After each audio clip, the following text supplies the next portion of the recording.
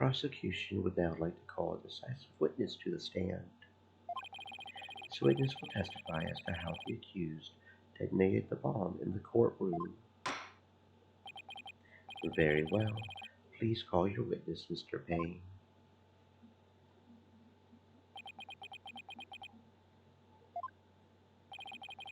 Witness, your name and occupation, please.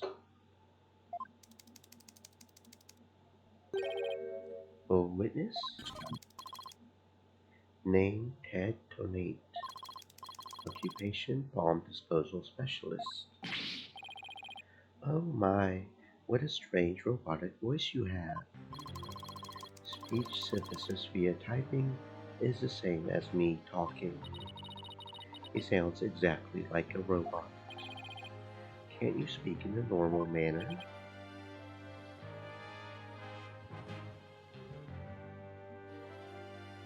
I can.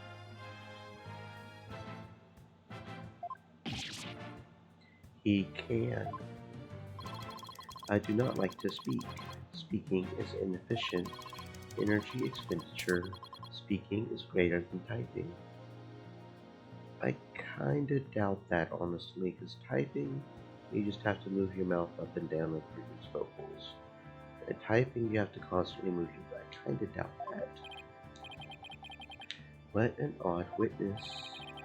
Mr. Tonate was in charge of the bomb for that trial and was there when it went off. Being a bomb squad specialist, do you have any relation to the victim? Negative. I first met the girl while on this job. Many people are employed by the police. I know only a fraction of them. However, I was shocked when I first discovered the body of the victim. Shocked. I was the first one on the scene after the explosion. I went there to ensure safety. I ended up discovering a dead body. So he was the first to discover the body, was he? He is here to testify about the circumstances surrounding the moment of the explosion. Very well. The court will hear Mr. Tonate's testimony. At the very least, show this court some respect and remove that face guard. Witness.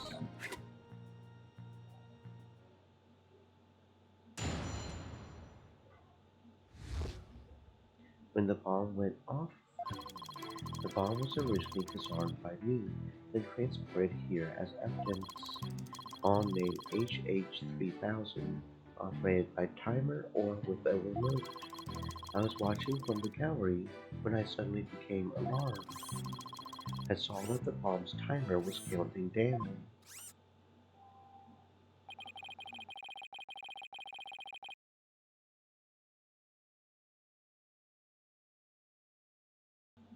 So even though the bomb was supposed to be disarmed, it somehow got switched on.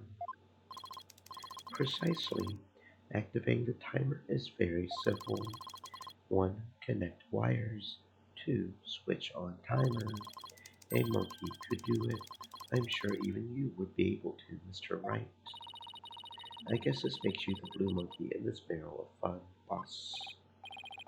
I would now like to begin my cross-examination.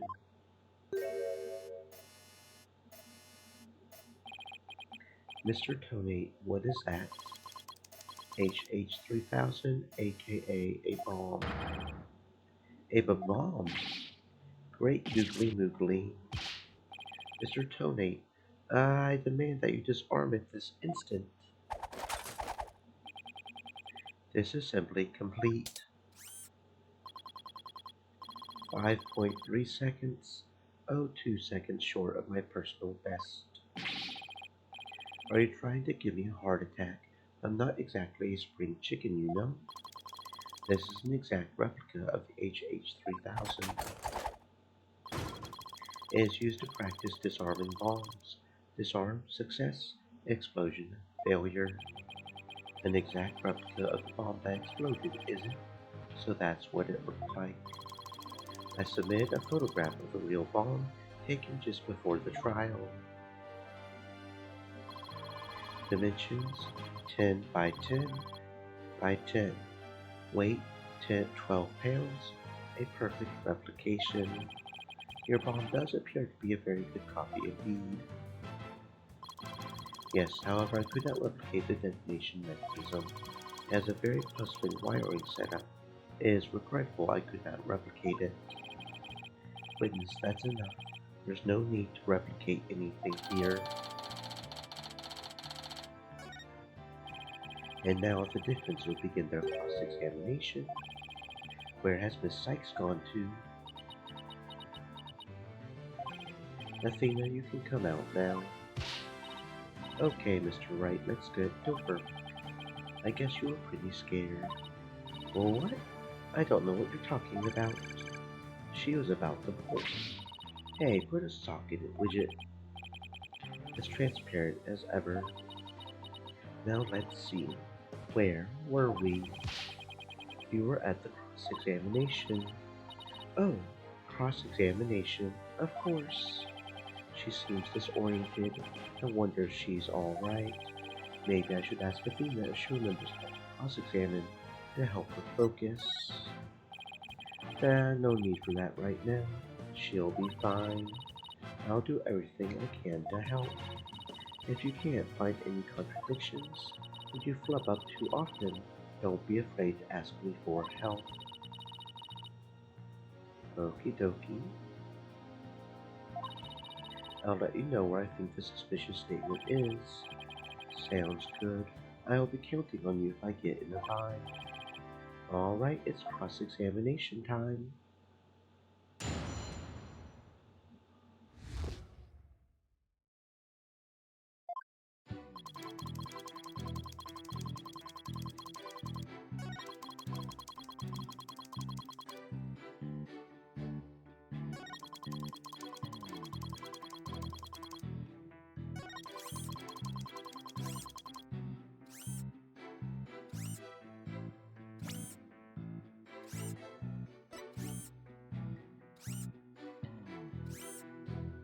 Objection!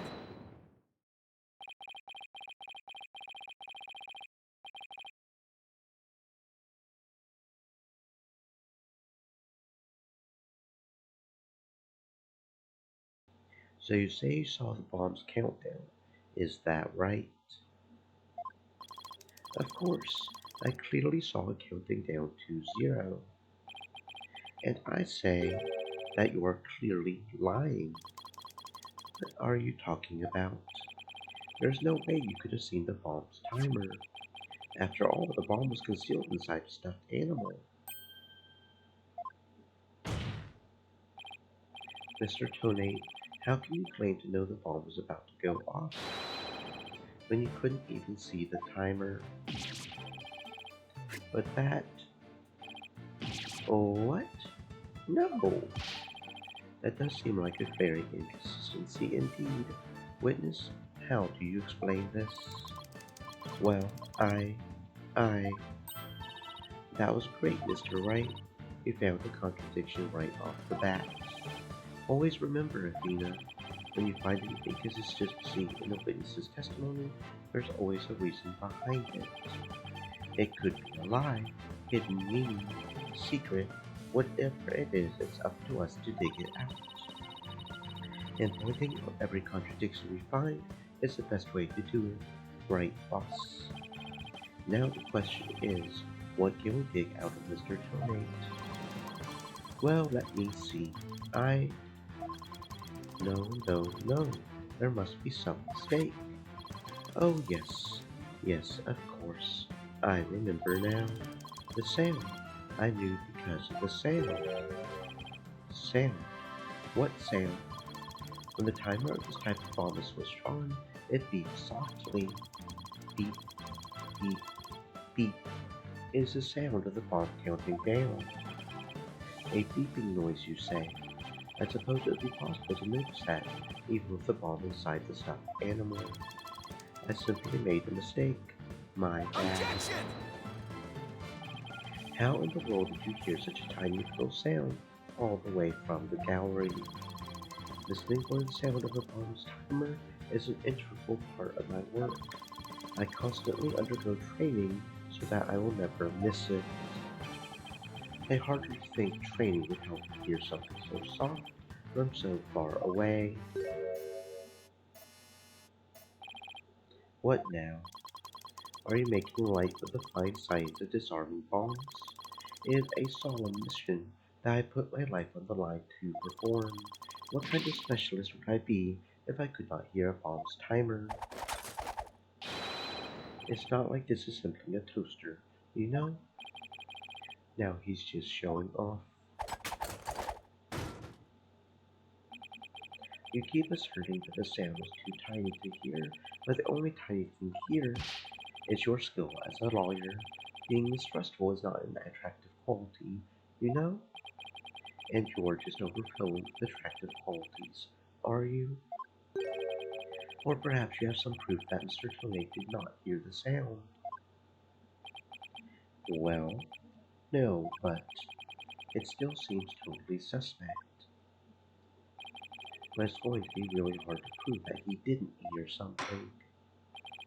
If I have this correct, the prosecution's argument is that someone reactivated the bomb before it was brought into the courtroom. What I don't understand, Mr. Payne, is why you believe that person to be Miss Woods. That's simple, Your Honor. Mr. Tomei happened to be there when it happened. He was there when the defendant rearmed the bomb. What's this now?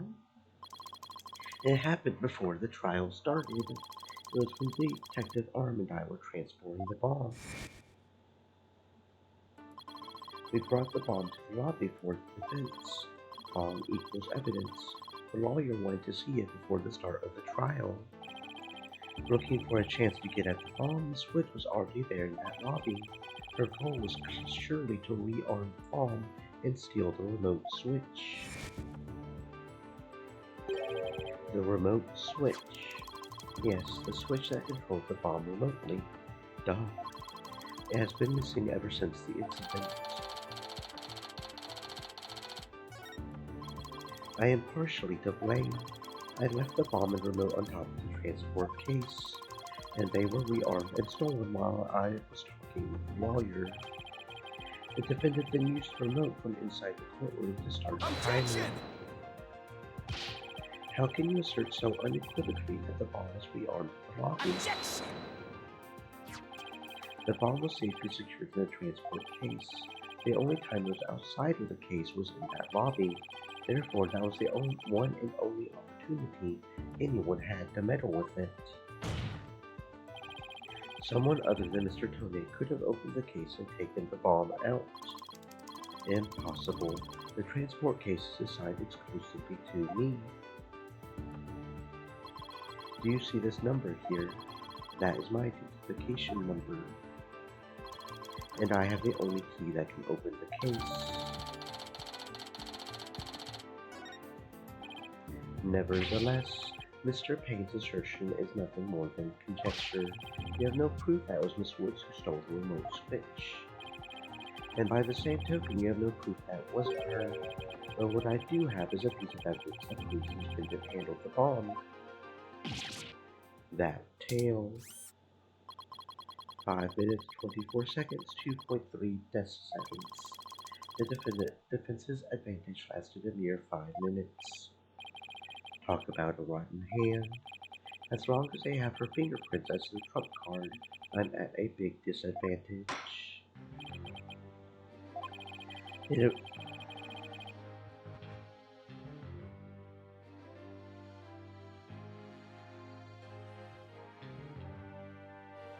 It appears we will have to hear from the defendant herself once more. I wholeheartedly agree, Your Honor. I would like to recall Miss Woods to the stand. I trust you have no objections, Mr. Wright. I'm worried about her condition, but we do need her testimony. On the other hand, I'm not sure I want to make Athena mad. I can read your feelings, you know, boss.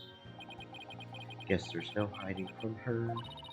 Don't worry, I know we need her testimony. If anybody picks on her again, they'll pay. Guess she's already at anger level 1. Don't worry, I'll stop the proceedings before I let anything bad happen to her. The defense has no objections, Your Honor. In that case, I will take my leave. But before I do, there is just one more thing, Mr. Wright. Is it? Me? Yes. Dismantling bombs is my job. Dismantling the case is yours. Do you think you can handle it? I look forward to seeing you try. This guy is hiding something. I just know it. Now, if you'll excuse me, bailiff, please go out to the lobby and bring back the defendant.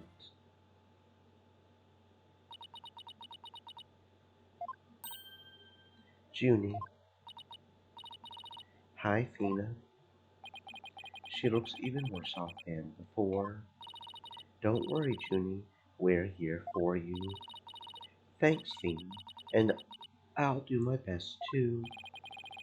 You blew up the courtroom because you bear resentment against the courts, correct? No, no, of course not. I... What's that you say? I can barely hear you. I... I haven't done anything wrong. This prosecutor's scared. Objection! What an impudent little girl. Stop acting innocent and tell the truth. This is getting ugly. You rearmed the bomb because you wanted to blow up the courthouse. Admit it. That's why you went to the lobby where Mr. Justice was. Isn't that right?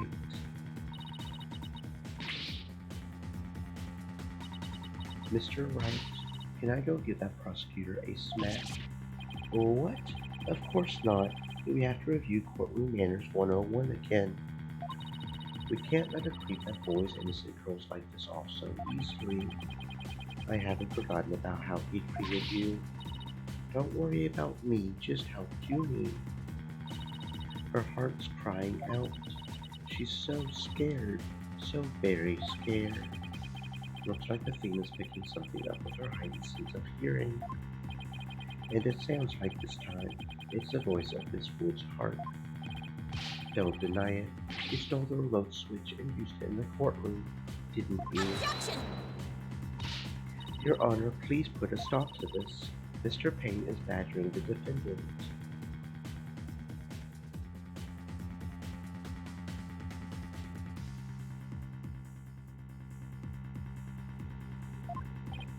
Yes, Miss Woods does seem quite frightened. Mr. Payne, I ask that you behave more like a gentleman. But don't you know, Your Honor, there is no more a gentleman in this world than I. As if a gentleman, or even a gentleman, would behave like he does. Don't let that rude ruffian win. Fina? How dare you call a gentleman such as I a rude ruffian? I'll have you know I attend a manners class every Saturday. I'm more than just a mere gentleman. I'm a genteel man. Not when you're terrorizing a young lady, you're not. I would demand my money back from that manners class if I were you.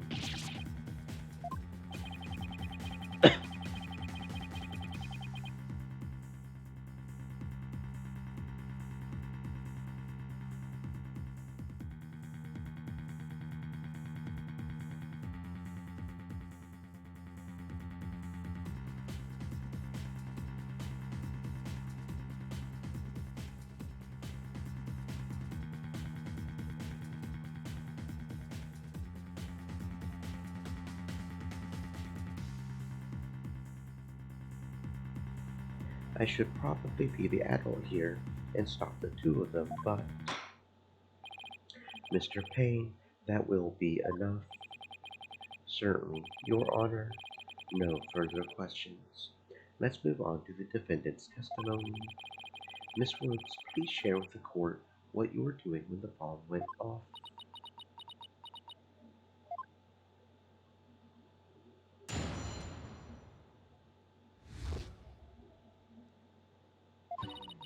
Well, that day, I was watching from the gallery. The bomb went off, and rubble started falling. It fell on top of me. Junie's clearly in pain, being forced to recall the bombing like this. She can't even get her words out. This isn't going to work. So what now? Hey, wait a minute. Even if she can't vocalize what she wants to say, we can listen to what's inside her heart. Yes, now's the perfect time to use Athena's power. You can hear it, can't you, Athena? The cries of Miss Wood's heart. Yes, and they sound incredibly strange. She's so scared. I think she could collapse at any second. Athena has a unique ability, you see. With her finely tuned sense of hearing, she can hear the words of a witness's heart. In essence, she can sense how a person is really feeling from the tone of their voice. Guess it's all up to Athena and her special ability now. Athena, I want you to use the analytical psychology you studied and listen to the testimony of Miss Wood's heart.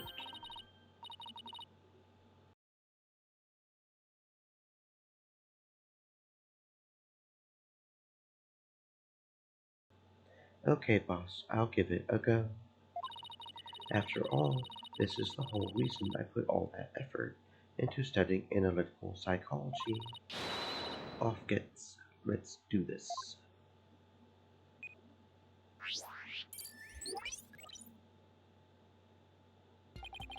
So your holographic thingamabob can show us how Miss Woods is feeling, right?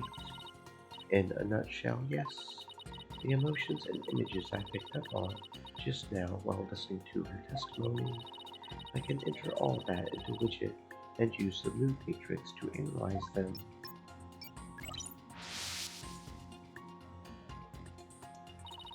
These mood markers here reflect fluctuations in Junie's emotions. When she feels happy or is enjoying the memory, the happy marker will light up. When she feels angry or frustrated, the angry marker will react. When she feels sadness or is frightened by a memory, the sad marker will blink. And when she feels surprised or confused, the surprise marker will let us know.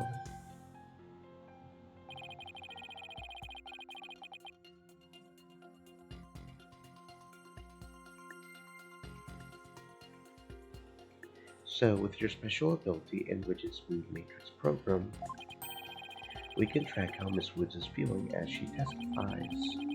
Talk about the wonders of technology. Yup, now let's give it a shot at picking up on some kind of discord or noise in Junie's heart. See here, this is what the noise looks like from the mood matrix. It's a result of inconsistencies between her testimony and her feelings. If we can pinpoint these inconsistencies, the noise level should drop. Okay, it's time to listen to Miss Wood's true testimony.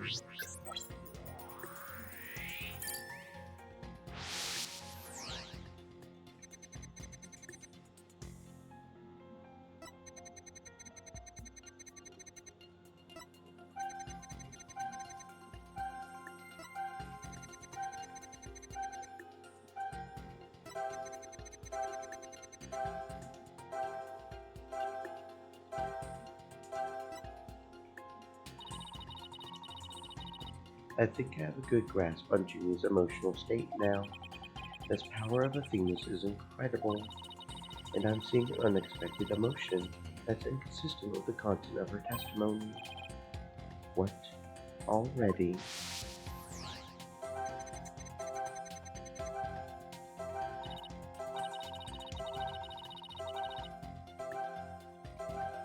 Look at this. When she says it fell on top of me, the happy marker is reacting. Well, look at that. That is odd. There must be a reason for this contradictory emotion. We just need to do some digging. When you find an unexpected emotion, you'll first need to pinpoint it, and then select the unexpected emotion or reaction from the four mood markers.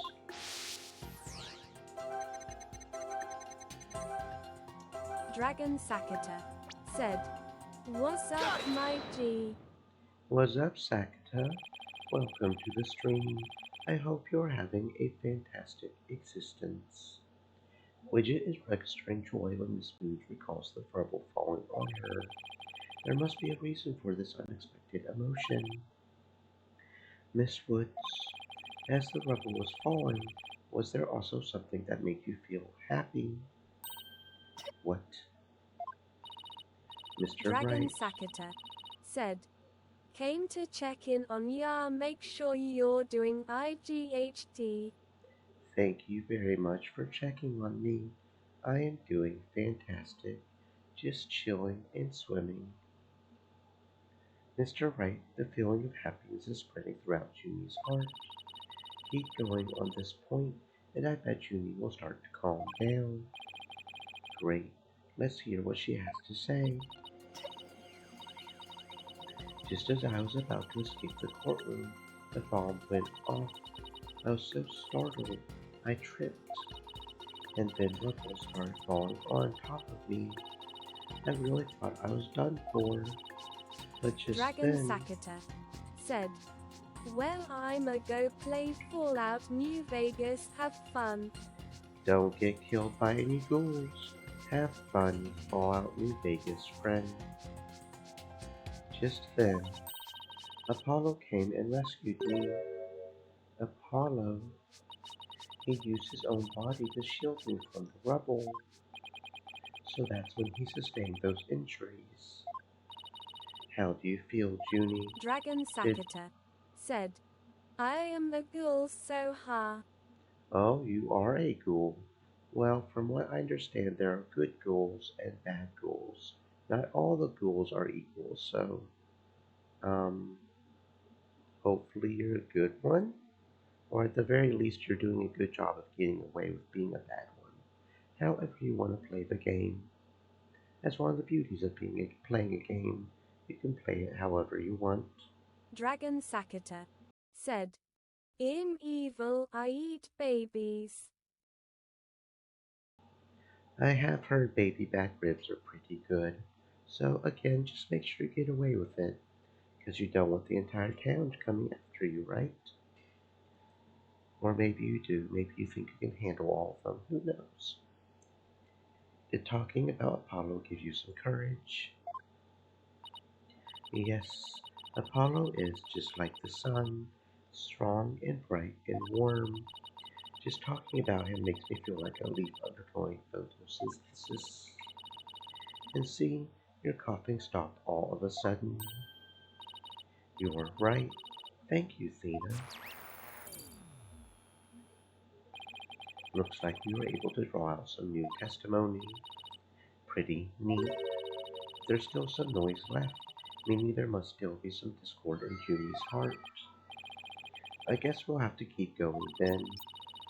Let me input this new information and update the mood matrix and we'll be good to go. You remember what to do, right? When I find an unexpected emotion, I should first pinpoint it. That's right, and then you select it from the mood markers. If we can find the reason for the discord in our heart, then we should be able to draw even more new testimony out.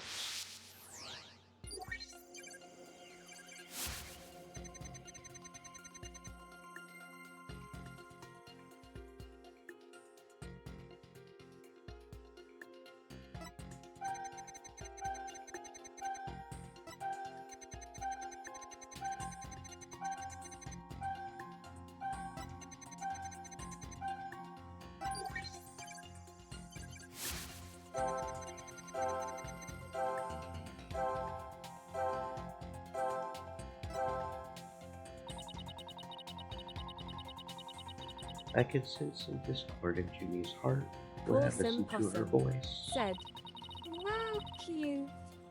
Thank you very much, Possum. Welcome to the stream. I hope you're having a possum day. Thank you very much for the head pat, Sakura. Thank you very much for the follow, Possum. I am just a little turtle unicorn. I might be slow, but we all have something awesome about us. A little unicorn magic, one might say. There must be an unexpected emotion here somewhere. Oh, did I not do it right?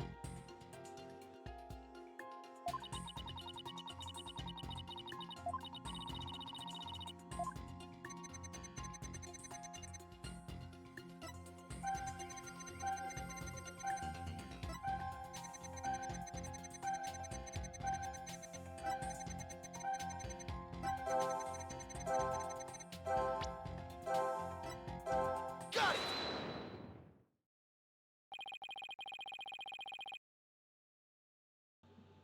You were happy when Mr. Justice rescued you, weren't you?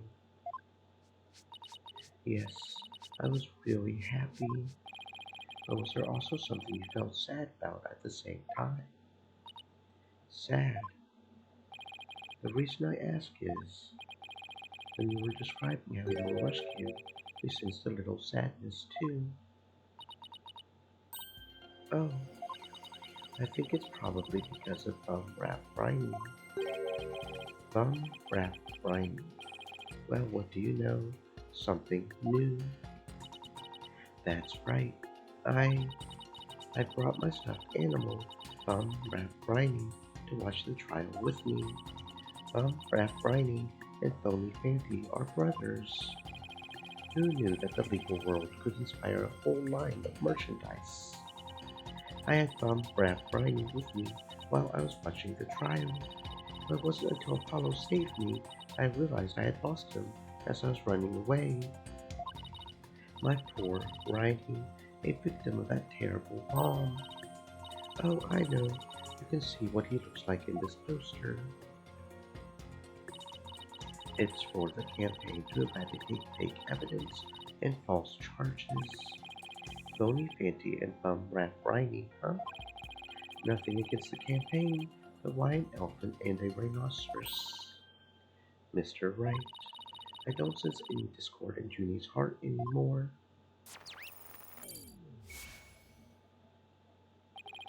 So I guess that means we managed to draw out all of her testimony.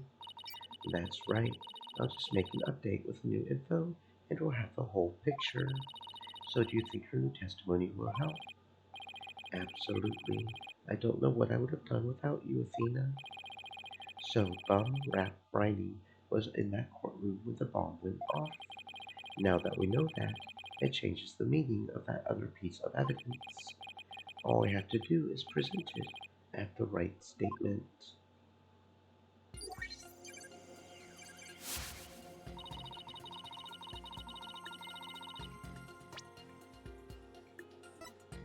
Objection! Miss Woods, I know this trial has been very hard for you, but you can relax now. You are, without a doubt, innocent. Mr. Wright, what wild assertion are you making now? My wild assertion is simply this. The two stuffed animals were mixed up. The tail the defendant's fingerprints were found on wasn't that of Phony Fanty. It was the tail of her gallery companion, Bum Rap Briny. Objection!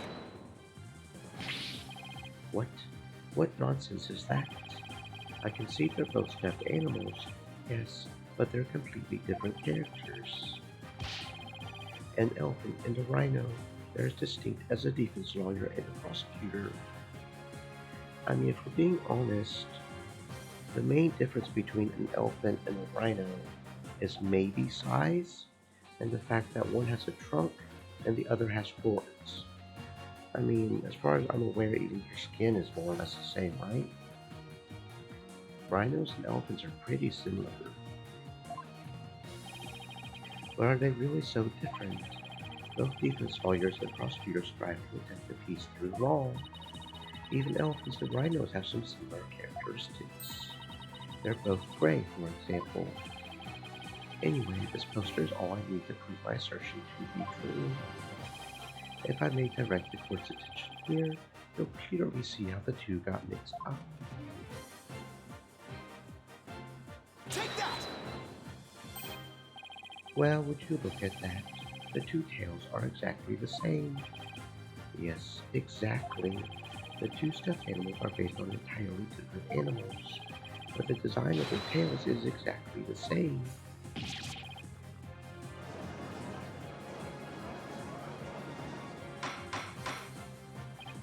Order, order in the court. As long as the possibility exists that the tail belongs to Bum Rat Riney, we can no longer consider it to be decisive proof that the defendant handled the bomb. As things stand, I consider the charges against the accused unsubstantiated. Wouldn't you agree, Mr. Payne? Oh, yes, of course, Your Honor. That was great, Mr. Wright. You turned things right around. Yeah, it's not over yet, but at least we managed to hold out this long. I believe that brings our proceedings for today to a close. Mr. Payne, I'm afraid you have some serious investigating ahead of you. Yes, Your Honor. Very well. Let us reconvene tomorrow. Court is adjourned.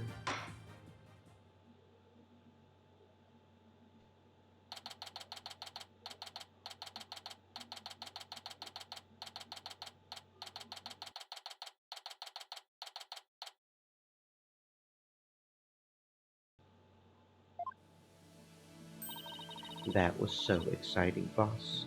We did it. True to form, we managed to just barely pull it off at the very last moment.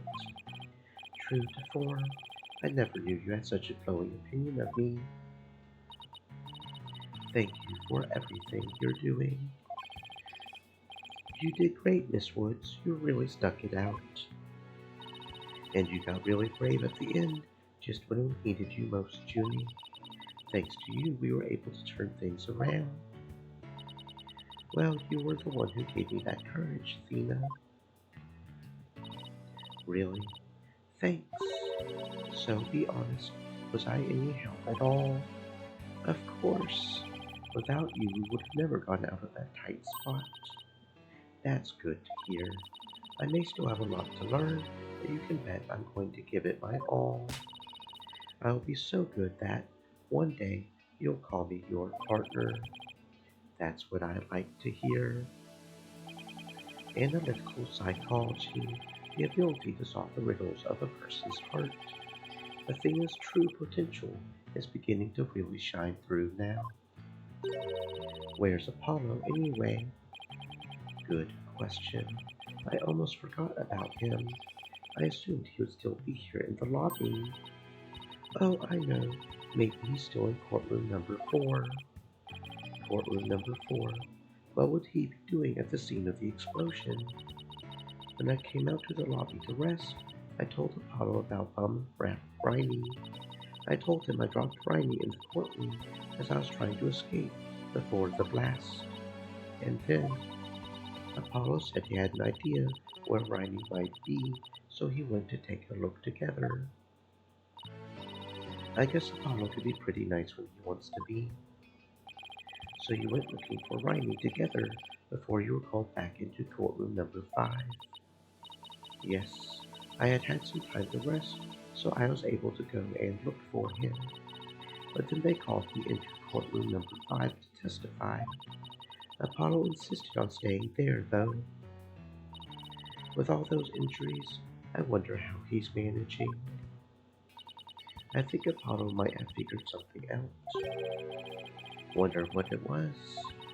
He told me I'm going to go look for evidence to clear your name, Juniper. Just maybe he found some new piece of evidence. Anyway, we had better go and get him. Good idea.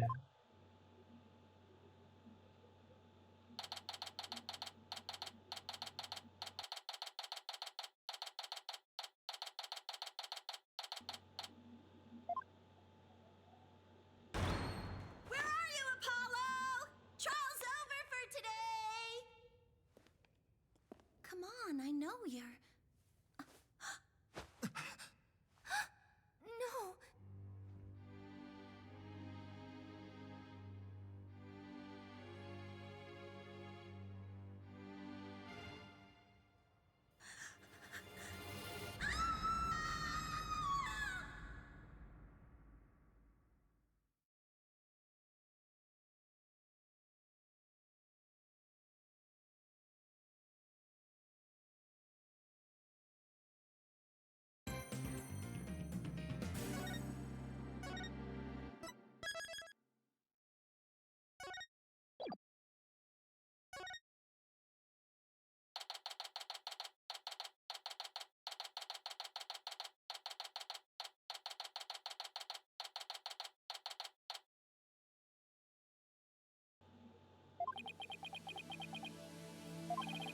This isn't exactly how I envisioned the second day of this trial to start, but given how things ended yesterday,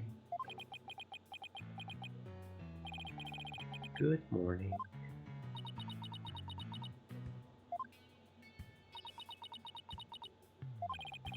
The mood sure is tense. Not that that's any surprise.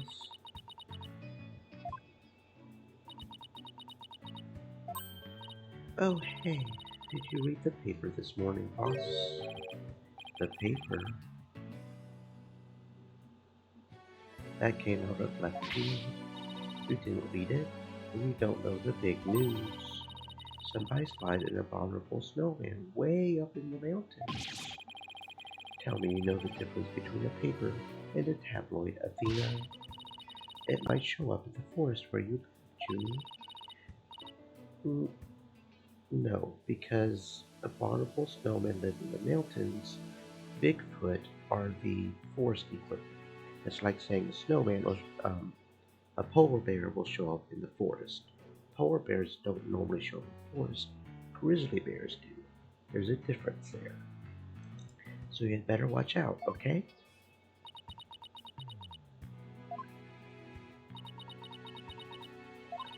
You really should read the story for yourself. I couldn't even begin to do it justice. Justice.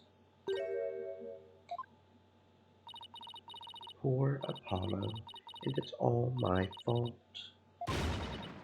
Athena.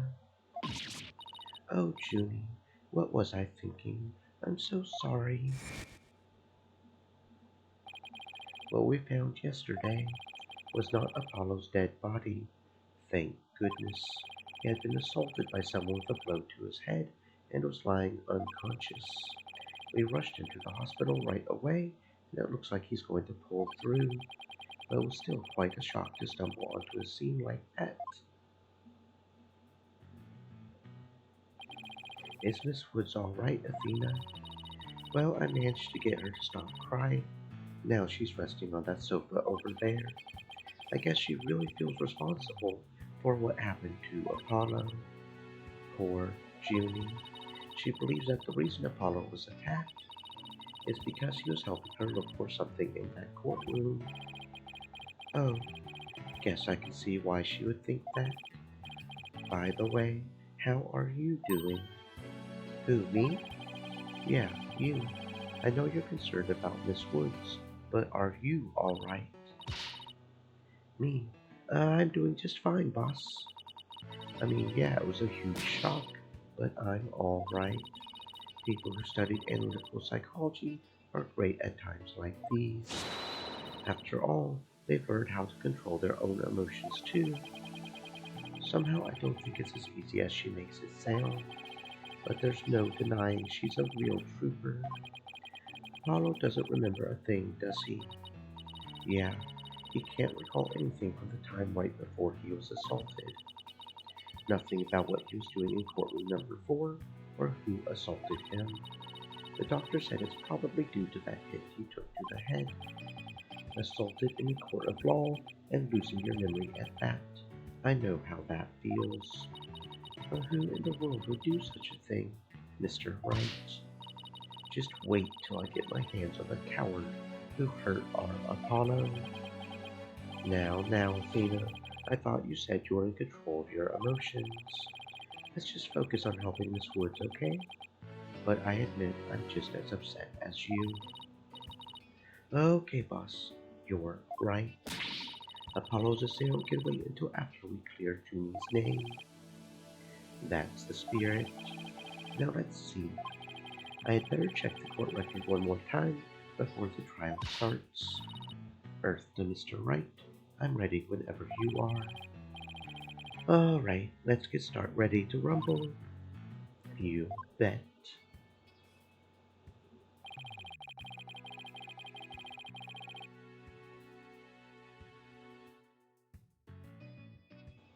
With everything that happened with Apollo, I didn't have time for a proper investigation. I can't let that stop me, though. I have to get this right, for Miss Wood's sake, and Apollo's too.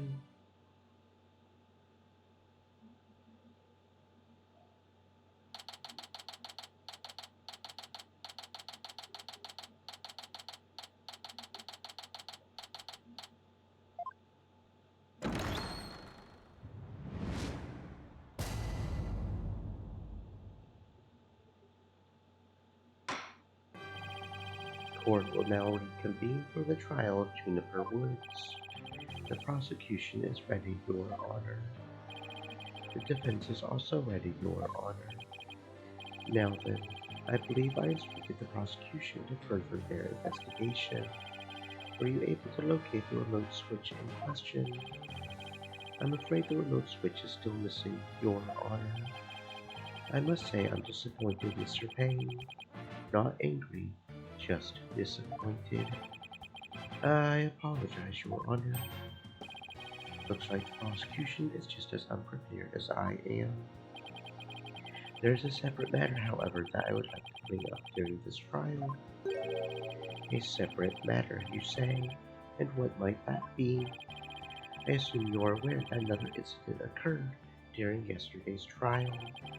I'm speaking, of course, of the assault on Mr. Justice in the ruins of courtroom number 4. Uh-oh. Why is he bringing that up? Yes, what a truly harrowing experience it must have been for Mr. Justice. At the time of the attack, Mr. Justice was not alone. He was with the defendant, Miss Juniper Woods. He isn't going where I think he's going with this, is he? The prosecution wishes to indict Miss Woods on the charge of Mr. Justice's assault. Oh no! Order, order in the court. Mr. Payne, the incident under deliberation here is the courtroom bombing. The assault on Mr. Justice has nothing to do with his trial. I believe there is a connection between this case and Mr. Justice's assault. Please take a moment to consider these facts. Both events occurred in courtroom number 4. This is the location in courtroom number 4 where the unconscious Mr. Justice was discovered. As you can see, it's quite close to where Detective Arnold's body was found. The question is, why did the culprit feel the need to maliciously attack Mr. Justice? Why indeed? What do you believe their motive to be, Mr. Payne? I believe Mr. Justice found something in that courtroom while Miss Woods was with him.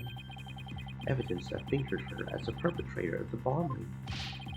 You mean he found some incriminating evidence? Precisely, and so I surmise that the defendant picked up a piece of rubble and hit Mr. Justice on the back of the head in order to silence him. Objection! Junie would never do such a thing. She was devastated when we found Apollo hurt like that. Miss Sykes, please control your outbursts. It is the prosecution's belief that after deliberating on Mr. Justice's assault, we will draw ever closer to the truth of the courtroom bombing itself. Very well. Miss Woods is hereby officially indicted on the charge of assaulting Mr. Justice. What?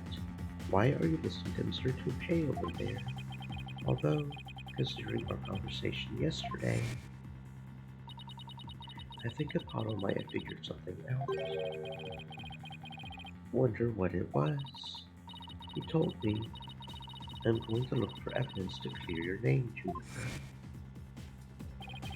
Maybe the two incidents really are related after all. I would like to start by hearing from the defendant herself. Very well.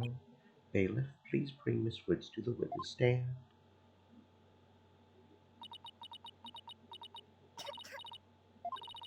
I'm sorry.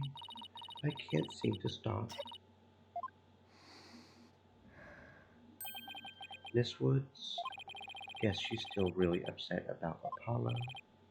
Miss Woods, you went to the rooms of courtroom number 4 with Mr. Justice, did you not? Yes, I did. Good. If you would, then please testify about what happened to the court.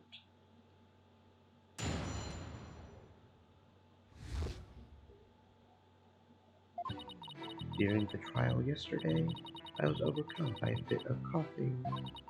Apollo stayed with me and we went to the courtroom rooms together, but then I was called back to this courtroom to give testimony. Apollo insisted on staying behind in courtroom number 4. I swear I didn't attack Apollo. Why would I ever hurt such a kind person? So Mr. Justice stayed by your side while you were feeling unwell. What an admirable young man. I thought his loud voice was his only outstanding feature. He may look a little like Little Imp at times, but Apollo can be really nice too. I hope she didn't hurt her wrist backhanding that one out. But one has to wonder, why did Mr. Justice stay behind in the ruins? I think Apollo might have figured something out. Something. What kind of something? Something to do with the courtroom bombing. Kind of something, I think. New evidence for the case, was it? That's a very big kind of something indeed. I believe so. He mentioned looking for some evidence when I was called away. Objection!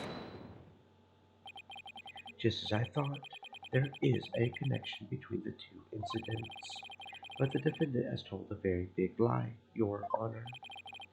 What lie is that? When she learned Mr. Justice would be looking for evidence, she attacked him. She attacked him to give herself the chance to destroy that evidence. Objection!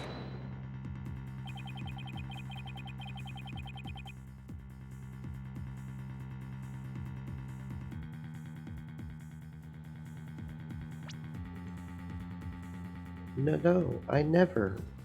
Miss Woods repaid Mr. Justice's kindness with violence. They found the proof of her foul deed there in the courtroom ruins.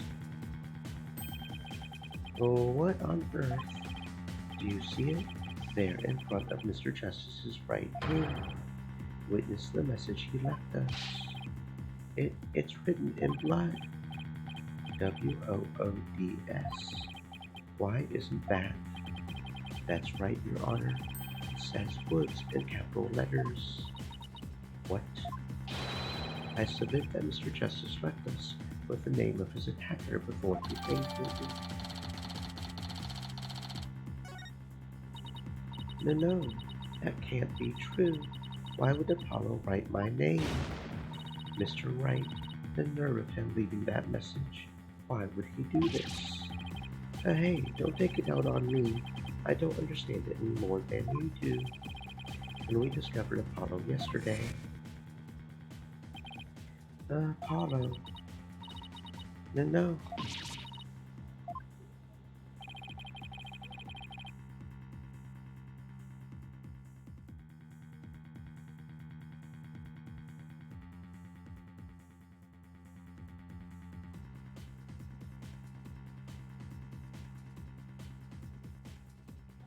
We didn't even have a chance to rush over to him. As soon as security heard Athena scream, they ran in and cordoned off the area. After that, they were there in courtroom number 4 with Apollo the whole time. We couldn't investigate anything ourselves and had to leave everything to the police. Still, I never thought they would find some bloody writing there. Now then, please begin your cross-examination, Mr. Wright.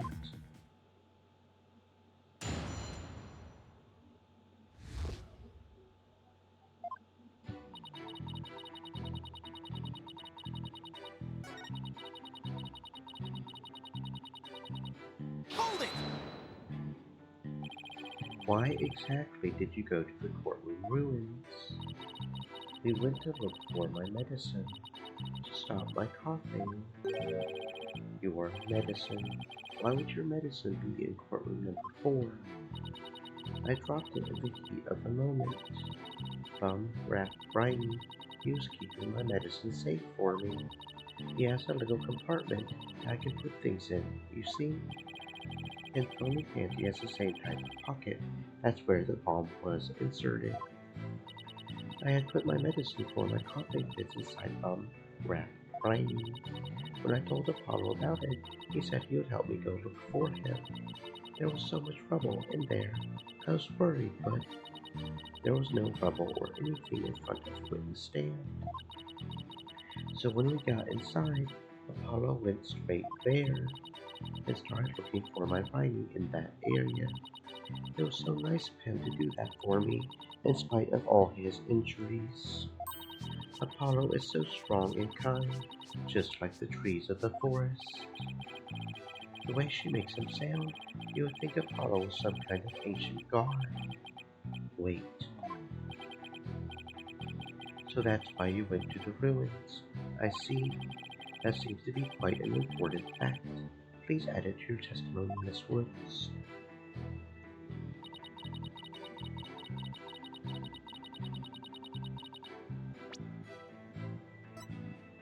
Objection! So he started his search with the witness stand, you say? That's right. I guess maybe he wanted to start from the furthest point in the room. He was being so brave and strong. But that's odd. Under the circumstances, he shouldn't have been capable of that. But he was, and he still is. He might not look it, but he really is brave and kind too. No, that's not the part I'm finding fault with. Someone has a crush on Apollo. What you're claiming is something that no one should have been able to do. But I should think that anyone could be brave and kind if they wanted to be, Mr. Wright. True, anyone can be brave and kind, but if you would please take a look at this diagram. With the courtroom in the state, how was it possible to walk up to the witness stand?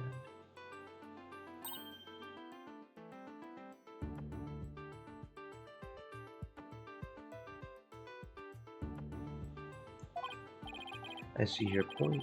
The rubble blocks off access to the area around the witness stand. Does such a tiny inconsistency even matter? Perhaps the witness is simply misremembering it.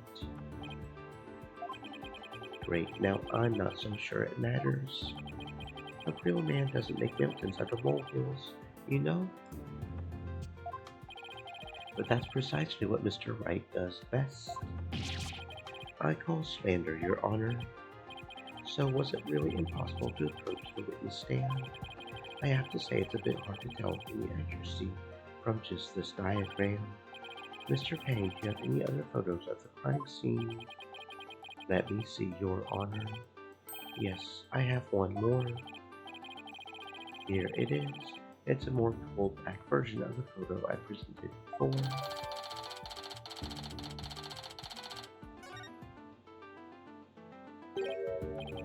What's that hunk of metal on wheels? Mr. Payne is the metallic object in that photo. Mr. Tournate's bomb transport case. That's right. Is there some problem? Yes, that transport case was there in courtroom number 4 when the bomb went off. It must have been there ever since. That's it.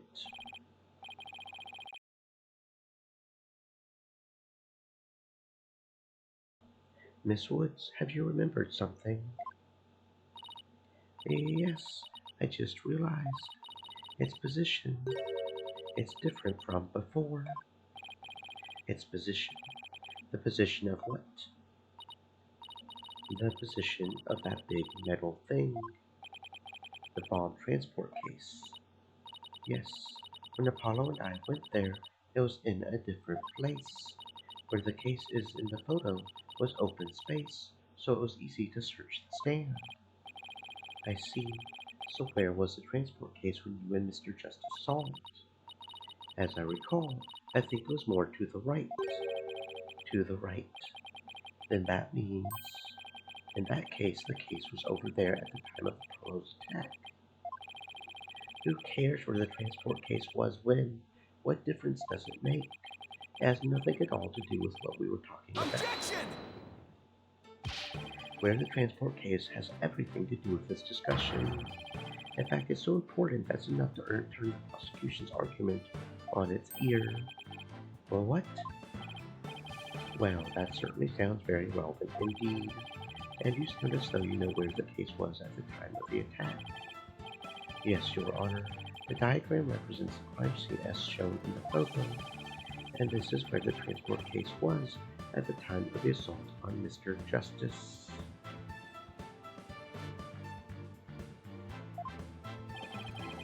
Alright, I have this. The bomb transport case was here at the time of Apollo's attack.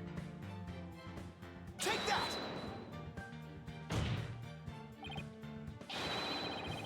Your Honor, I assert that this is where the transport case was at the time of the assault. But that's inconceivable. Miss Woods, was this where the transport case was when you saw it? Yes, that's where it was. Thank you, Miss Woods. I'm sure the court has noted an interesting fact about this position. The transport case covers up the writing in blood. Exactly. If the transport case was in that position at the time of the assault, then no message could have been written there because the case was in the way. Which leads us to conclude that Mr. Justice couldn't have left that bloody writing. Objection! Why should we believe the defendant's claim that the case was in a different position? She's obviously lying. Objection! The fact that the case was moved after the assault on Mr. Justice is proved by more than Miss Wood's testimony alone. Well, what? And where is this proof you're talking about? It's right here in the crime photo. I'm keen to see this proof myself, Mr. Wright. What in this photo indicates that the transport case was moved after the assault?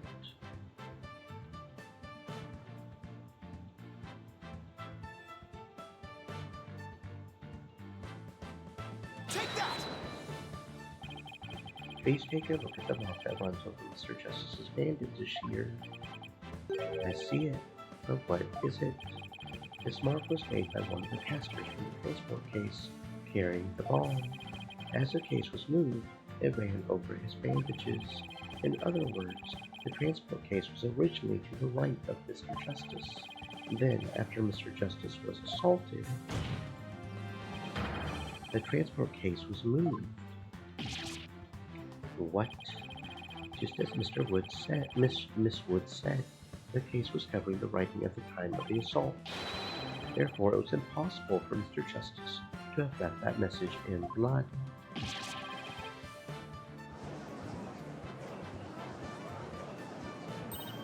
You did it, boss. It was a real nail biter, but you pulled it off. That should bring down the prosecution's claim like a house of cards. Order in the court. Mr. Wright, that was a very clever production. It was nothing, Your Honor. Nothing but pure genius. Take that. Boss, I'm sensing a definite smug and braggy vibe coming off of you. I have just one question, Mr. Wright. Yes, Your Honor. If Mr. Justice didn't leave this message in blood, then who did? What?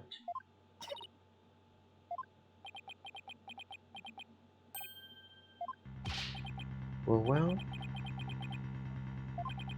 looks like I should have taken that train of thought through to the last station. Well, I've heard a lot about this. So this is Mr. Wright's famous bluffing technique, is it? This feeling, it brings back memories of the old days. Back when you carved out a name for yourself by bluffing your way through thick and thin. Mr. Wright, the judge kind of makes you sound no better than a two-bit con man. You made your argument with such confidence, Mr. Wright. Now I'd like to hear your answer with just as much confidence. Until the judge asked the question, you didn't catch on either, Buster. Well, what now, boss? I hope you didn't bluff your way into a corner. Think, Phoenix, think. There must be a way through this. I have to dig my way to the truth somehow. Who could have written that message in blood?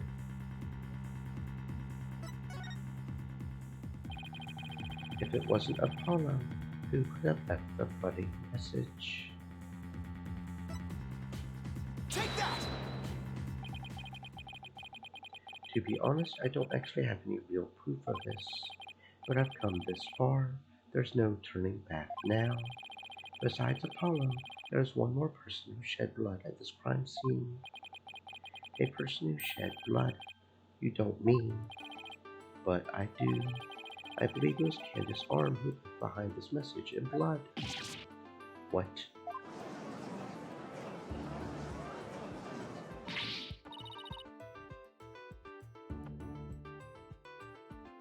What? Detective Arm? Are you sure you know what you're doing here? Not really. Objection! What kind of ridiculous assertion is that?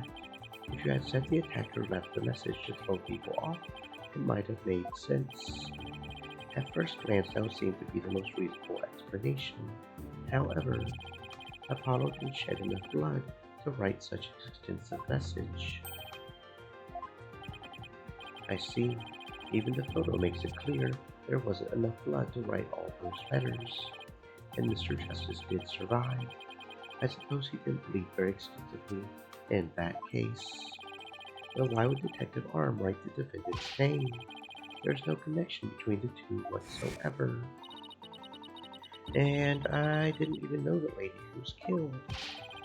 I admit the investigation didn't turn up any connection between the victim and defendant. They had never even met each other. That's very true. Well then, let's see.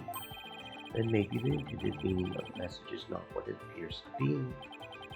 The intended meaning, not what it appears to be. Maybe the message was not intended to be Woods.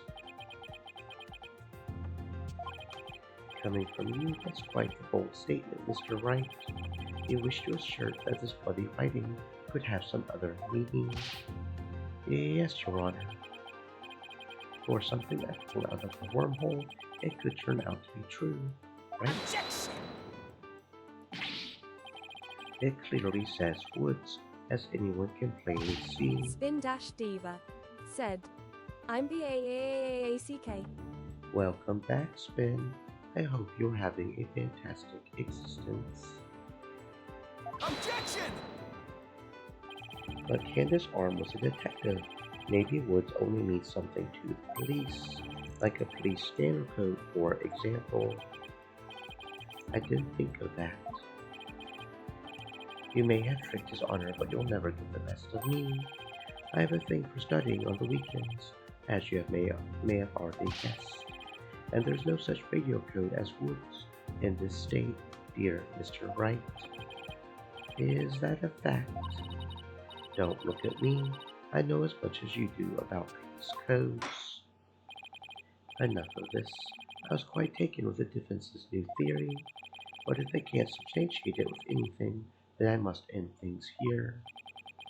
No, please wait, Your Honor. Very well, but before we discuss this theory any further, I demand a plausible explanation. So, Mr. Wright, what is the true meaning of the bloody writing? Well, I believe it's... And no stalling. If you can't come up with an answer quickly, I will declare this discussion officially over. Spin-Diva said, I like the 2D better. The 2.5D is weirding me out a bit. Honestly, it is kind of weirding me out a little, I'm being honest. It looks more fake, if that makes sense. Like more, I don't know. You're not the only one, though. It is freaking me out a little bit as well. I'm just praying we do not end up with anybody like Mr. Brush from the last game, because if we had a character model that was as freaky as Mr. Brush in this 2.5 model, I don't want to imagine it.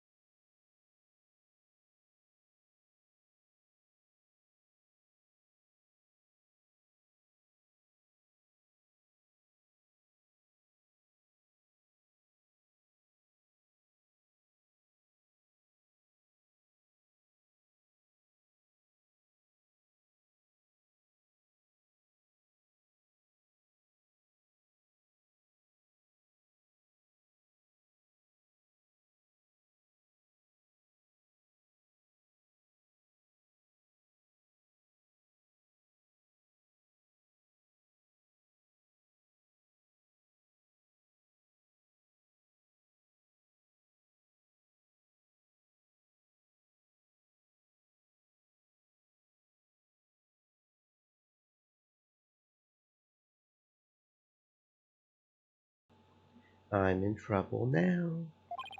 What other meaning could it have besides the obvious one? Maybe it means something in another language. Or maybe it's a code. Think, Phoenix. You can do this. Which piece of evidence will tell us what the word woods really means? Take that! The bomb transport case. I've about had it up to here with your shenanigans, Mr. Wright. Take a look at the numbers on this case, Your Honor. L10015R. Doesn't this string look vaguely familiar? L100.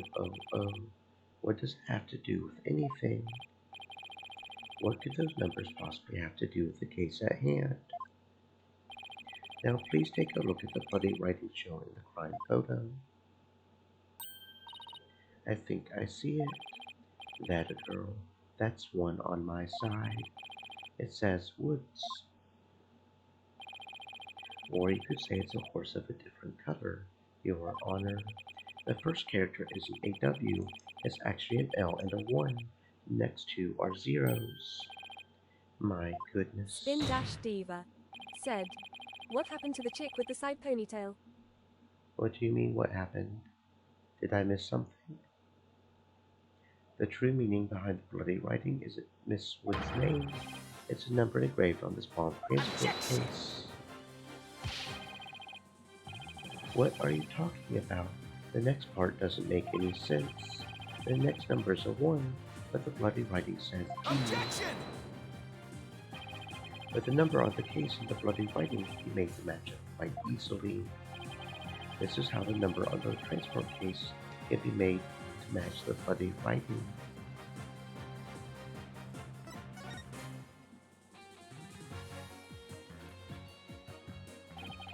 Please erase the third downward stroke of the W and the curved part of the D. Well, would you look at that? L100IS. No, Your Honor, it isn't meant to be read as a word. It's number L10015, which if you take away the final R, is the exact same number that's on the bomb Stream transport Elements case. said, "Stay moist, my friends. Hydrate." Erase two lines, they match up, you say. Well, I can change anything into anything else simply by erasing two lines. What if you erase two lines from your name? Would you be happy as Mr. Rye? Well, would you, Mr. Rye? The only right spelling is right. Okay, I'm doing pretty well here. I think I've found the right conclusion. Detective Arm's real message to us is the bomb transport case number. Your Honor, the two lines were added by the real culprit to intentionally mislead people. What? The original message Detective Arm left behind was his transport case number, but whoever assaulted Apollo changed the message. If you're right, boss, then what do you suppose Detective Arm is trying to tell us? Good question. What does this number represent?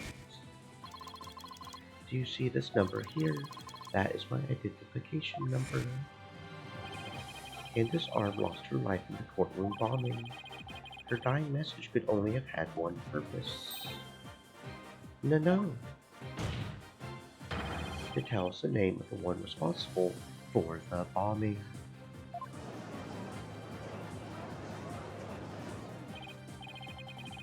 Well, don't keep us in suspense, Mr. Wright.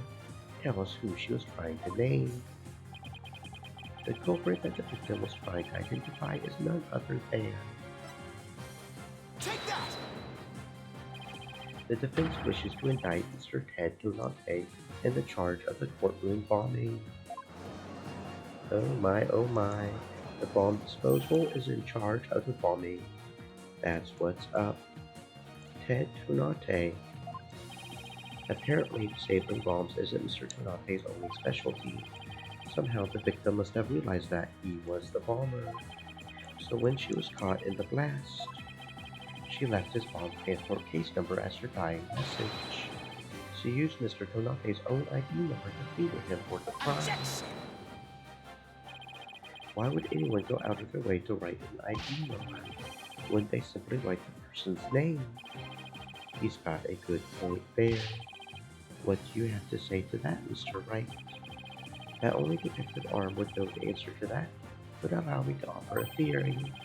Perhaps Detective Arm could recall Mr. Tanate's name in the heat of the moment. As I recall, this was the first meeting between the two.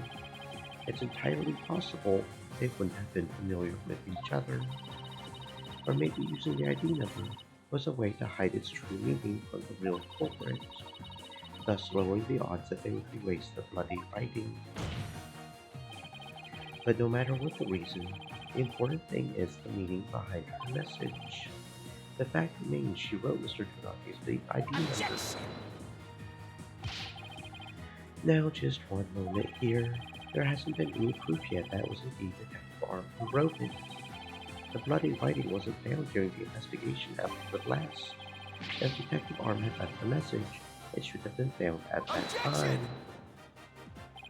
Naturally, Mr. Tanate hid it before anyone could discover it, and there's a simple explanation for how he was able to do so. Well, what? Mr. Tanate was able to cover the message up because he's the first to find the body. The first person to discover the bloody writing was Mr. Tanate himself. I was the first one on the scene after the explosion. I went there to ensure safety by ending up discovering a dead body. When Mr. Tanate saw that the victim had to leave his ID number, he used the bomb transport case to cover up the bloody writing as a stopgap measure. So that's why the message in blood was under the transport case. He didn't have enough time to try and scrub away the writing. If he didn't report the body right away, he would look suspicious. So those letters lived on to serve another function. When Mr. Tanate used them in another incident, the assault on Mr. Justice. Exactly. Mr. Tanate had a plan to use the bloody writing for his own purposes, so he didn't clean it away. Instead, he made it look like Mr. Justice wrote it.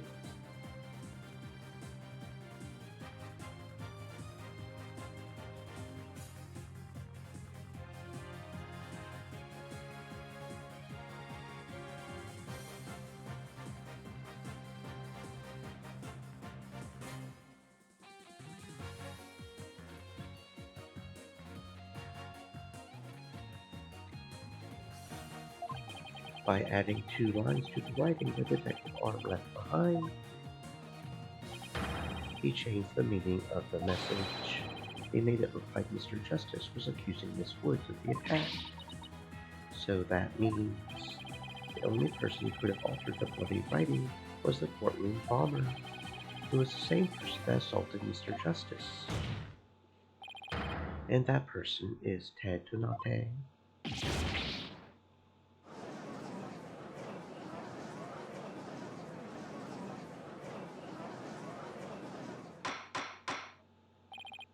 Order in the court. Order, I say. It looks like we will have to hear from the bomb specialist himself. Mr. Payne, please have Mr. Tanate take the witness stand. Yes, Your Honor. That was great, Mr. Wright. Just doing what I do best, which is flying by the seat of my pants. Dismantling the case is yours. Do you think you can handle it? I look forward to seeing you try. I've finally drawn Mr. Tanate back into the witness stand. Looks like you'll get your wish, Goggle Man. Now watch me take your lies apart.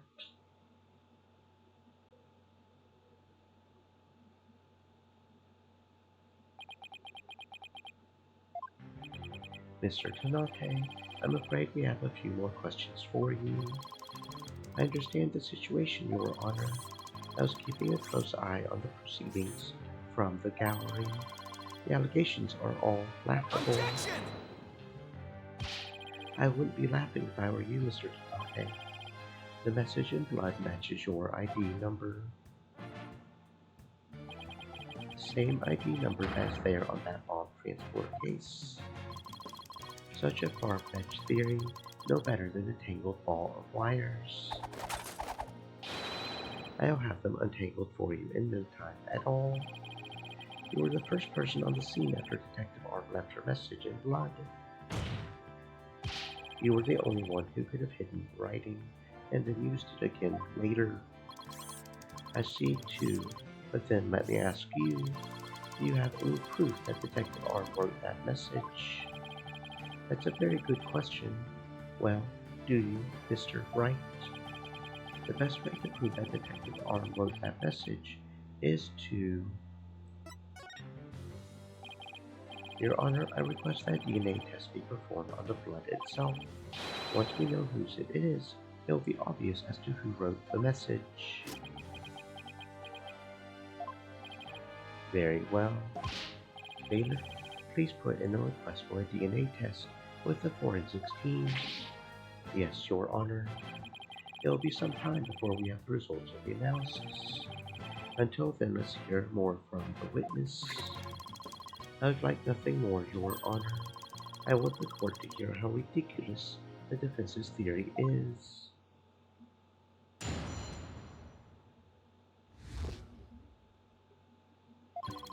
I admit I was the first one on the scene after the explosion, but there was no bloody writing there at the time. Anyway, there is no way Detective Arm could have written it. She struck her head on rubble and died near the courtroom entrance.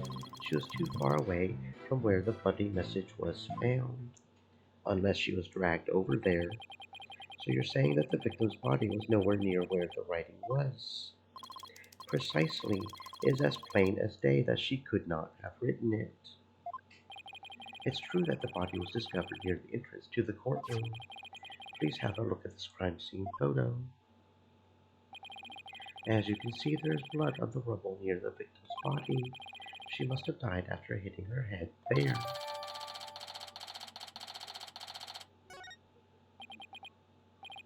I see.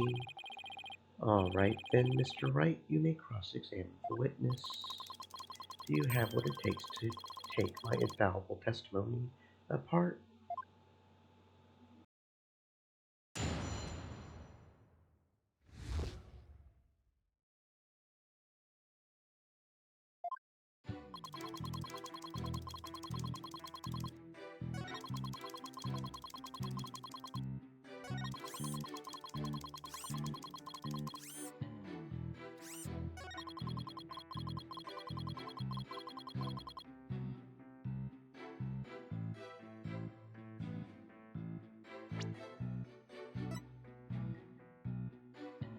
Objection!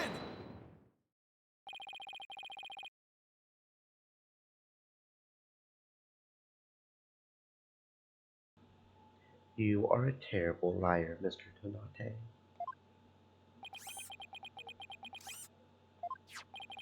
Take a look at this autopsy, specifically the part about Detective Arm's head injury. Cause of death, trauma to back of head caused by impact with a flat object. Yes, what about it? Now take a good look at the bloody piece of rubber. It's sharp and pointed.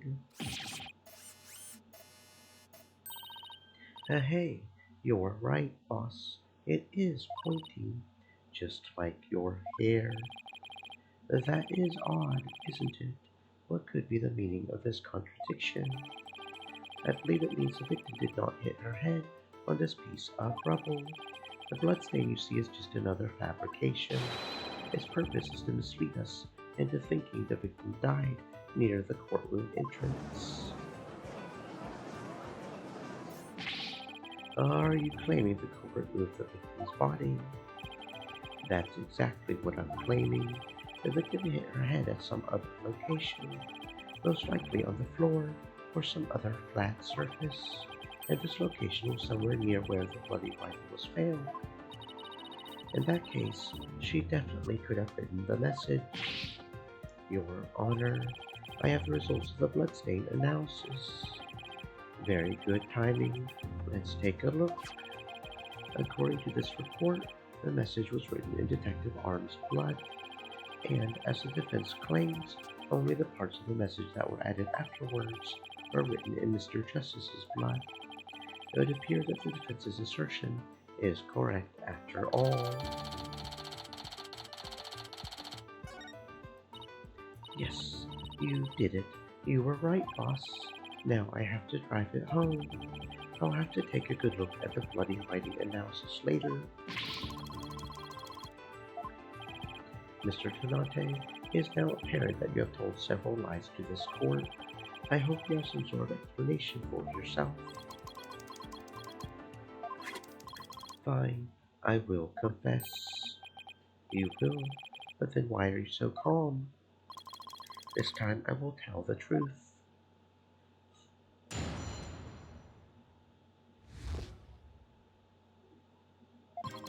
It is true that Detective Arm wrote my ID number.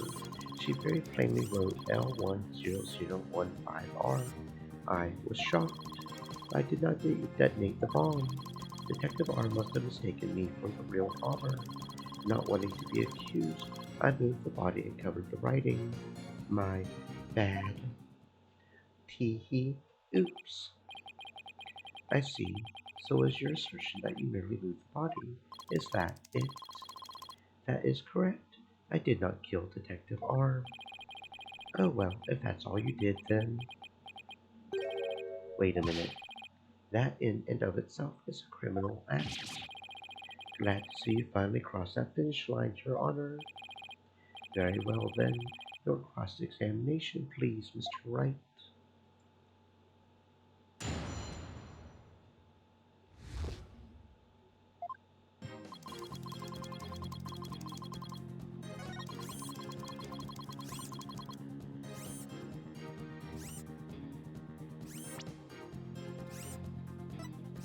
Objection!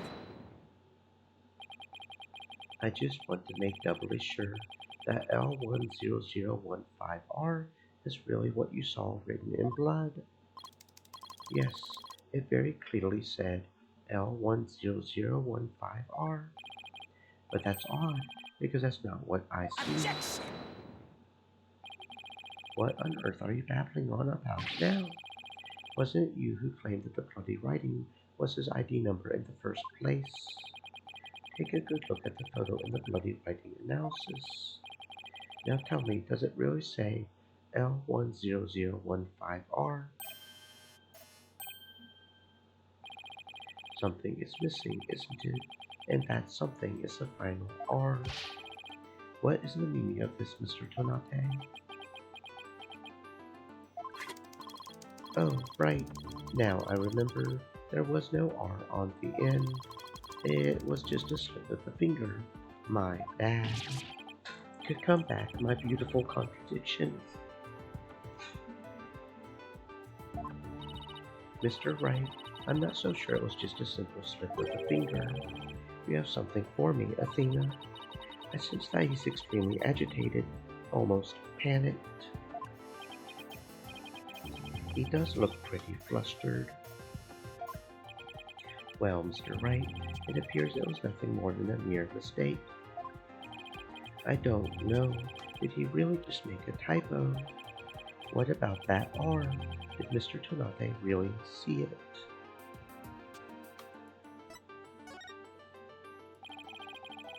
Maybe Mr. Tonante really did see the R, but there's no R anywhere in the bloody writing. What's going on here? Now that I take another good look at the photo, I think maybe that's it. What is it now, Mr. Wright?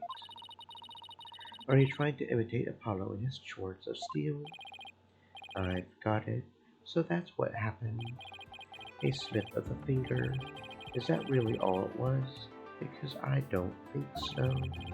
I propose that Mr. Tonante really did see the letter R. But the photo clearly shows that there is no R. No, Your Honor. Actually, just the opposite is true. The photo shows that Mr. Tonante actually could have seen the R. If you're going to make that claim, then you had better be able to point out what you mean. What part of the photo shows that Mr. Tonante could have seen the arm.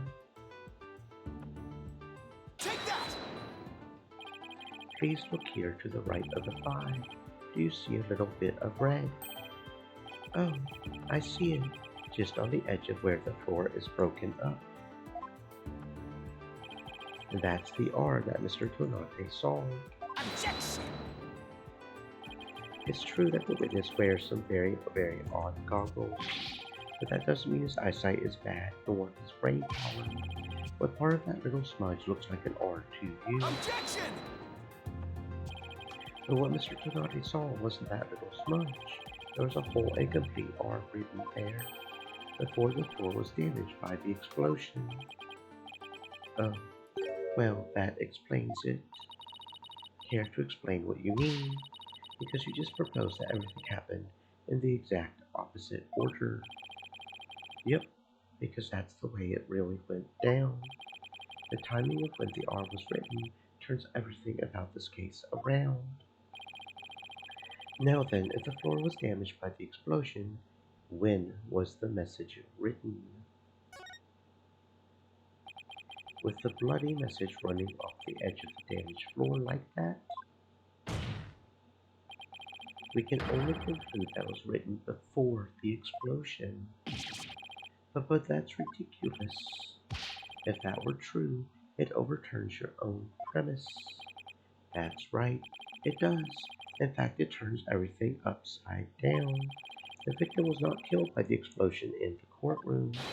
She was killed before the explosion ever occurred.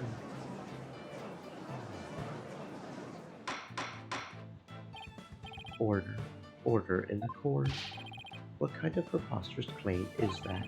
Have you forgotten that the victim's body was found at the scene of the explosion? Objection! True, but consider this scenario. She was hit on the head and killed before the explosion, or even before the trial began. Her body was subsequently placed in the courtroom ruins after the bombing occurred. That way it could be made to look like she was a victim of the blast. What? It sounded like we had better look into what the victim was doing before the trial. Mr. Payne, did anyone see Detective Arm before the trial? Let's see. According to the police report, here it is. One person saw the victim before the trial, and that person was Ted Tonante. Wait, what? No one besides Mr. Tonante saw the victim. That appears to be the case, Your Honor. I would now ask the court to recall something, specifically Mr. Tonante's words from yesterday. It was when Detective Arm and I were transporting the bomb. Oh my. Mr. Tonante, just before the trial, you were with the victim. The two of you were together at the scene of the crime, courtroom number 4.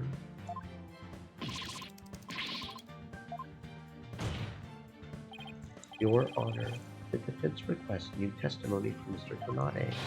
They wish to hear what he has to say about his whereabouts just before the trial. Mr. Tonante, your testimony, please. My testimony, there is no need for. He's completely unnerved, Mr. Wright. He must have hit the nail on the head.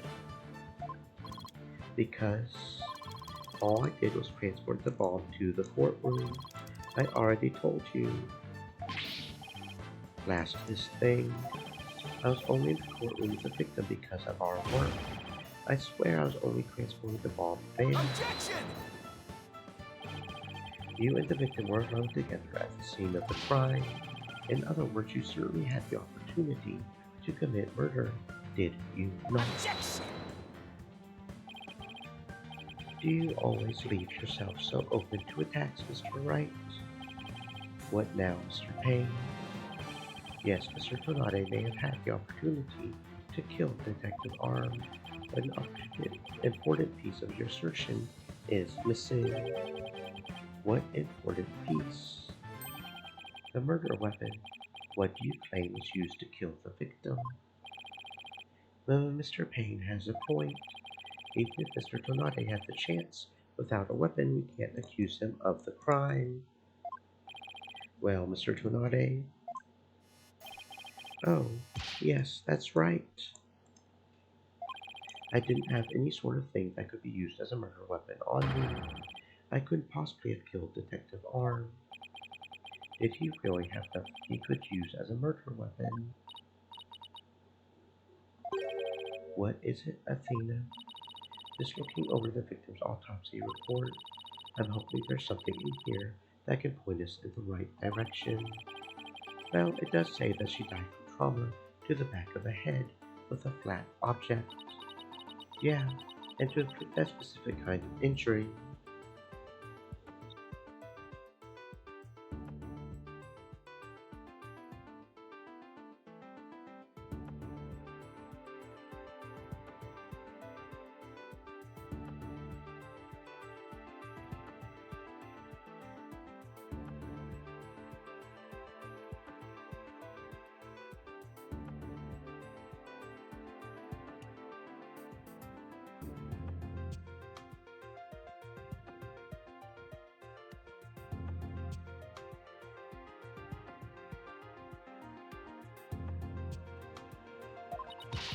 All you would need is a flat surface, right?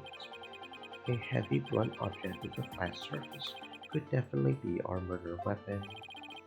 Well, Mr. Wright, can you indicate for the court what was used to kill Detective Arm? I believe I can.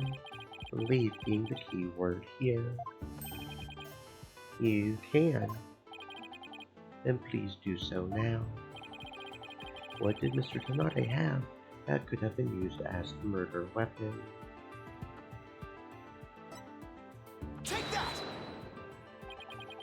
Mr. Tonade, you say you didn't have anything that could be used as a weapon, but in fact, you had the perfect thing. What the devil are you talking about? You had this? That's a bomb. I thought you were trying to prove that the victim wasn't killed by the bomb blast. The bomb blast, no, but I believe Candace Arm was killed with this bomb. Because this is a blunt object that delivered the fatal blow to her head. Please recall the description of Detective Arm's head wound. Trauma to back of head caused by impact with a flat object.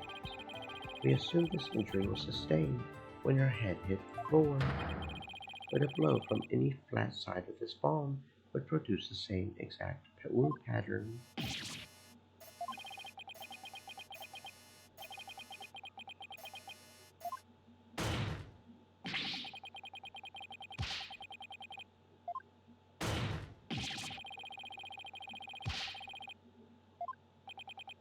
Oh, what's with him? Then show me some proof. Where's the evidence that I hit the victim with the bomb? He's right. I don't have anything decisive. Did you find any of the victim's blood on the bomb? That would be decisive proof. But too bad. The bomb is blown to bits. It's long gone. Boom. Game over. Mr. Wright, is there really nothing on the bomb in the photo? I don't see any blood or anything. Wait, the timer display is a little broken here. Maybe it broke when it made contact with Detective Arm's head. That's definitely a distinct possibility, but unless we find a fragment with the victim's blood on it, it's not going to count. I guess you're right. By setting off the bomb, Tonade managed to obliterate all traces of the murder weapon. What in the world do I do now? At times like this, I've got to change gears and look at things in a different way. Instead of looking for the things he wasn't able to hide,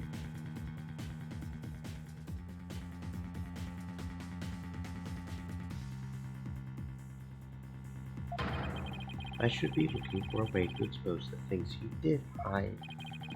Ted Donate murdered Detective Farm before the trial started, and he placed her body in the courtroom after the bomb went off, which means there was something he needed to keep hidden until then, and I think I have just the thing.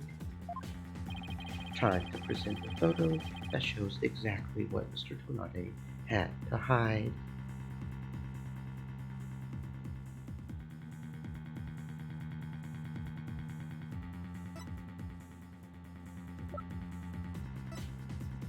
Take that!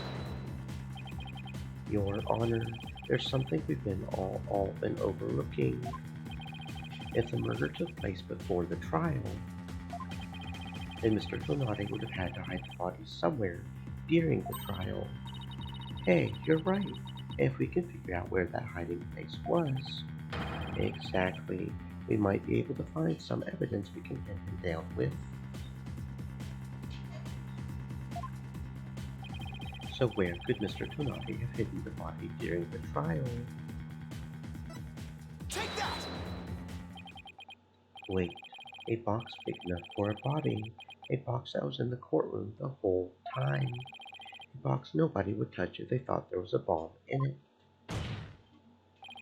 Mr. Tonade, what is it?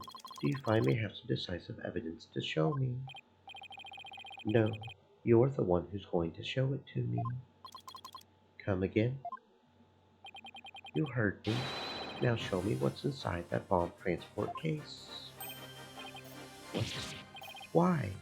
No, there's no need. I've got him now. Just before the trial, you killed the victim with a blunt object, and then you placed her body in the ruins of the courtroom after the bomb went off. Clearly, you were trying to make it look like she died in the explosion. But where was the body hidden during the trial? I hadn't thought of that. The answer is right here, inside a box made of thick alloy plating that can withstand any impact. That's completely false. If it's false, you should have no objections to showing us your transport case. So, let's open it up and take a look inside, shall we?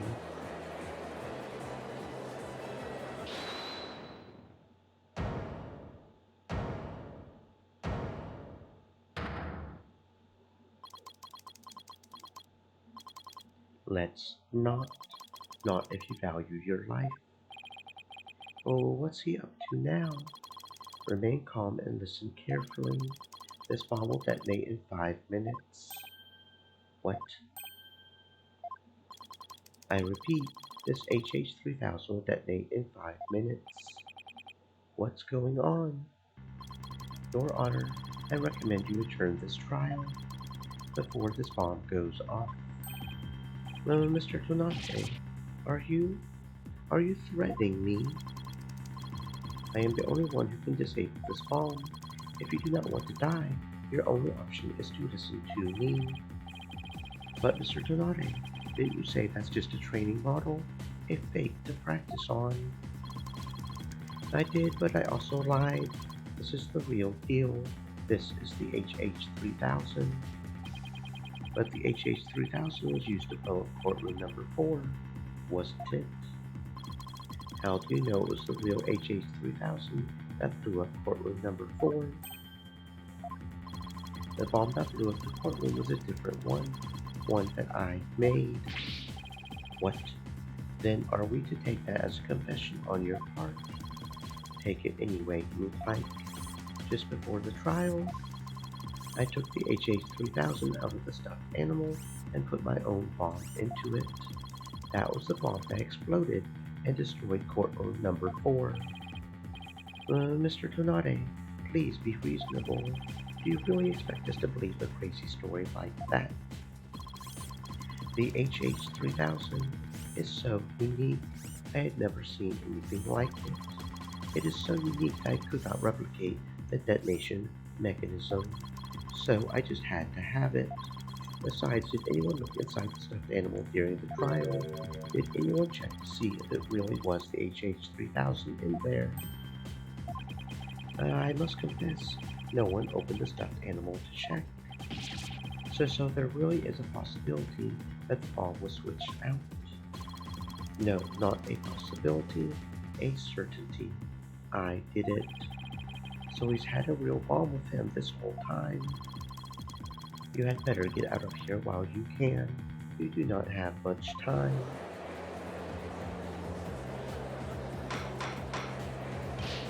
Order, order in the court. I'm out of here. It's going to blow. Run!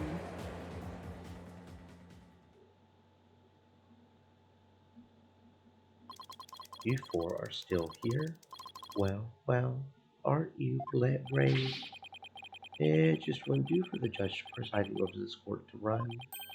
With that horrible explosion the other day, the judge looks like he's about to book it for the nearest exit any second. As for Mr. Payne, that is...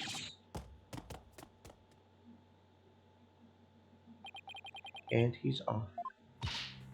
Mr. Wright, well, what do we do? It would be pretty pathetic to run now, wouldn't it?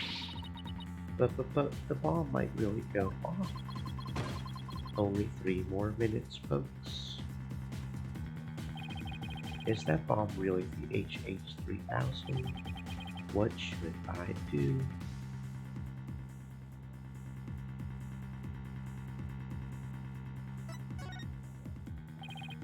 I can't run now. Well, it's been fun, but I will be going now. With my dear HH-3000, naturally. Oh, and by the way, I would advise against having me followed. Even with no remote switch, this bomb can still be triggered manually.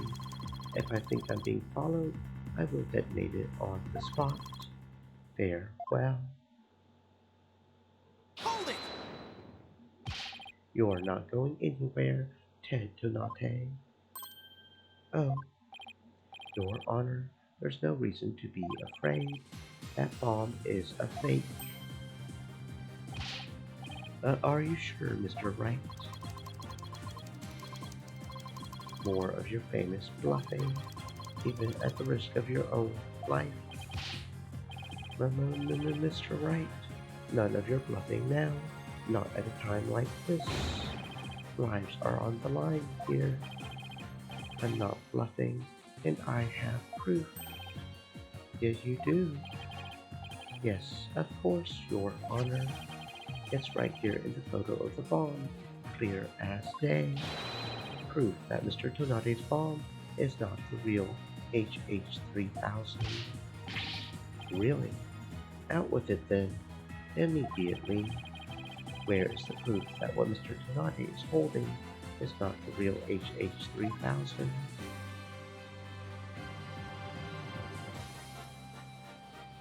Take that! The display for the timer on the bomb in the photo is broken. Most likely it broke when Mr. Tonate used the bomb to attack Detective Arm. But the display on the bomb in front of us is not broken. You're right. Therefore, this is not the real HH-3000. Mr. Tonate was clearly lying when he said he switched out the bomb in the stuffed animal. The real HH-3000 blew up in courtroom number 4. This bomb is nothing more than a fake, a model used for training purposes. Fear not, Your Honor. I will examine the inside of the bomb transport case myself. Yes, please do that, Mr. Wright. No, stop.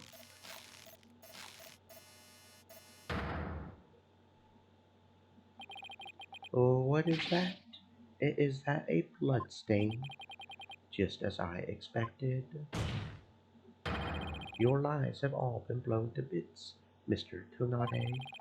I'm confident DNA analysis on this bloodstain will confirm that it's Detective Arm's blood, and that those results will conclusively prove that you murdered Detective Arm. How about it, Mr. Tonate? think you can dismantle this decisive evidence.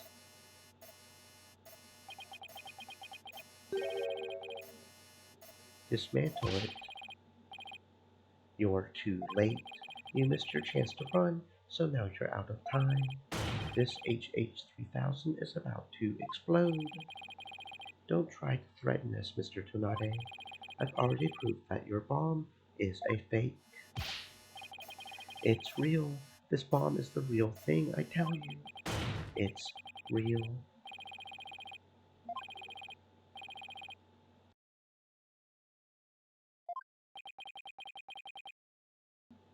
Mad Bomber party of one. There's no time left. It's going to blow. I have to disarm it. I have to take it apart. I can dismantle anything. I can take apart evidence. I can take apart bombs. I can take apart the life of a human being. I can dismantle it all. Dismantle. I'm not gonna make it.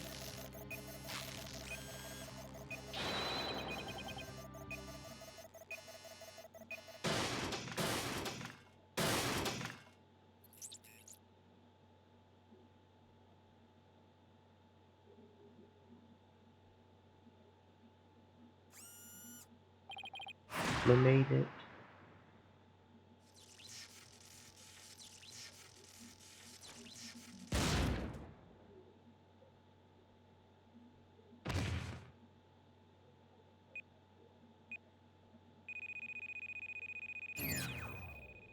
Game over. Dismantle attempt failed.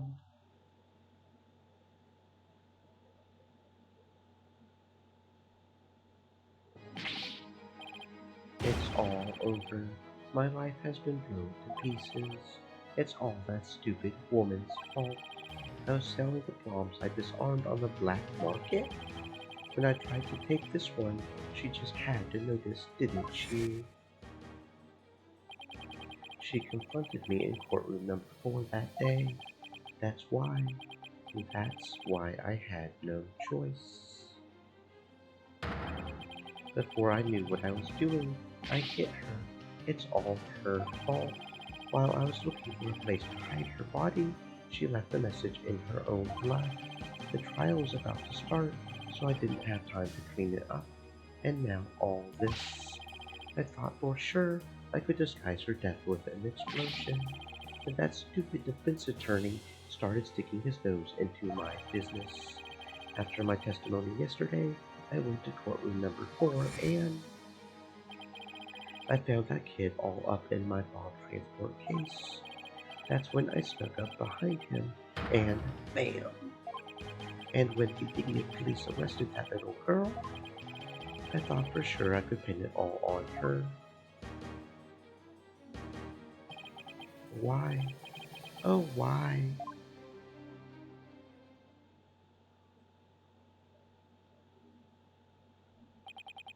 Ted Tonade, you are hereby under arrest on suspicion of the courtroom bombing and the assault on Mr. Justice. Your innocence or guilt will be determined at a later trial. Now then, I see that members of the public have returned to the gallery. One person, however, seems to still be running far, far away. Be that as it may, I will now announce Miss Juniper Wood's verdict. Not guilty.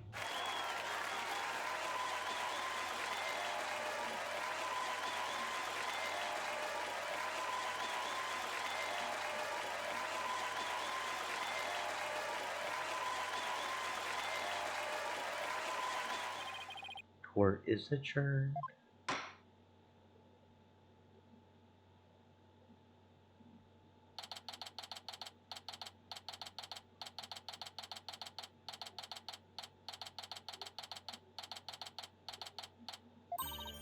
You did it, boss.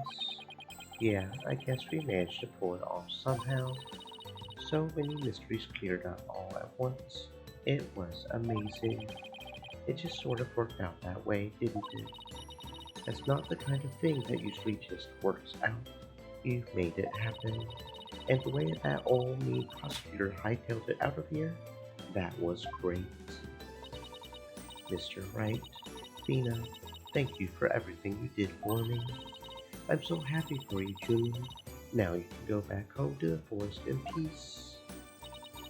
I hope the both of you will come and visit me there sometime. That would be nice. Thank you for the invitation. I don't know, Mr. Wright. I'm not so sure you could make it all the way up to Junie's house. How high up do you live again, Junie? Around 3,000 feet, I think. What? That's no forest, that's a mountain.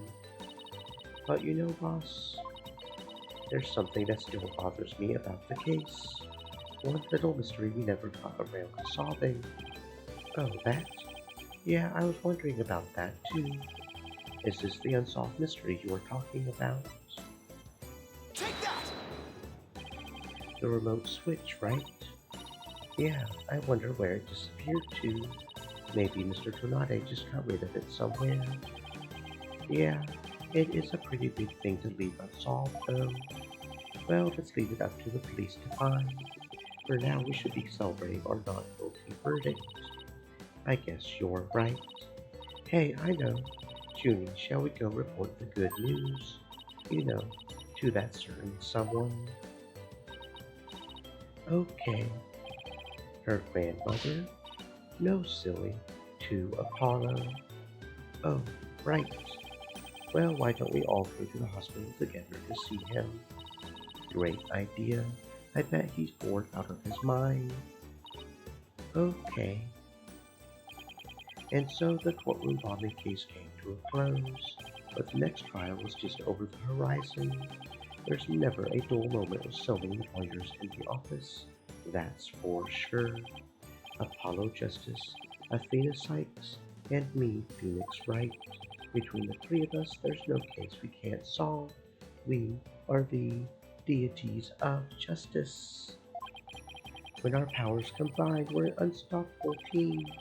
At least that's what I believed. What do you mean that's what you believed?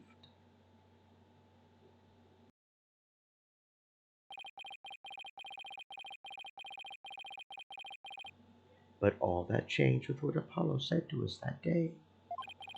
It was something that would put my faith in us to the ultimate test.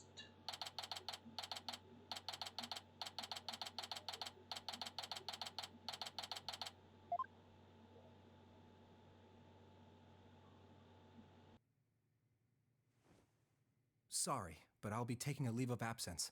Wait, what do you mean by a leave? Can you at least give me a reason why? I can only say that this is something I must settle on my own.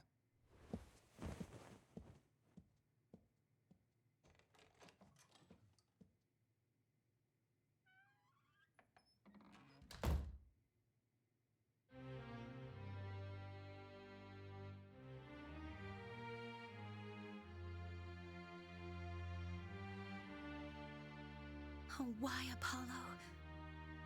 Why are you shutting us out?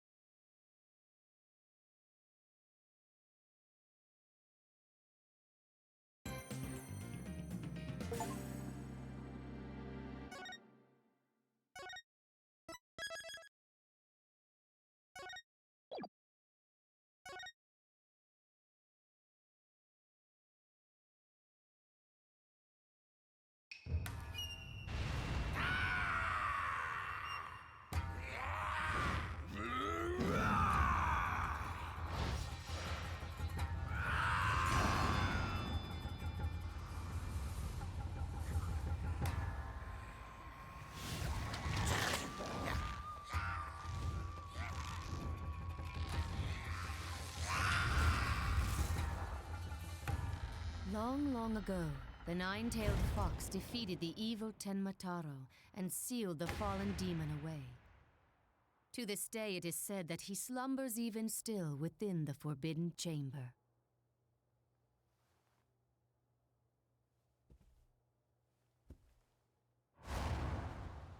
Night-night, Alderman. Sweet dreams!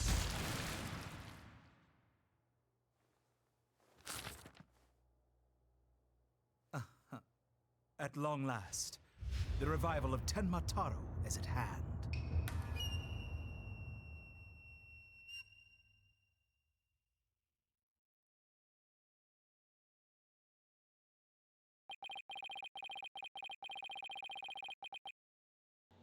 A few months prior to the courthouse bombing,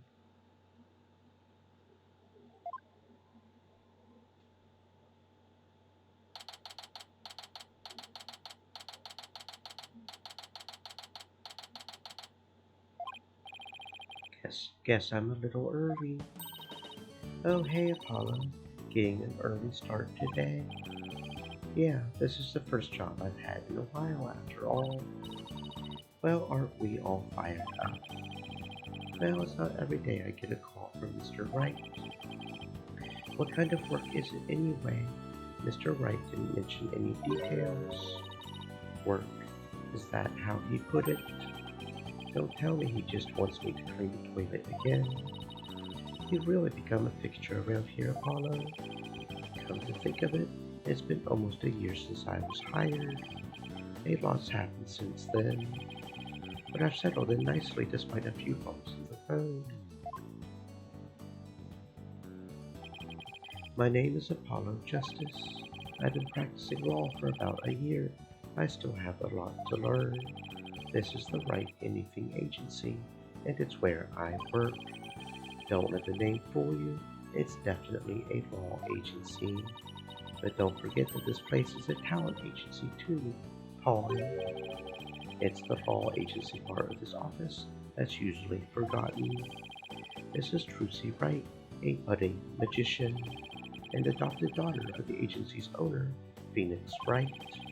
She sometimes makes me help with her magic tricks. And what's wrong with that? You're one of the agency's talents as well. I was under the impression that I was a lawyer. Oh, we had better hurry. Doesn't look like Daddy's going to make it, so let's get going. Where are we going? What about the job he mentioned? This is the job, Polly. You're supposed to keep me company today. Now come on. Another day about being a lawyer. Should have seen this coming. Well, this is the Wright Anything Agency, you know? And there's no law-related work at the moment, so... Tell me again why I choose to work here. Where is Mr. Wright anyway? Daddy said something about going to meet an acquaintance. But don't worry, just focus on your job, and I'll tell you exactly what you need to know. Well, let's go. We don't have all day. Wait a second. And another day of Anything Goes begins at the Wright Anything Agency.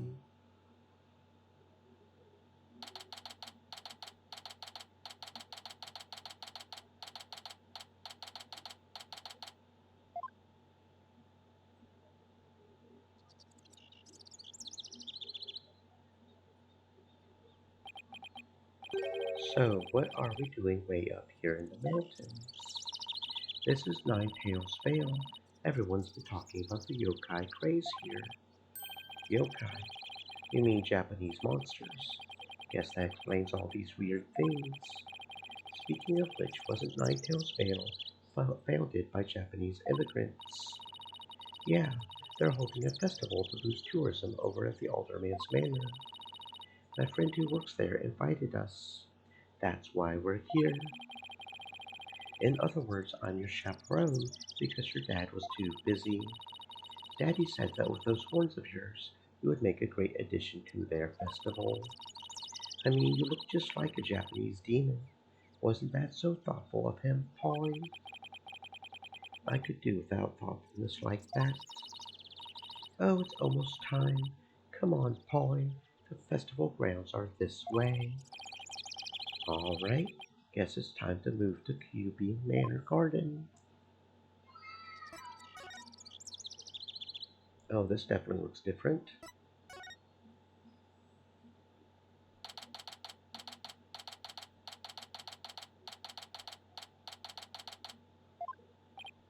Wow, this place is really something. It definitely feels like a different world here. Trucy. Jinxie. And this is my friend Jinxie Tenma. She's the one who invited us. She just happens to be the maid here. Two horns, a love of bread. Are you a demon? No, I'm Apollo Justice. He is a demon. What the?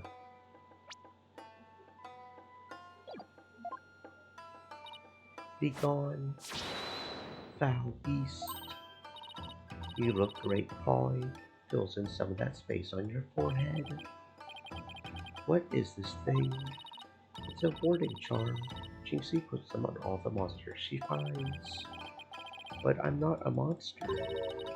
Maybe I should have told her you're a good demon. Or you could just say I'm human. The Red Demon, emissary of the underworld. I got up early to do my hair for this. Can I take this off now? So you can eat me? I'm not going to eat you. Forgive me, oh terrible one. Tone down your chords of steel, Apollo. You're scaring her out of her wits. Don't worry, I'm already full. Please stay that way.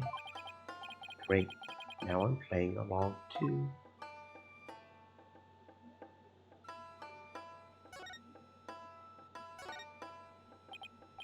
So, I want to ask you about Ninetales Vale. Be gone, foul demon. Looks like you've been demonized, Polly. Literally. I'm starting to wonder if I really am a demon myself. Please don't eat me. I have food if you're hungry. This isn't working. We won't get anything out of her until we set the record straight. If only we had some way to prove you're not as scary as you look. Ouch. Unnecessary roughness. Looks like I have to present some proof. Proof that I'm 100% human.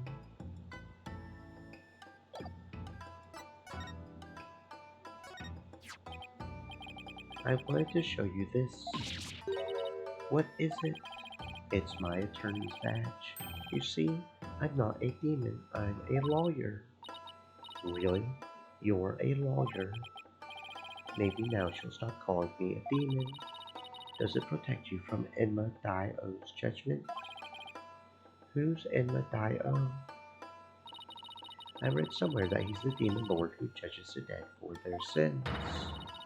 I think now she thinks you're a demon lawyer from hell, Polly. Can I go back to being just a normal demon?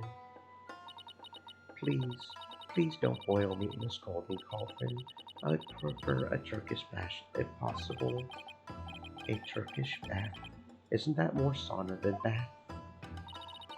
Don't worry, Jinxie, he's a good demon. He'll save you if you ever go astray. Please, Mr. Demon Lawyer, sir, have mercy on my soul. I told you I'm not a demon, and Trucy, you're just making things worse. You just leave that Enma Dio to me. Isn't that great, Jinxie? I'm no longer scared to cross into the afterlife. Will someone tell these two I'm human already?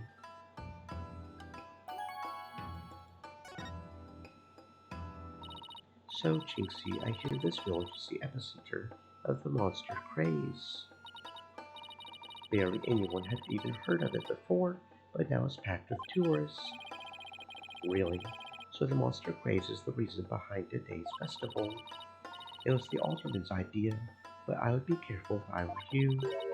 There are lots and lots of yokai prowling about Ninetales Vale.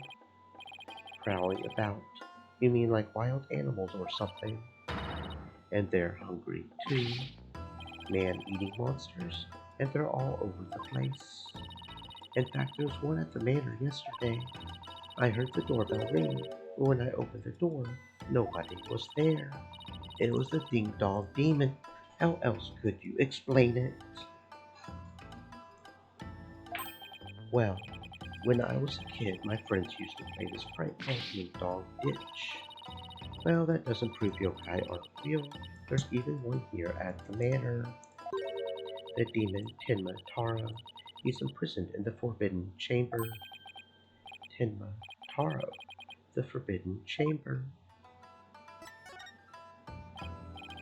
About that yokai you said was imprisoned here at the manor. Is it true? He's a super evil demon named Tenma Taro. Here, take a look at this scroll.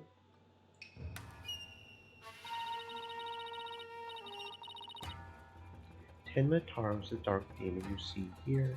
He's super evil and super scary. So that's a yokai imprisoned in the Forbidden Chamber. He was defeated by the village guardian yokai, the Nine-Tailed Fox, and walked away forever. So, you're saying Tenma Taro is still trapped inside the Forbidden Chamber, but he's just biding his time until he can escape. Still, we should be perfectly safe, because there's a really powerful sealing charm on the door keeping it shut tight. What a charming security system. You can keep the scroll if you want. The alderman gave me this, but just holding it gives me the chills, so... Thanks, Jinxie. Maybe I'll give this to Mr. Wright.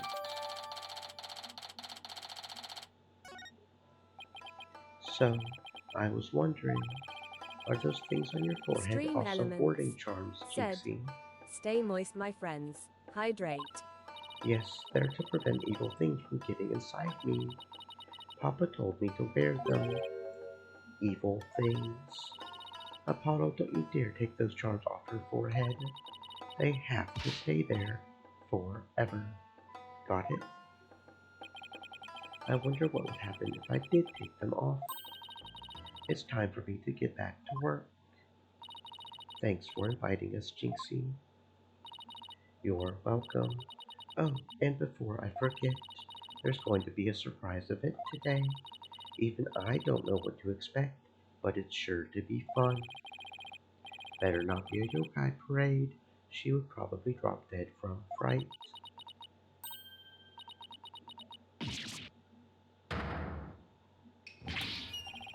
The demon! Oh wait, it's just someone in a suit, right? Tenma Taro!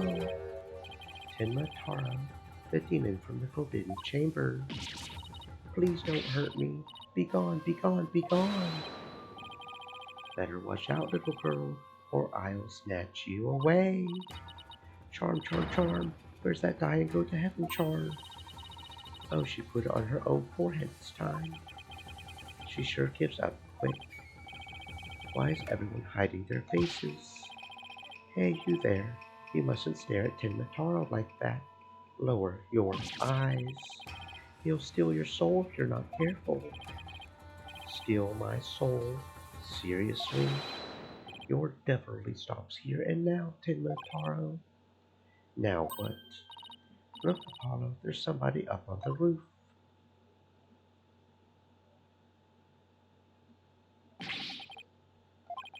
That booming laugh, could it be? My 9 golden tails are proof of my unassailable righteousness. With my band of 100 minions, I vanquish evil from the land. I am the wrestler of righteousness. The golden lord of yokai, the amazing Ninetales, is here. Fear not, good little boys and girls, for I shall defeat Tenma Taro. It's the amazing Ninetales. Up to your no good tricks again, Tenma Taro. Well, not on my watch.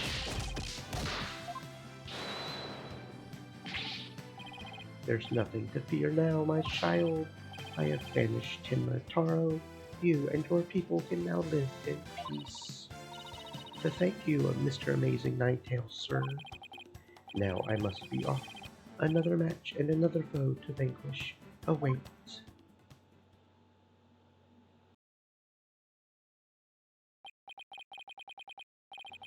Well, what was that all about? Did that wrestler just chase off a yokai? Looked like he came out of the Alderman's Manor. That was the Amazing Ninetales. He's a pro wrestler from right here in Ninetales Vale. But no one knows his true identity. Jinxie sure seems chipper all of a sudden. What was all that about him banishing Tenma Taro? That was a yokai exorcism. It's an annual ritual where Tenma Taro is released to remind us of his wickedness. In the end, the nine-tailed fox drives Tenma Taro out and purifies our village. But the Amazing Ninetales did the honors this year. So that was a big surprise. The Amazing Ninetales and Tenma Taro, well, whatever floats her boat. Would you look at the time? I'd better get back to work. Please excuse me. She's a strange one, all right. I think she's sweet in her own special way. Knowing Trucy, she probably has lots of friends who are sweet in their own way. Well, we still have some time to kill. Might as well see the rest of Ninetales Vale while we're here. The fun never stops, does it?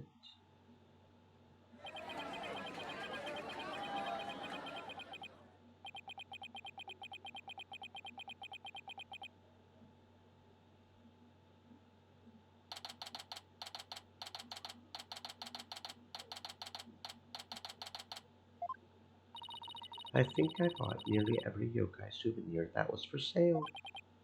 I know, because my wallet's running on empty. What's with all the commotion over there? Hey, isn't that your friend Jinxie? I hope everything's okay. It's terrible. The. Calm down, Jinxie. Tell us what happened. The demon Taro. He killed Alderman Cutie. What? Wait, killed as in dead. Yes, and Tenma Taro did it. Tenma Taro, you stay here while I go have a look. But please wait. It's a Tenma Taro warding charm. It should protect you, but please be careful. The ultimate is in the Fox Chamber at the top of the main staircase. Okay, got it.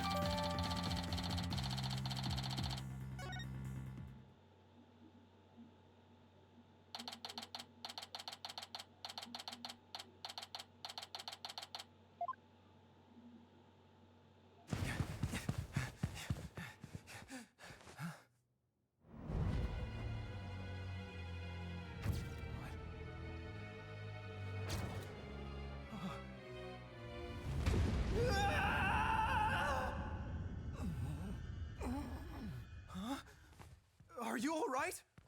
Who are you? Help! Someone call an ambulance!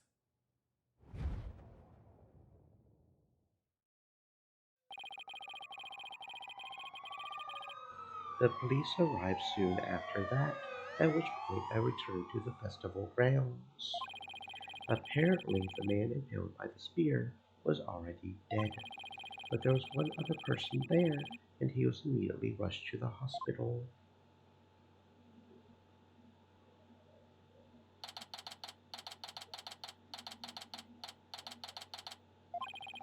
Thank goodness the other man's going to be fine. Sounds like he had only been unconscious. You think Jinxie's going to be okay? I'm sure she'll be back to her old self in no time.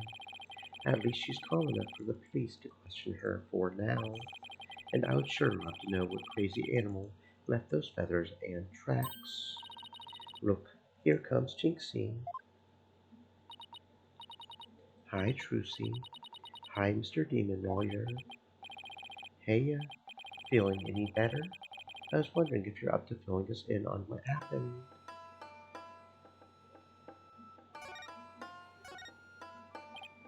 So the man with the spear in his chest was already dead. It was Alderman Cubi.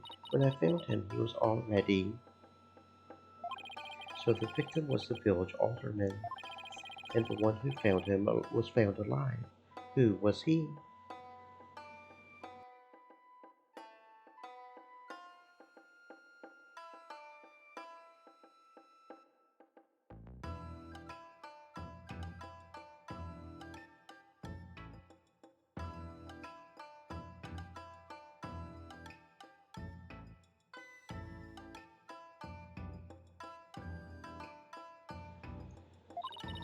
Damien Tenma.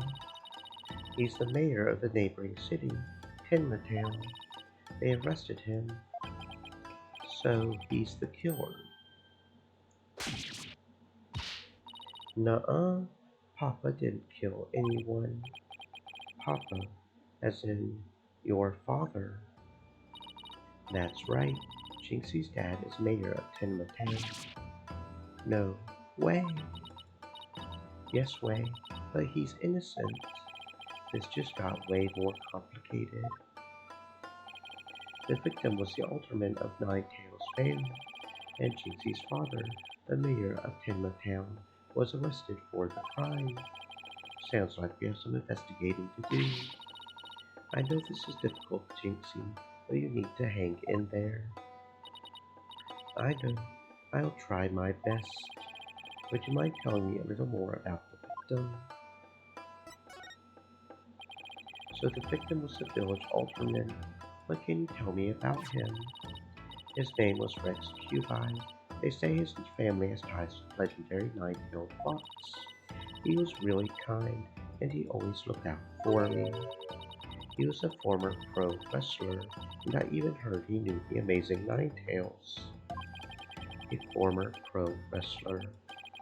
That's something to keep in mind. With your father being mayor and all, I guess you're originally from Tenma Town. So then, why did you come work here? It was to overcome your fears, right, Jinxie?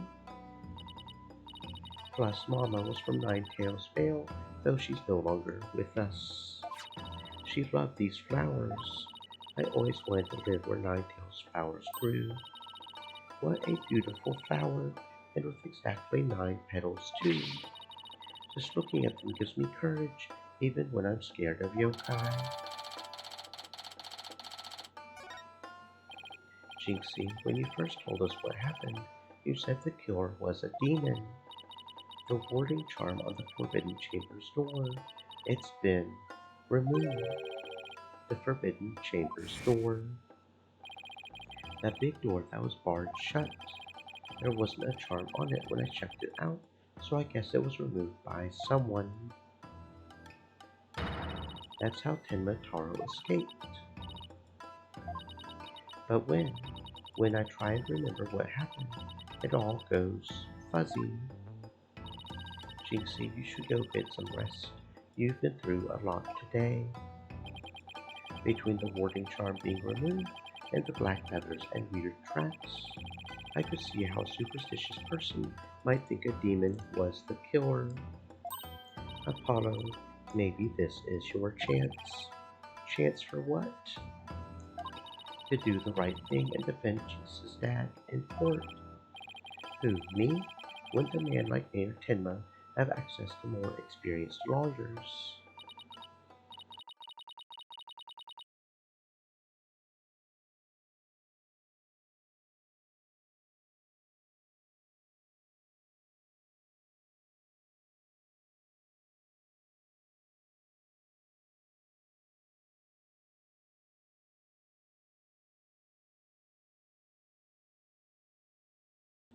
You want to know what the detective said? They doubted there was a lawyer who couldn't get a not guilty verdict in this one. Sounds like you're expecting an open shut case. Don't worry, Jinxie. If anybody can prove your dad's innocence, it's Polly.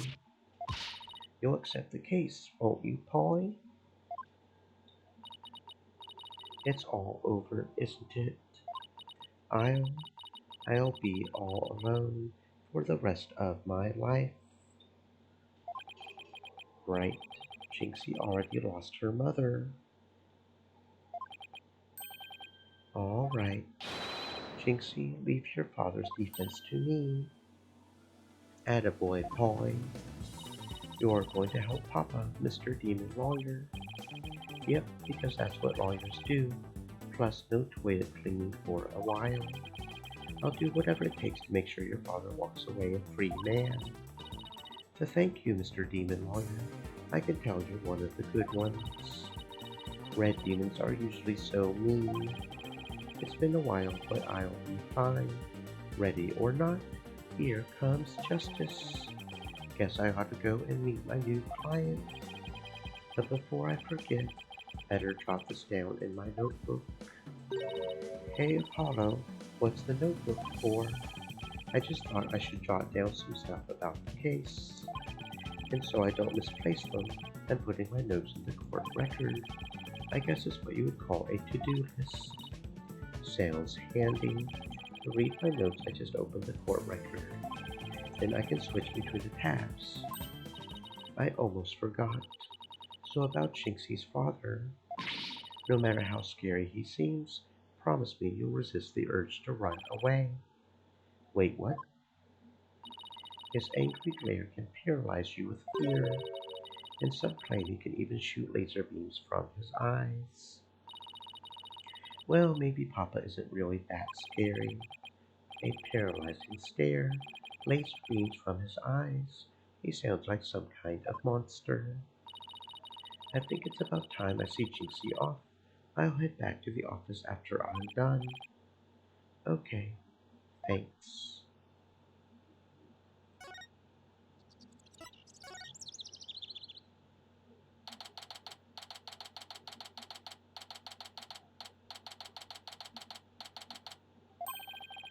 Visiting hours, perfect timing. Hope he's not as scary as he sounds. Who are you? So you're Damien Tenma, right? I'm Apollo Justice, attorney at law. I'm here to help. Let me out of here. So sorry, I get a little loud sometimes. How incredibly rude. Sorry, did I do something to offend you? A visitor when all others shun me like a common criminal. And here I am with nothing to offer. I am the epitome of rudeness. Wait, so he wasn't mad at me?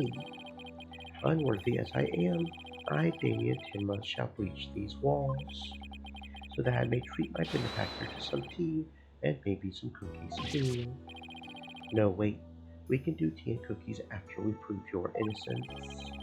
How about you start by telling me what happened? I see.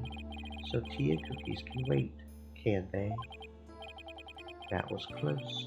We don't need jailbreak added to the list of charges. Seems like a good guy, but with a face like that, I can see why he's misunderstood. Mayor Tenma, do you mind if I ask why you were arrested?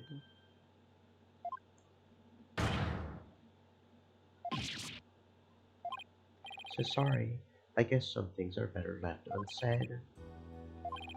Excuse me? To think a public paragon such as I could be treated like this arrest should have never happened. Go on. I fear the ill effects it will have on our youth. Now I've but one choice. I must leave here at once, if only to protect the moral fiber of our youth. No, wait. You can protect the moral fiber of our youth after you've been declared not guilty. I suppose you're right. Our youth just came this close to quite a scare. My fingerprints were on the spear that killed Alderman Cubi. That's why I was arrested. Your prints were on the murder weapon. That's never good. Any idea how they got there? None, for I hardly remember a thing, you see. I was fast asleep at the time, Someone must have slipped me a sleeping pill or something. What's worse, somebody clobbered me on the head. I see, a drug-induced slumber and a blow to the head. No wonder you hardly remember a thing. Was that some kind of strange laugh? Well, I think we can safely assume the prints were planted while you were unconscious. What do the police have on you as far as a motive is concerned? Truth be told, there's been a bit of trouble between the alderman and I as of late. Was it personal in nature? Nothing like that. It's a long story. But suffice to say, I've been pushing to merge Ninetales Vale with Tenma Town. Surrender Ninetales Vale to Tenma Town now. That's what I told him. I would like to tell you to stop shouting like that, but I'm too scared. So that's the motive the police have established for the Alderman's murder. Indeed it is. After all, Alderman Cubi was dead set against a municipal merger, and that's why they think you killed him. He was in your way. The Mayor Tenma, are you okay? Jinxie, forgive me. I never meant to worry you like this. It'll work out fine. Just leave it to me. If only it really were that easy. I don't even know where to start. Thank you for meeting with me, Mayor Tenma. Please wait. My daughter, Jinxie. Yes, she already lost her mother.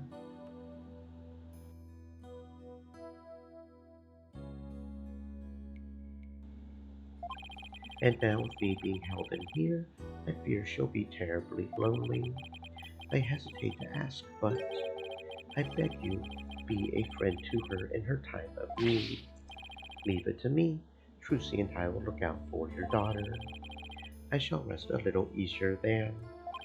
You know, you remind me of some of the new friends Jinxie has been talking about. New friends? Yes, it seems she's made some new friends since she started working in Ninetales Vale. They're quite the unusual bunch, too. There's a lady with an exceptionally long neck, a young lad with an incredibly long tongue, and many other interesting characteristics. Friends sounds more like a bunch of monsters to me. Now, if you would excuse me, it appears my time is up. Why am I so tired? I must have been more tense than I thought. Still, I'm glad he didn't turn out to be as scary as he looks. A call. It's Mr. Wright. Justice here. Apollo, is that you? Hi, Mr. Wright. What can I do for you? Trucy told me you've taken on a new case. Oh, that. It was kind of spur of the moment. He's actually calling me about a case. That's fine, but I have a favor to ask. Sure, what is it? I'm at the airport right now. There was someone I had to meet. A new addition to the agency, actually. Her name's Athena Sykes, and she just passed the bar. That's right. I remember hearing about her coming to join us. Guess that was today. She took off as soon as I told her you needed help with the case. It was like there was no stopping her. Wait, what? Where is she now? Probably somewhere in Ninetales Vale by now. That's where that favor I mentioned comes in. I need you to go find her. I've never even met her before. What does she look like? She'll be the girl in the yellow suit, sporting an attorney's badge. Okay, I'll find her. A new addition to the agency. Well, I had better get back to Ninetales Vale quick.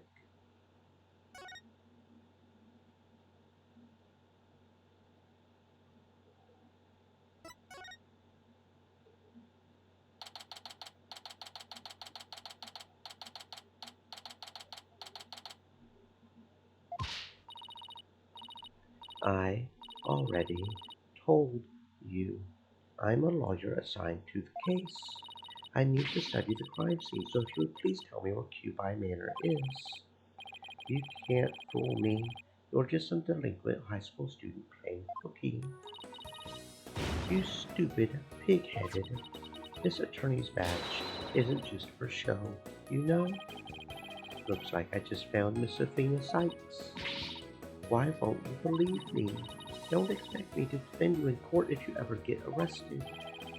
Well, I'm the one who usually does the arresting, so... Say, shouldn't you be getting back to school? I already told you I'm a lawyer, not a student.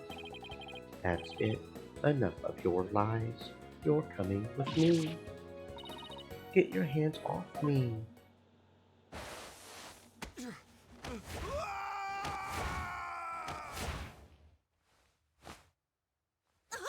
What the?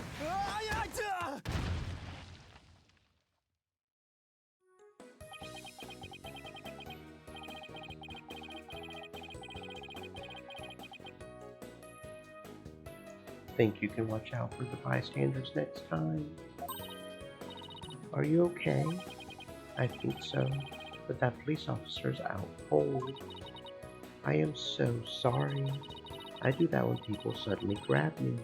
It's like a reflex or something. Reflex sounds more like a felony.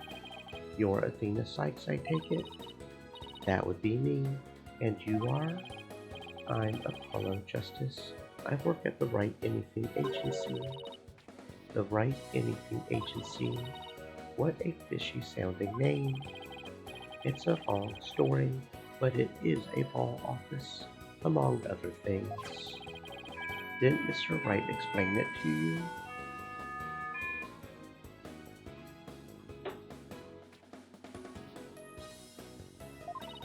Oh, right. That right. So then you must be. Where have you been? I've been looking all over for you. I could say the same thing to you. Well, here I am now. How about telling me a little bit about yourself? Mr. Wright didn't really tell me much, as always. Of course, feel free to ask away.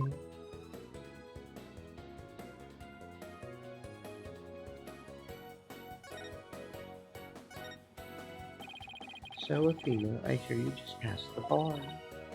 That's right, and here's my shiny new badge to prove it. Isn't it beautiful? Oh, so you must be a bit younger than me. A bit more than you might think, in fact. I'm only 18. 18? How in the world did you become a lawyer at that age? I skipped a few grades while I was an exchange student in Europe. And I got my license to practice law while I was over there. All I can say is, wow, she must be a genius or something. I also studied analytical psychology. Thought it might help me be a better lawyer. Psychology helps her be a better lawyer. How exactly does that work? So tell me about our client. What are they like? Oh, right, you haven't met him yet. Well...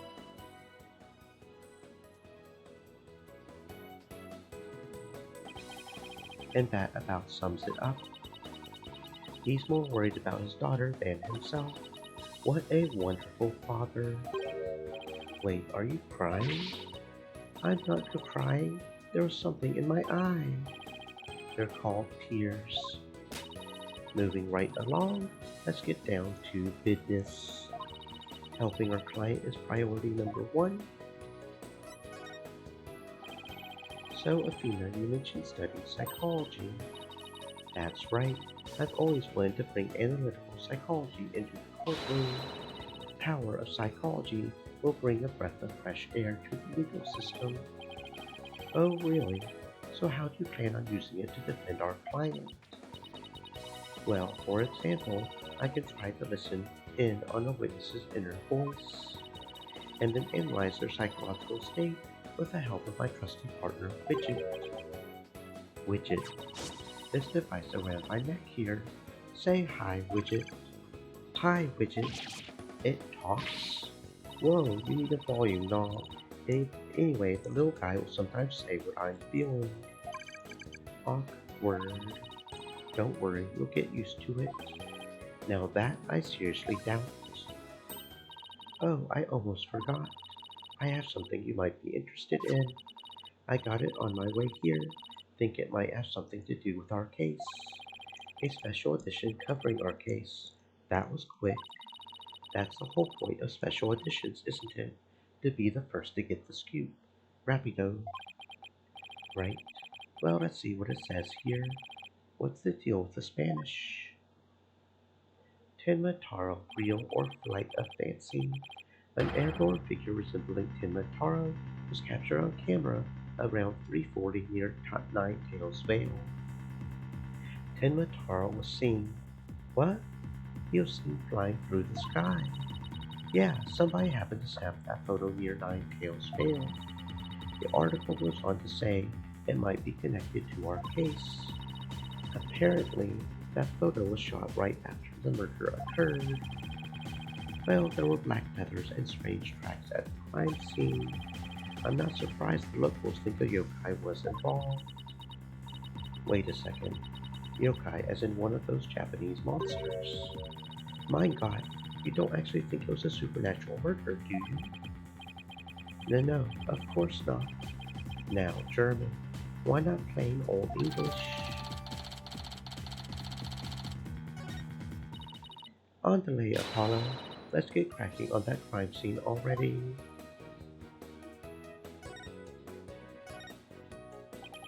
Okay, what's next on the list?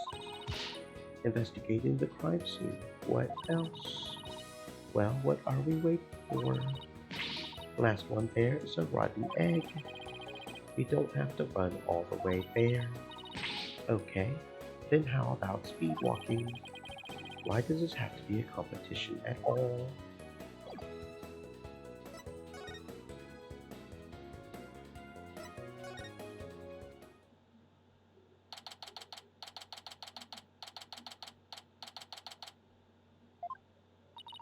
Do you hear that?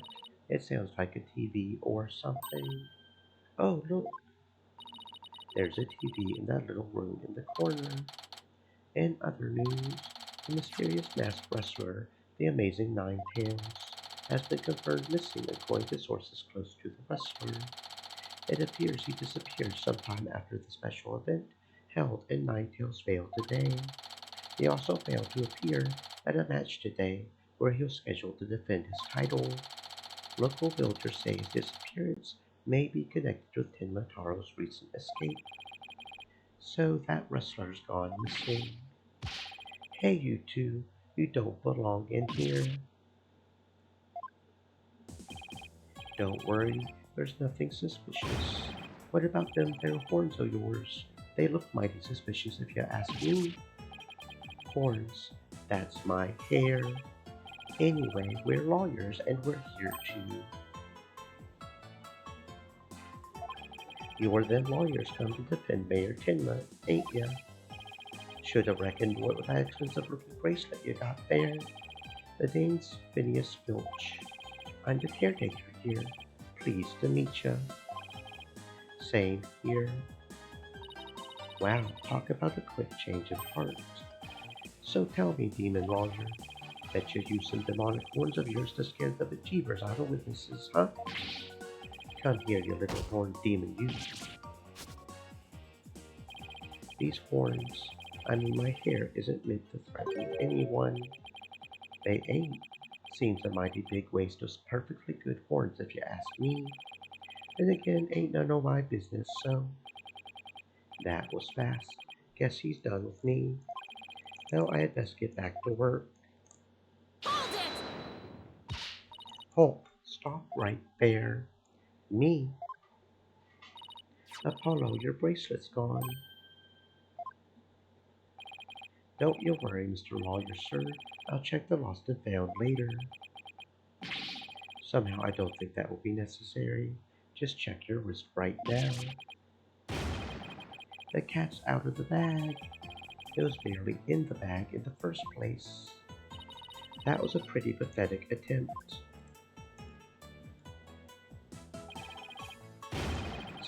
Sorry. I'm so sorry. Just couldn't control myself. Please forgive me. I'm begging you. Sheesh, I almost feel sorry for him now. What should we do about him, Apollo? No, I got my bracelet back, and he seemed sorry enough, so... I knew you would understand, Mr. Lawyer, sir. You obviously got a big heart. As big as the Watto cashier wallet, I hope. You leave my wallet out of this. Didn't you just finish apologizing for stealing from us? Run away, head for the hills. Get back here, you. Talk about a quick escape. Looks like you dropped a few things.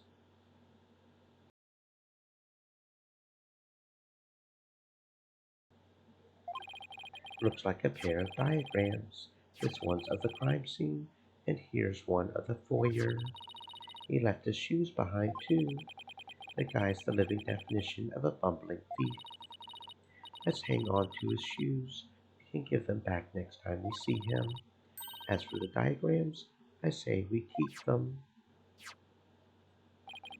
They look like something the police might draw. Wonder where the caretaker got them.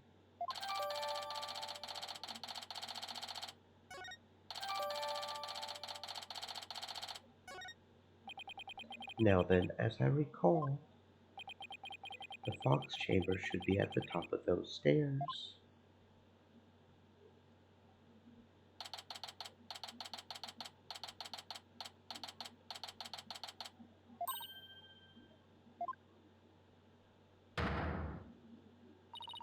Where did all these black feathers and weird tracks come from?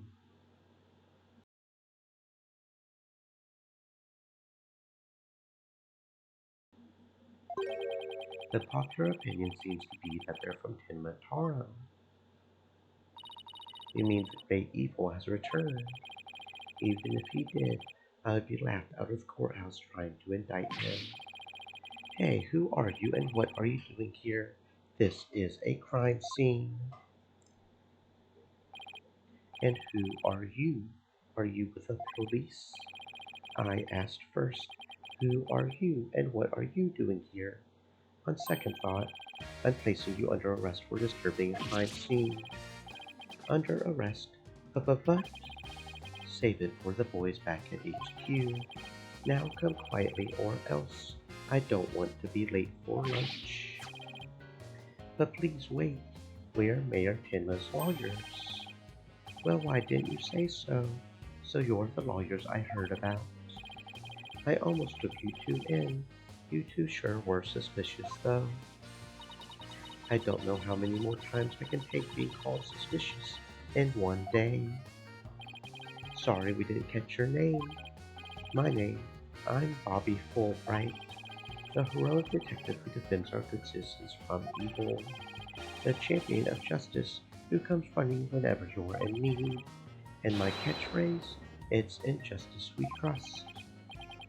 This guy's a story and a half. So what can I do for you?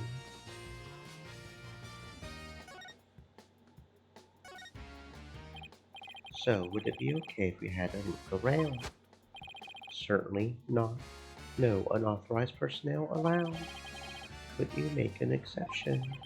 Cease and desist at once, or you'll have to deal with my little friend here. Is he reaching for his? In justice we trust. It's just his badge. You may be Mayor Tenma's attorneys, but you still need authorization to cross a police line. Apollo, let's see if we can't change his mind. Good luck. Let me know how it goes. I bet he's as dense as heroes come. You're wasting your time and mine. Nobody's crossing this line without authorization. I'm a wall of justice, keeping injustice. That would be you. at bay. I knew it. Look, there's just us and you here, right? Justice and me, you say? That's right. Are you trying to say that Justice and I aren't enough to keep you out? What? No, silly. We're saying that you're an inspiration in our quest for justice. No, it can't be. You have them on the ropes now, Athena. If we were on the side of justice, would you let us through? But guarding the crime scene is a part of justice too. Sure, but only a bad guy would stand in the way of justice, right?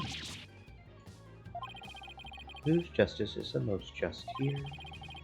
Well, we can't have a fair and just trial without a thorough investigation, so... Oh, Lady Justice, what would you have me do? I think you've really got to him. Yeah, he seems pretty neurotic as far as champions of justice go. Our pleas for justice must have had a huge impact. It's tying him in knots. Now it's our chance to start looking around. After all that about authorized personnel only, this was surprisingly easy. Should I stop them or let them through? Whose justice is more just? Well, let's get to work. We're supposed to be finding clues related to the crime, right? Right. A search of the crime scene should turn up some evidence we can use at the trial. Let's try viewing the crime scene from different angles. We never know what's hiding just around the corner, right? So we move the cursor and change our perspective with. If there's a particular spot you want to examine, just give it a tap. Okay, so they're making the examining a completely more complicated beast. That's nice. Let's leave no stone unturned. New Alon Commissaire. Let's get started.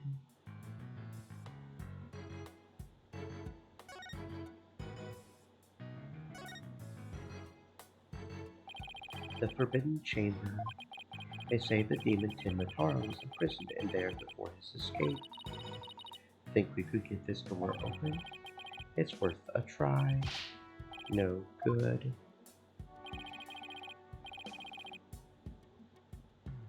I don't even see a keyhole. Seems pretty hopeless. In justice we trust. Did I just hear the voice of someone in need? Allow me to fill you in. This door simply will not open. We've tried and tried, but it won't budge. It's an essential part of the culture found in this manor, so we can't blow it up either. So, an unopenable door. Right. According to Miss Jinxie Tenma, it was shut tight when she came across the crime scene. Thanks for the tip, Detective Fulbright. We didn't expect you to be so helpful. Forget I just said that. So the Forbidden Chamber was shut tight at the time of the murder. Sounds like something I'd better keep in mind. Look, the statue only has one tail. Maybe it's a nine-tailed fox's sidekick. I bet the number of tails represents a yokai's power. So if you had two Apollo, I would only have one. Wait, what? Not that it means you're better than me, got it? Like I said, what?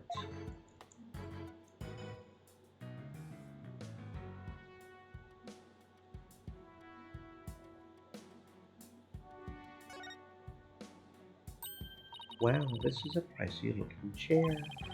Apparently the mayor was found drunk and unconscious in it. Really? Yeah, and when he came to, he was arrested for murder. Talk about your rude awakenings. So he's the prime suspect in a crime he knows nothing about. That stinks. Poor Mr. Tenma. He must be feeling so scared and confused. Apollo, it's up to us to save him. It's like she's on her own emotional roller coaster.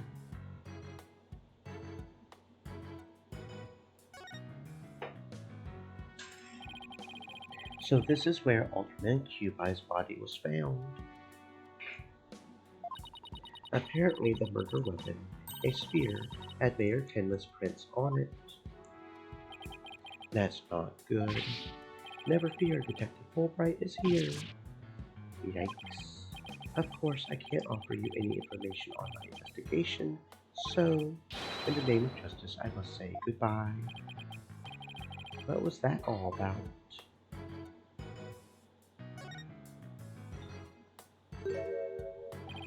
There's something wedged under this chair. Let's see if we can lift it up and freeze. No disturbing crime scene evidence, even if you are the mayor's lawyers. He does have a point there. Hey, Detective Fulbright, did you hear about that attack over on Yokai Lane? I heard an elderly woman was assaulted by a strange yokai shaped out of a roll of cloth. And you waited till now to tell me. I better get over there at once. In justice we trust. That was surprisingly easy.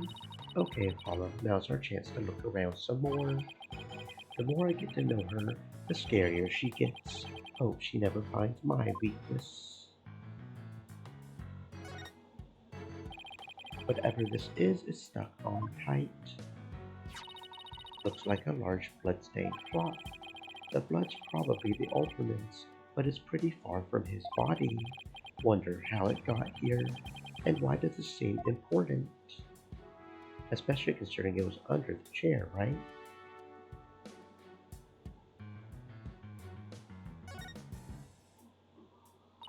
This one's a spear, but what about this one? It looks like a giant pair of pliers. Looks like something a demon might use. Saw something like that in a manga once.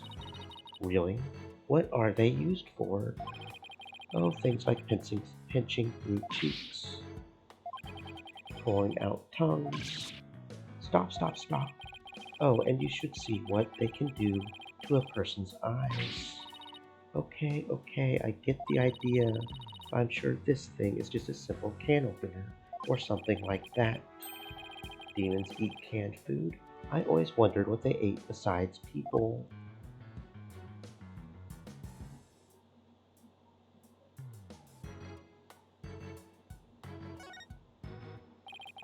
Nothing much to see on this side. Maybe I should go check at the other side.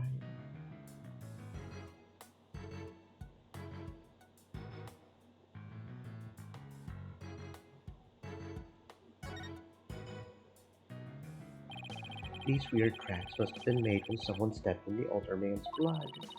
Maybe the killer inadvertently made them when they were fleeing. They're pretty big cracks, almost bird-like. The feathers also point to a bird. It must be one big bird, and not of the friendly yellow type either. Maybe it's some mutant bird creature. So your theory is a giant mutant bird murdered Alderman Cubi with a spear. It's more plausible than saying a monster or yokai did it. Sorry to burst your bubble, but a giant spear-wielding bird is by definition a monster.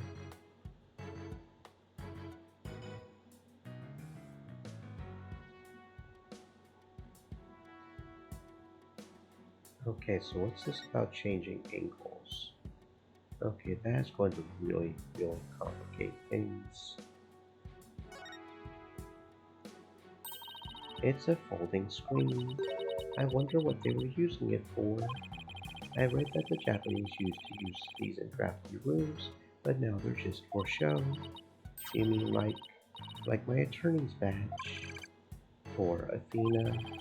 That cop treating her like a child must have really bothered her.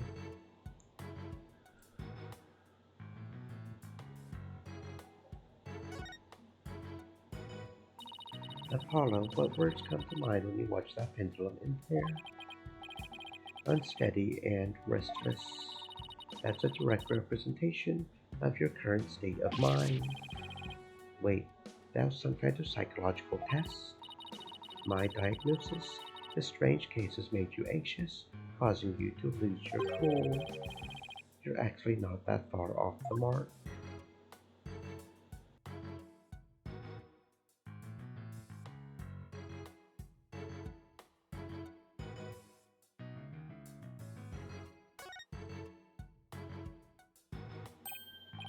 There's something behind the door.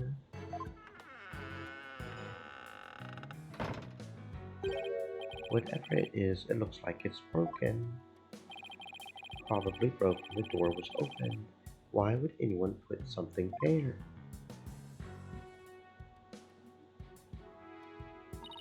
Yeah, that wasn't very smart. Maybe it was Jinxie. She was the first one to discover the body. She must have heard the screams and come running in here in a panic. Well, look at you, Apollo. Now you're using analytical psychology too. I am. Wow, you really learned quick. But I guess I shouldn't be surprised. You're the Ace Attorney of Right Anything Agency. I can't tell whether she's serious or not.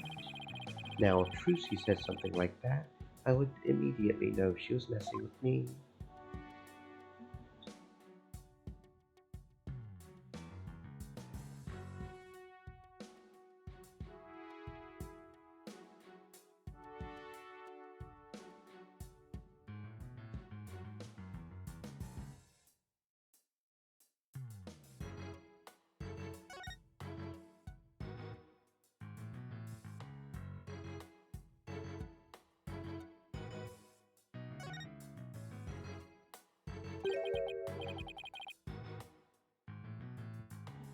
What do we have here?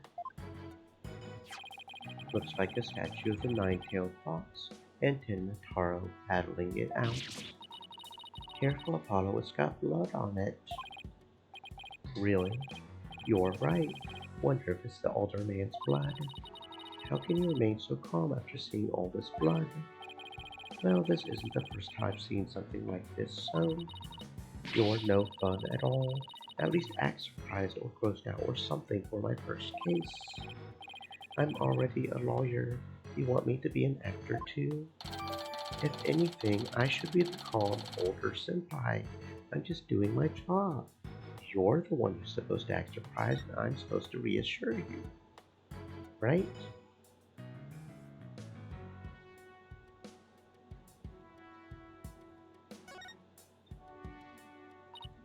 Look, a cat with two tails. No such thing. Oh, and this lady has a really long neck. How funny is that? There's no way a creature like that could ever exist. She would have a tough time swallowing. Apollo, I bet you're one of those kids who didn't believe in Santa Claus. What's that got to do with anything? Unbeliever. This window opens.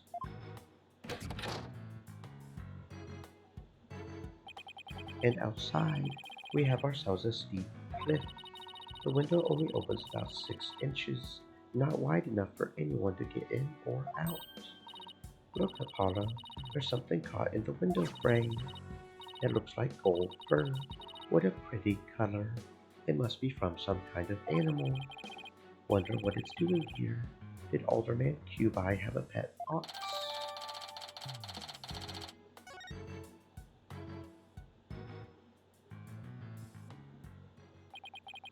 Guess that about wraps it up. Now if only we could get the detective to tell us what he knows. Hey Apollo, do you hear something? I don't hear anything. Oh right, your hearing must not be as sensitive as mine. What are you talking about? A whooshing sound, like wind rushing through a narrow strait, and the echo of someone's voice. In justice we trust. Someone's got a sharp set of ears. That was the sound of my righteous voice reverberating through the air duct. I heard it through the air ducts. Yeah, check it out. But why would she hear you through there? Why don't we go to the diagram? As you can see, that vent is connected to an air duct that leads out into the hallway. The wind must have rushed through there and carried my monologue with it straight to your ears. And what a unique monologue it was. I was just thinking, maybe the killer made their escape through that air duct or something. A cute theory. I don't think so. The air duct in the hallway is low enough to climb into. That much is true. But as you can see, the vent in the ceiling is very high. 9 feet high, in fact. I highly doubt that there's any way to get up there without a ladder or something. And I don't see anything of the sort in this room. Do you? I guess you're right. Speaking of things in this room, can you tell us what you guys turned up, Detective Fulbright? Not on my watch, buddy. In the name of justice, I cannot reveal facts pertaining to the prosecution's case. Come on, throw us a bone here. Excuse me, Detective Fulbright, but I recall you saying earlier that you would come running whenever we were in need. I suppose I did say that. Helping those in need is what justice is all about. But keeping information out of enemies' hands is also a form of justice.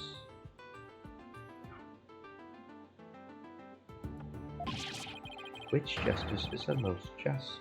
Why is this always so hard? Well, how about this? Let's do a little give and take. I mean, serving the public is part of justice too, right? You know, like the police motto, to serve and protect. I doubt leaking information to the defense team falls under that motto. Yes, of course, I must serve as well as protect.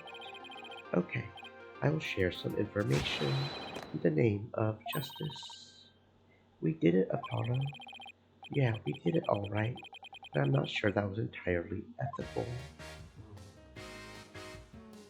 I haven't finished examining yet. I want to keep examining. We must look at everything. Look, trophies.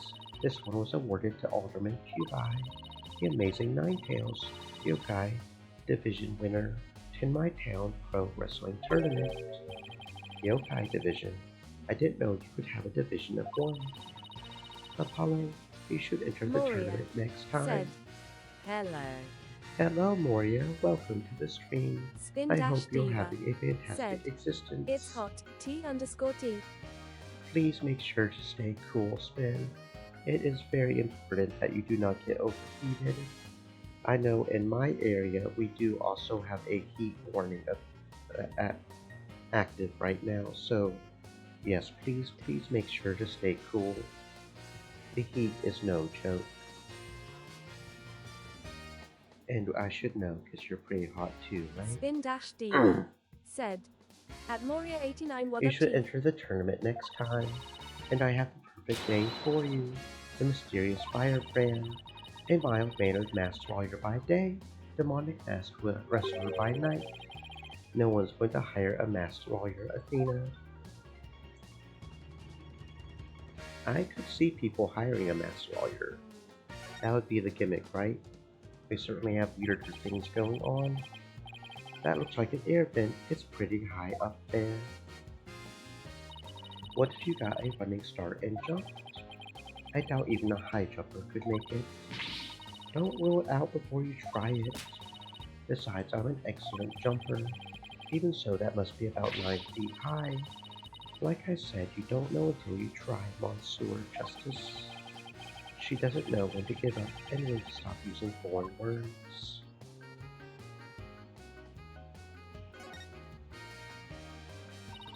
Doesn't this Tanuki statue remind you of the manor's caretaker, Phineas Filch? This raccoon-looking thing? Yeah, it does look like him. I just got the best idea. We should knock it over. It might transform back into Mr. Filch. Mr. Filch is mischievous, but he's not magical, you know? Way to waste a brilliant Moria idea, Apollo. At Spin dash a diva just staying cool. Let's see, anything else to look at in this angle? Doesn't look like it, so we should only have one more angle left, right? No, we have 3 angles? Oh, it looks like we only have 3 angles to do this from. I assumed there was 4, because you know one for each side of the room, but we only have 3 angles, so let's see. Was it Mr. Jinxie Tenma who first discovered the first crime scene? That's right, and this photo shows what she saw when she opened the door. Miss Tenma had a key allowing her immediate access. A key. So then Fox Chamber was locked. Yes, and Miss Tenma had the only key to its door. Really? So Ultraman Cubite didn't have a key to the Fox Chamber. Actually, he had a master key for most of the doors in the manor, but it disappeared after his murder. Disappeared? You think the killer took it? It could very well be connected to the murder. We're looking into the possibility now. But it's the timing of Miss Tenma's discovery that I think is the most important. Of course, I'm not going to share that information with you. You think you're some kind of champion of justice, but you're just plain old mean. I won't fall for that, you shameless rascal. I only help good little boys and girls. Shameless rascal? Who even says that? Well, I wouldn't exactly call you a good little girl either.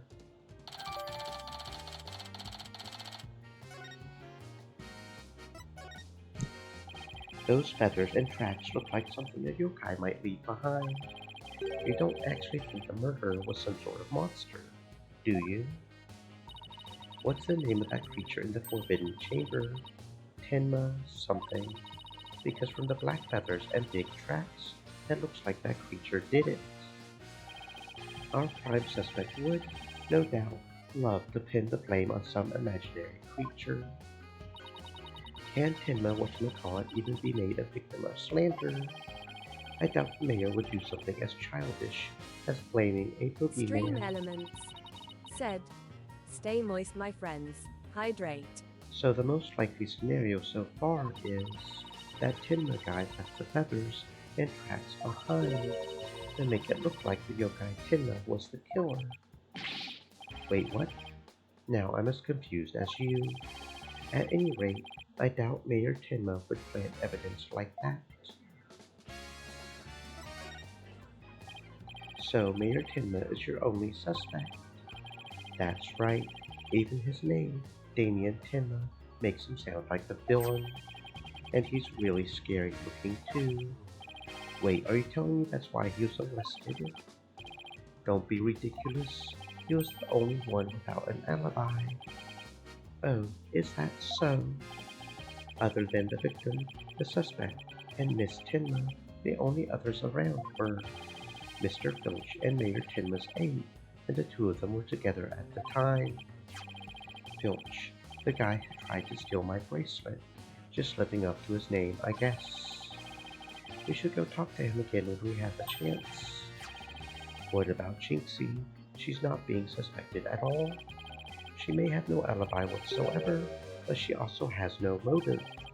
It's unfathomable to think that she would murder the older man and pin the crime on her father. Besides, do you really think a little girl could lift up this huge spear? True enough, that spear looks even bigger than her. That's about all I can reveal at this time. Well, you must admit Damien Tenma appears to be the most likely suspect.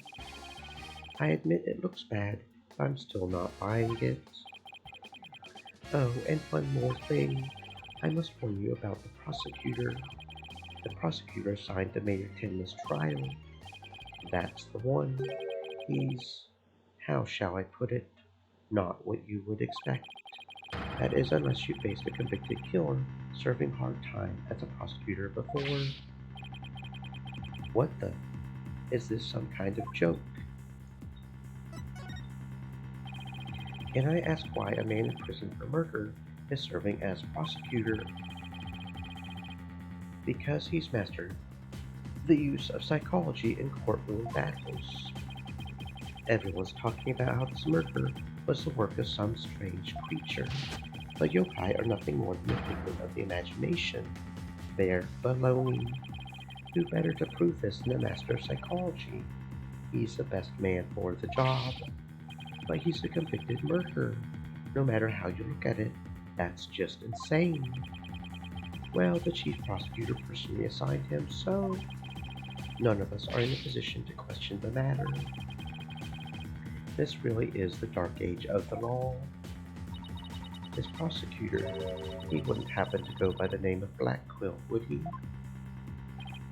Bingo, Simon Blackquill. So you have heard of him. You could say that. What's that supposed to mean? Well, I bet you don't know his unofficial title. Ever heard of the Twisted Samurai? That's Prosecutor Blackquill. The Twisted Samurai. Is that because he's a criminal?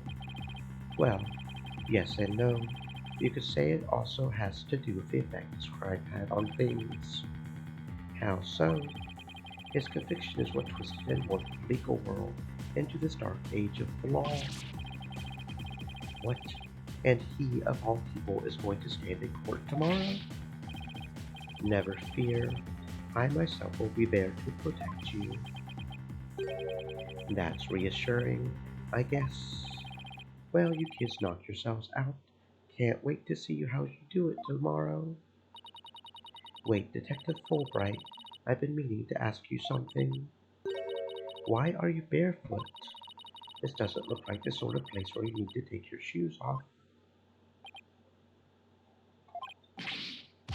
I hadn't even noticed.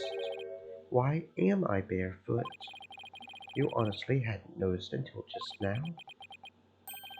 Wait a second. Those shoes we found earlier. Excuse me, Detective Fulbright. These wouldn't happen to be your shoes, would they? Yes, they are. My favorite pair, in fact. Thank you for bringing them to me. You must truly be on the side of justice. Don't tell me Mr. Filch actually stole from a detective. Stealing shoes right off of someone's feet. That's pretty amazing. I find it more amazing that Detective Fulbright didn't notice. Well, looks like we've gotten all we can out of the detective. So, let's see. Maybe we should go have a word with Mr. Filch. I want to hear what his alibi is.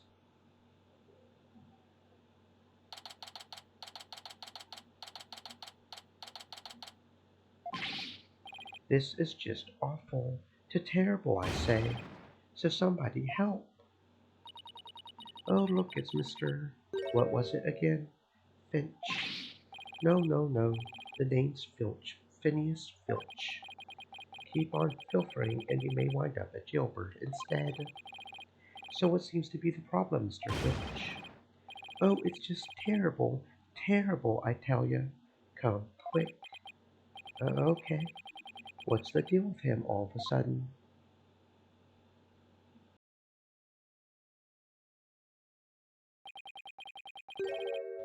Looks like some kind of mask. It's the Amazing Nine-Tails mask. The Amazing Nine-Tails. Oh, right. The wrestler who appeared during the festival's special event. What's his mask doing here? He would never take off his mask like this. Someone must have killed him. What? Who would do such a thing? Let's go talk over there in Privet. Look, there's some white hair caught up inside this mask. Amazing Nine-Tails mask.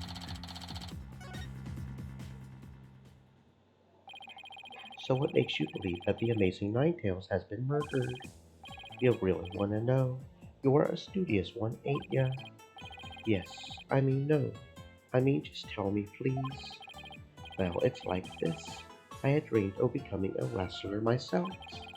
Hey, how about you join me in the quest for the champion's belt? What'd you team?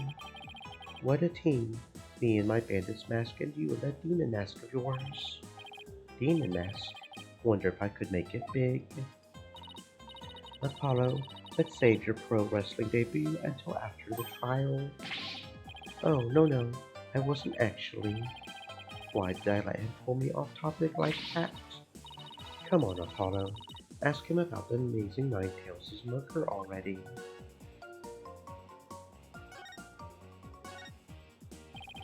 The Amazing Ninetales is our village's savior, and don't you forget it.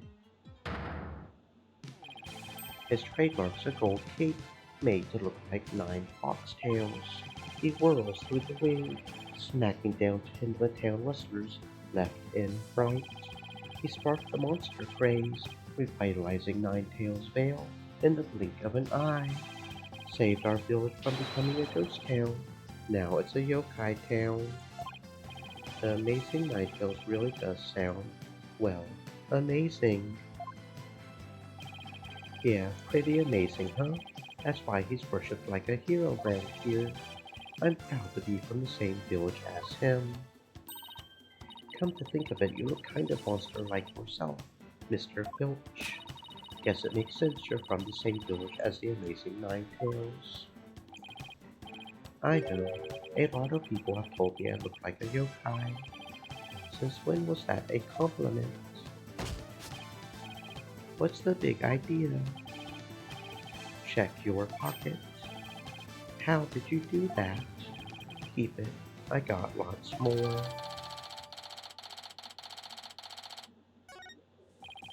So you keep saying that the Amazing Ninetales was killed. What's the story behind that? Are you saying he was murdered because his mask washed up along the river outside? That's only part of it. The main reason is no one's seen him since the special event. The word round Ninetales Vale is he was killed by Tinmataro. You villagers are really superstitious, aren't you? That we are. We love conspiracy theories, too, like the mayor's diabolical plot. The mayor of Tinmatown, what is he plotting? Rumor has it he's planning on releasing Tinmataro. That's why he wants the merger. He'll open the Forbidden Chamber once he's in control. That's quite a tale. Ain't finished yet. There's only one person who could stop the mayor. Our hero, the Amazing Ninetales. He vowed to battle the mayor of Tinmatown and stop the municipal merger.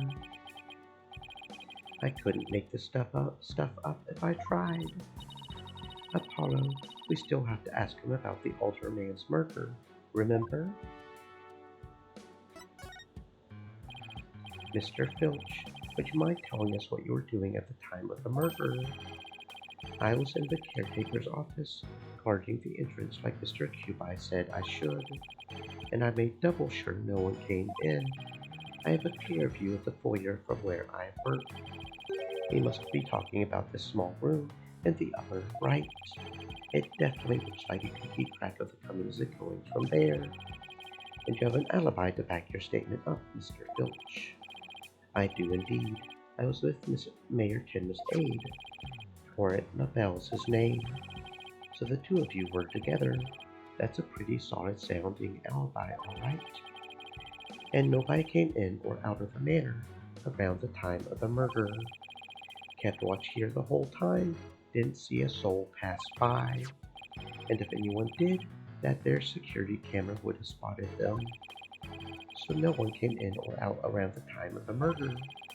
That means we're dealing with someone who was already inside when it happened. So do you think this mask is the real deal? Without a doubt, this here's the mask worn by the Amazing Ninetales. What about that white hair I found inside the mask? Wait, I just thought of something. Remember the golden animal fur we found at the crime scene? Could it have come from this mask? Look, there's even a spot where some fur is missing. Then this places the mask at the crime scene at some point in time. Which means... what does this mean? Someone with white hair who is linked with the murder and is against the merger. No way. Could the Amazing Ninetales and the Altar Man actually be? Something wrong, Apollo? You should see the look on your face. Oh no, it's nothing. Maybe JC could tell us something, since she works here.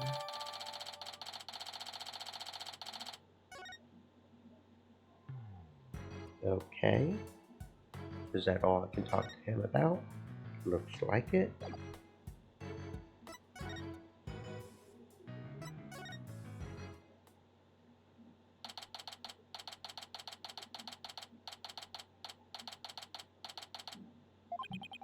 Oh look, there's Jinxie.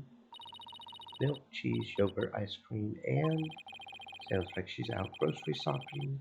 She must really like dairy products. A charm to make a better milkshake and another to cure my lacto. Oh. That moment when you know something tastes good, but it just does not agree with you. Maybe she should just stick to soy milk. Jinxie, hey, it's me. It's the demon lawyer. Not another warding charm. Apollo, who is she? Right, this is your first time meeting each other. This is Jinxie, Mayor Tenma's daughter. She was the first to discover the crime scene. So she's the one who... Hello, my name's Athena Sykes. I'll be helping Apollo defend your father at his trial. Pleased to meet you. Pleased to meet you too. Spin Dash Where's Diva Trucy? said, Yo, she gon' have the Trotskys lol. Yeah, but sometimes it's worth it, don't you think? Sometimes you just gotta do what feels and tastes good. Where's Trucy? She went back to the office ahead of us. But don't worry, Athena and I are on the case.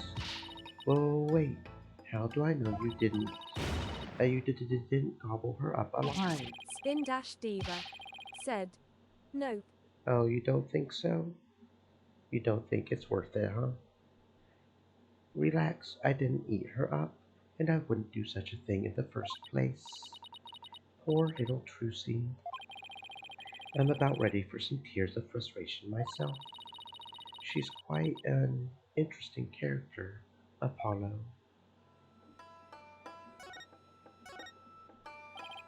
Jinxie, do you remember any more of what happened? Not much, at least not yet. But you think Tenma Taro was the killer, right? At Yokai we saw at the festival. I don't know anything about that. But you said Tenma Taro murdered the Altar Man. It's okay, Jinxie. You can tell me.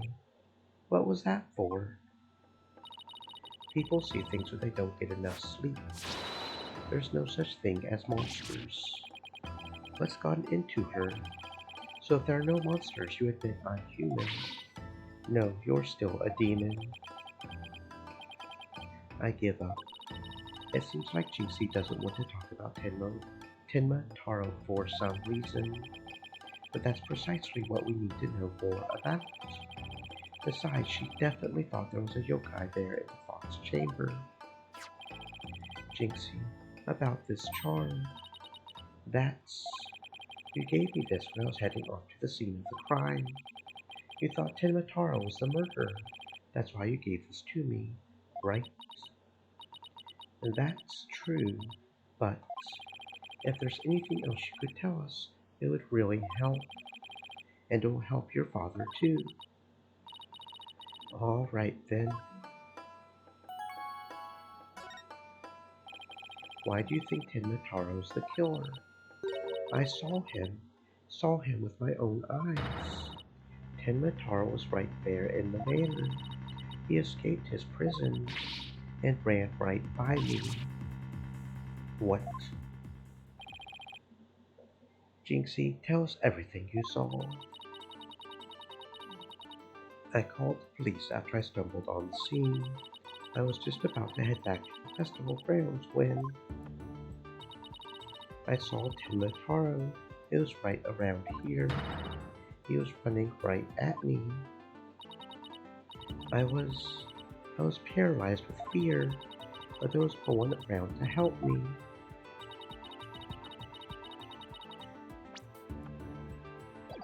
The foul beast raced right by me toward the foyer.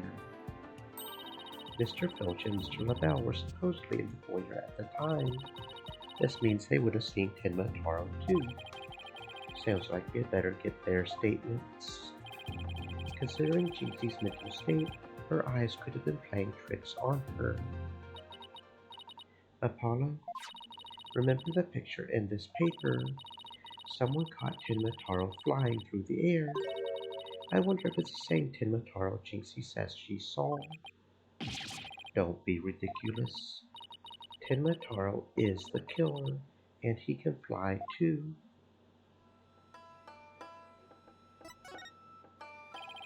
Jinxie works at the Alder Man's Manor, so maybe she can shed some light on this.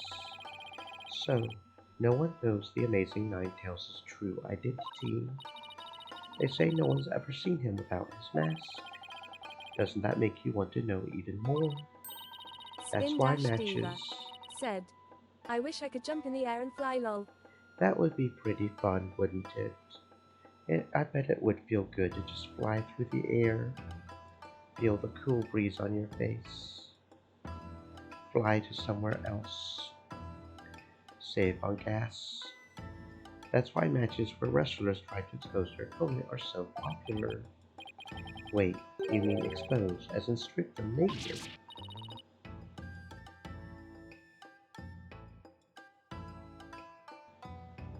You even think like a demon. The only thing the winner removes is the loser's mask. To have your mask torn off is the worst humiliation a wrestler could suffer. That's why their masks are more important to them than life itself. So you see, these unmasking matches are life and death battles for the wrestlers. That means this mask didn't just happen to wash up along the riverbank. There's got to be a story behind it. No one can stop the amazing Ninetales.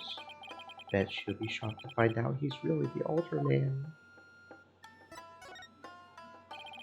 About the yokai you saw at the scene of the crime, anything else stand out? Actually, I heard the strange jangly sound. A jangly sound. Can you be a little more specific? My memory's kind of fuzzy.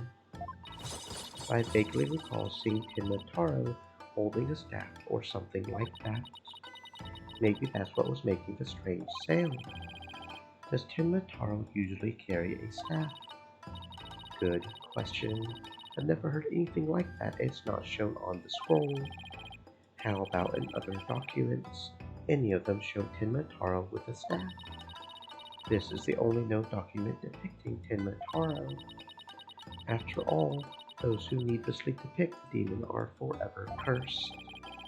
Then what's the deal with the Tenmataro you saw, Jinxie?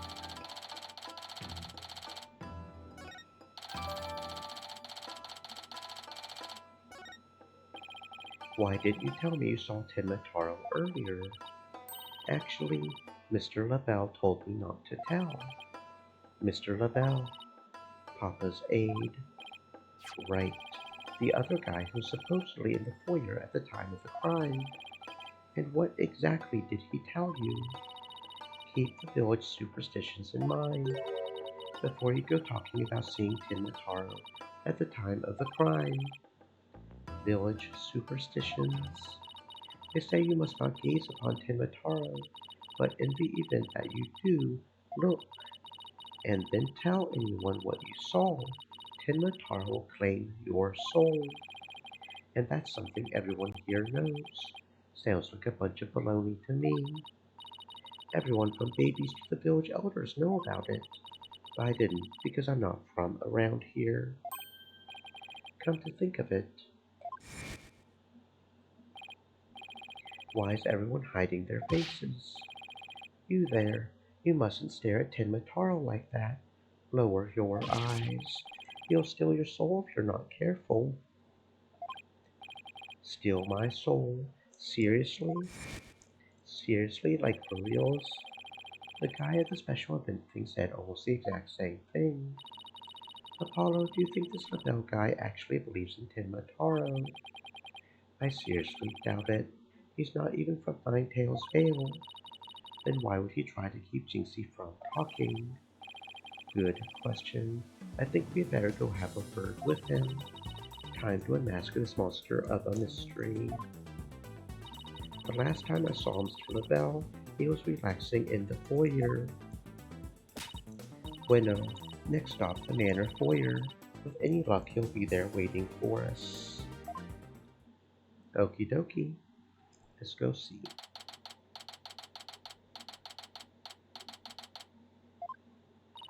There's no one here. Guess our luck isn't so good when it comes to Mr. LaBelle. Maybe he's out for a walk or something. Somebody left something on the sill of the caretaker's office window. Oh, it's a TV program guide. Tinmatown Pro Wrestling, Howlin' Wolf vs. Pretty Boy Vampire, blow-by-blow commentary by Timothy Twilight. Looks like someone circled a pro wrestling match. What do you think you're doing? It's a... Mr. Filch. Oh, what can we do for you? I bet she was going to scream monster, which really isn't much of a stretch. Ain't nothing I need you to do for me, but what business do you got with my TV listings? Oh no, it just caught my eye. Can I ask you if you watched this pro wrestling program today? Yep, 'twas a match between a couple of ranked amateurs though. It was a complete disaster.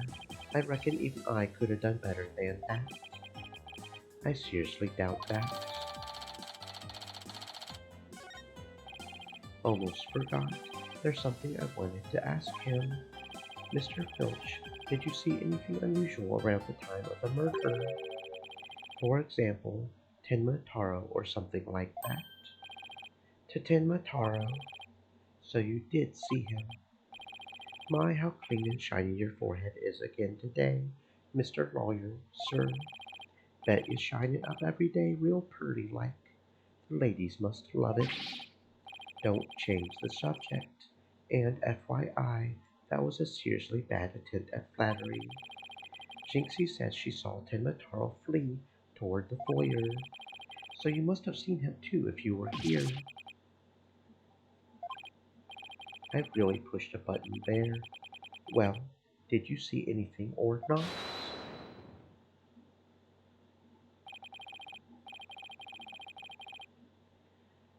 That is quite enough.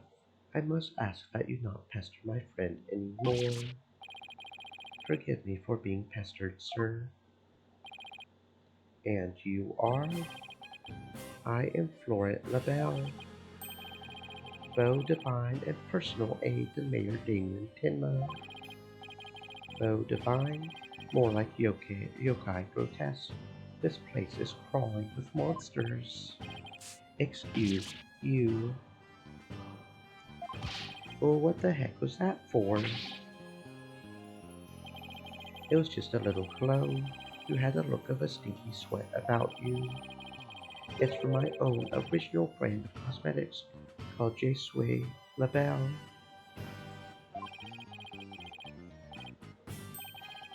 What a heavenly scent. I think you just paralyzed my olfactory receptors. I suppose such a scent would be difficult for a peasant to appreciate. I'm going to double check something real quick just because I want to be as correct as I possibly can.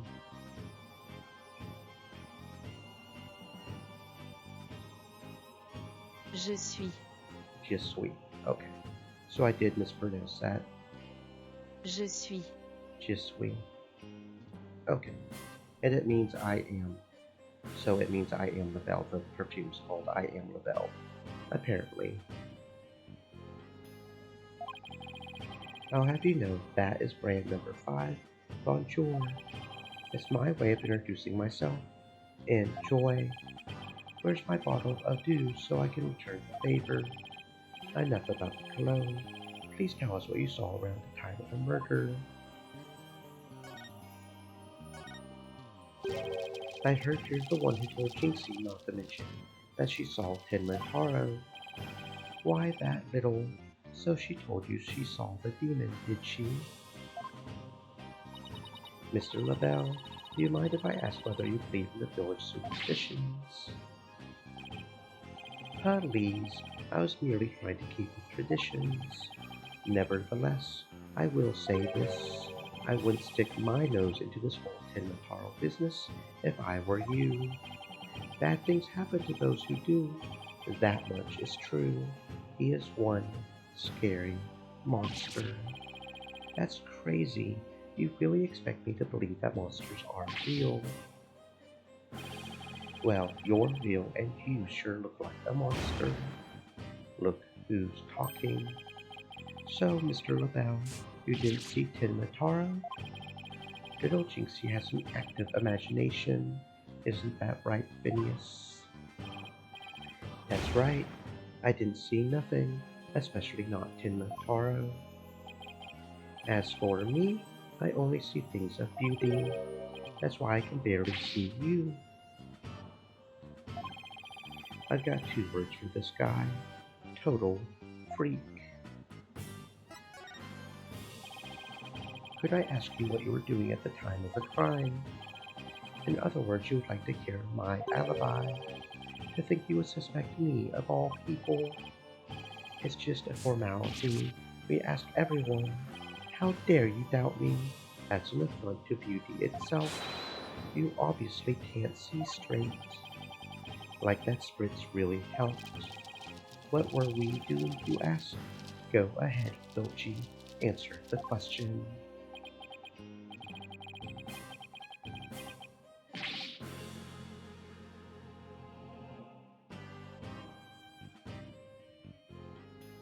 At the time of the crime, we were in this here foyer. Exactly. Good answer, Filchi. Good answer. Just repeating what you told. You said quite enough. What is with these two? Great, now he's got me talking like that. Are we quite through here? I'm a very busy man, you know? Right. Well, thanks for your help. So these two were in the foyer, but didn't see Tenmataro. Come along, Filchi. Where are we going? Right, gotta practice some statements for tomorrow. My eyes! You're going to dig your own grave with that big mouth of yours someday. What does he mean, practice statements? Now, if you would excuse me, it's time to touch up my makeup. Apollo, I know this sounds strange, but Mr. LaBelle seems unusually preoccupied with Tenmataro. Really? How can you tell? Well, it's kind of hard to explain. You see, I can read people's emotions from the tone of their voice. You mean you have good ears? Something like that. People's emotions are expressed in the tone of their voice, and my ears can pick up on even the subtlest of tones for some reason. That's an interesting skill. But what do you mean he's preoccupied with Tenmataro? I'm not exactly sure, but it was like he was obsessed with the thought of Tenmataro. That's what I picked up from his voice anyway. Everywhere we turn, it's Tenmataro this, Tenmataro that. We should go talk to the mayor too. Sounds like a plan. We need to get to the bottom of that rumor about him wanting to release Tenmataro. Yep.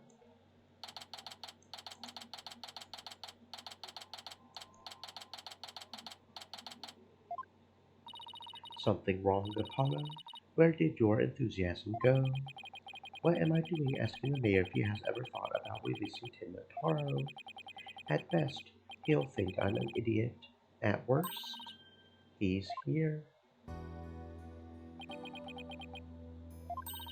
It's so nice to finally meet you.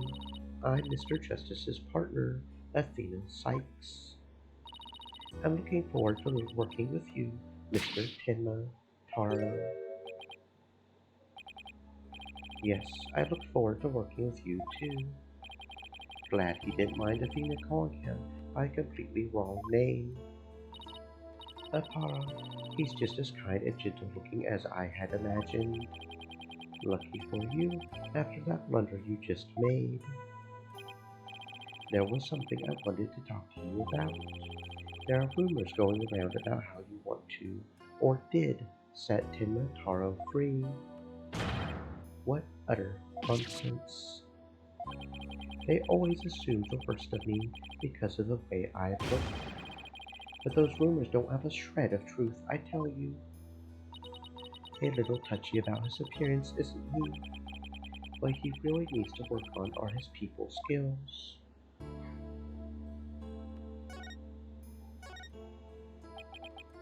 So, rumor has it that you want to push the merger through in order to release Tenma Taro. Of course, that's a bunch of baloney, isn't it? Sorry, sorry if I offended you. So that's the talk around town, is it? I can see how that would make you angry. What if Jinxie's schoolmates start teasing her about this? I must break out of here at once. Her tormentors must be taught a lesson. No, wait. First, we have to get you a not guilty verdict. Don't try to stop me. This is about a father's duty to his darling daughter. Hold tight, sweet Jinxie. Daddy's coming to save you. Relax. We'll look out for your daughter until we can get you free. Is that so? You don't need me to go straighten things out myself. They would probably call in the SWAT team if he showed up at her school. Right. I ought to ask about the reason behind the merger. It seems like you were rather forceful in pushing for the municipal merger. Did you really want Ninetales Vale that badly? Yes, well, it's quite an attractive prize in terms of tourism. Wait, am I feeling what I think I'm feeling? Sure, I played a bit of hardball, but only when I deemed it necessary. I knew it. My bracelet's reacting. What is it, Apollo? Mayor Tenma may not be telling the whole truth. Really? How can you tell? People invariably tense up when they lie. That's where my bracelet here comes in. I can sense when the person I'm talking to is feeling tense, because it begins to feel tight on my arm. No way! You can do that? Wait, so you believe me? Just like that? Sure, each of us has our own special gifts, things that make us beautiful and unique. A little unicorn magic, if you will. Catchphrases. Athena has a gift too, her special sense of hearing. Still, what do you think the mayor is lying about? I didn't know, but it's our job to find out. It's been a while since my bracelet last reacted like this. Let's see if I still remember how to do this. Yes, we are fully aware of how to do it. It was not that long ago.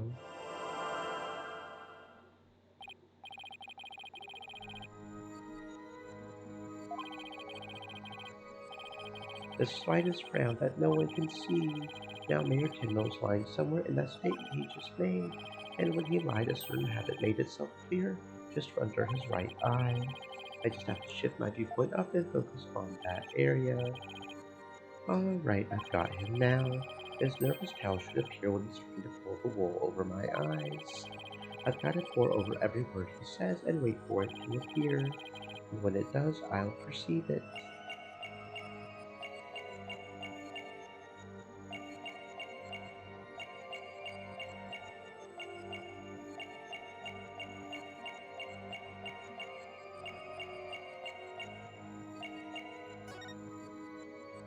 Gotcha! Mr. Mayor, please, you can trust us with the truth. The truth?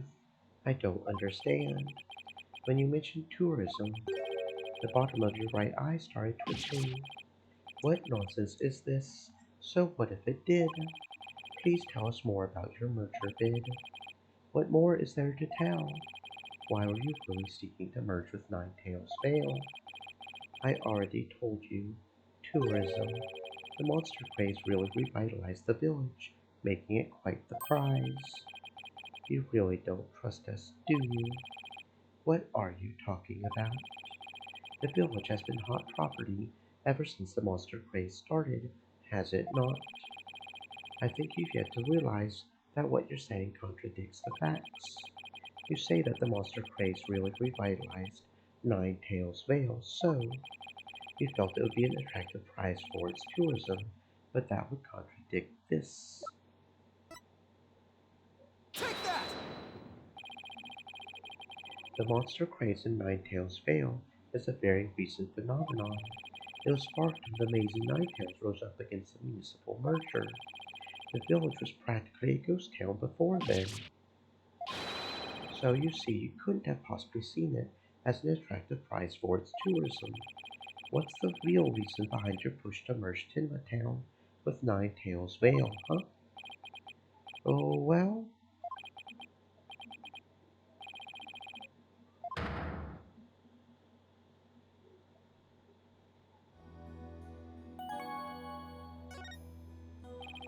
Are you ready to tell me the truth now? Honestly, I never wanted to pursue the merger in the first place. But I had no choice if I wanted to protect my darling little Jinxie. Protect her from what? I received a threat. It said either I go through with the merger or my Jinxie dies. What? How awful. Who would do such a thing? I don't know. But whoever blackmailed me must be connected to the merger. Wait, so you think the blackmailer and the killer could be one and the same? Ultraman Cubi was immensely popular, so you have to ask, who would want him dead? The blackmailer who wanted the merger at all costs had all the motive in the world. But why go from blackmail to murder? The merger protest won't disappear just because the older man was killed. Could it be? What if there was another reason for the murder? Like what? Maybe the blackmailer discovered Ultraman Cubi's secret identity, and his secret identity was a threat to the blackmailer's merger scheme. What do secret identities have to do with anything, Apollo? I have evidence revealing the Ultraman's secret identity. Maybe it's time to use it.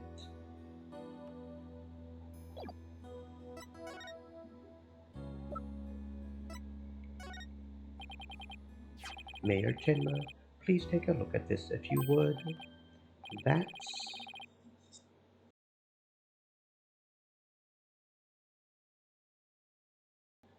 the amazing Ninetales masks. What is the meaning of this? This mask was almost definitely at the crime scene, and there was some white hair inside. White hair, you say? There was but one person with white hair in the manor that day. What are you saying? You know which man I'm talking about, right? I'm talking about Rex Cubi, the amazing Ninetales himself. No way! The Alderman was impossible.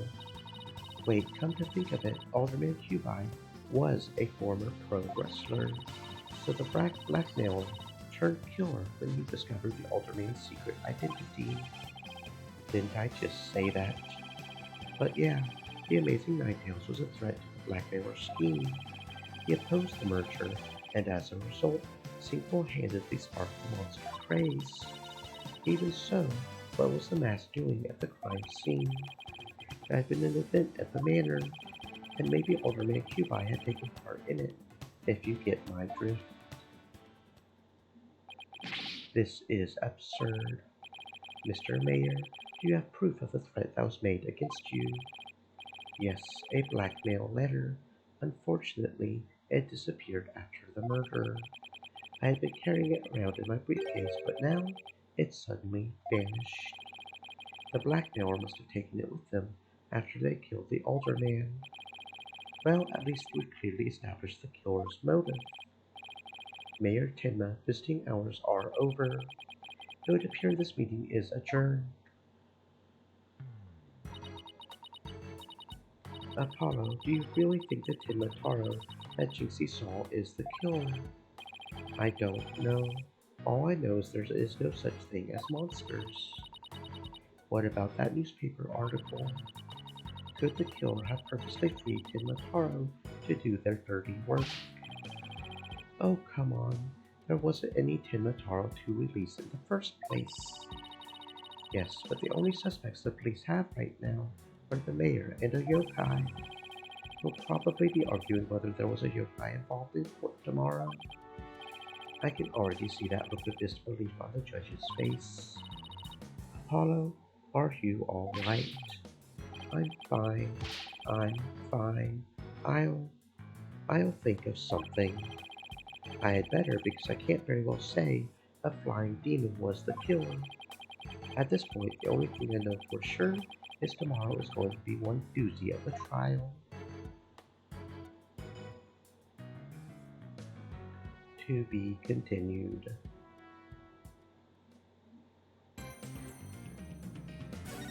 I'm going to take this moment, since we are saving and everything, to go get some more water. Be back in about a minute.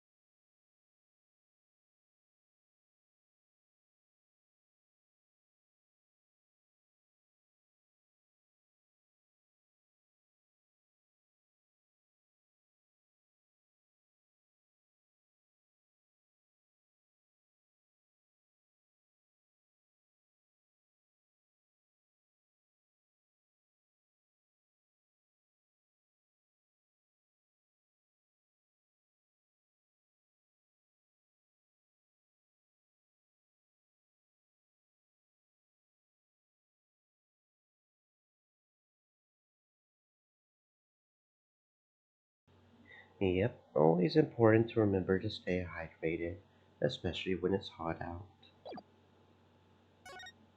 Okay, let's get this trial underway.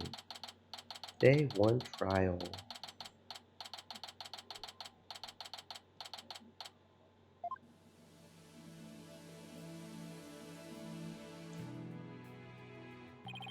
You okay, Athena? You've been really antsy ever since we got here. I'm just excited. This is my first real court case after all. A real ball of excitement she is. I know just what she needs. Athena? Didn't you ever learn about indoor and outdoor voices?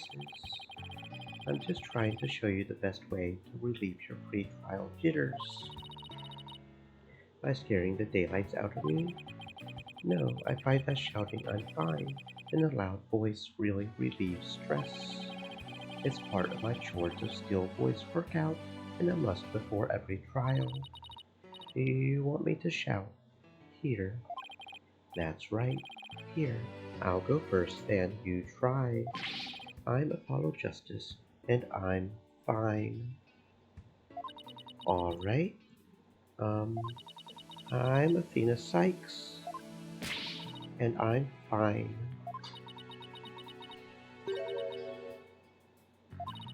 I think that actually worked. I thought it might help. Always works for me. An old friend of mine from junior high, and I say it all the time. I see. A proven remedy to calm the soul. I like it. How about we finish off with a race around the courthouse? The point is to relieve stress, not get totally exhausted. What's with all the racket, you two? Mr. Wright. Just a little voice workout. What's with the suit? This? I was thinking about getting my attorney's badge back, that's all. That's all? That's huge news. But why now? I have a feeling I'll be needed in the courtroom again sometime soon. But we can talk about that another time. No, fair. Inquiring minds want to know. Wow. I'm so used to him in his usual laid-back clothes. That suit makes him look like $1 million. By the way, have you heard about the prosecutor assigned to this case? Yeah, he's serving time, but before that he was a prosecutor. He also uses psychology. That's right. I've heard the rumors about how he was back before his conviction. Using the power of suggestion, he could make even the most stalwart defendant confess. Psychology in the courtroom. Been hearing a lot about that lately. So he must be a pretty scary guy, considering he's a prison inmate and all. So they say. They also say he'll cut you down if you talk too much. I knew he was going to be bad news. It's probably just hyperbole. At least I hope for your sake. Wait, so is it true or not? Let's just say you should be concise and choose your words carefully. If you'd like to keep a head of yours attached to the rest of your body, that is. Better tone down my chores of steel too. So, are you all ready? It might be a good idea to check the court record again before stepping into the ring. Right, Mr. Wright. But I'm fine. I'll be watching from the gallery. Good luck. Thanks. Okay, let's do this. The odds of pulling this off are ridiculously low, but that's nothing new. Believe in our client, seek the truth. That's all we can do. Hang in there, Mayor Tenma. Here comes justice.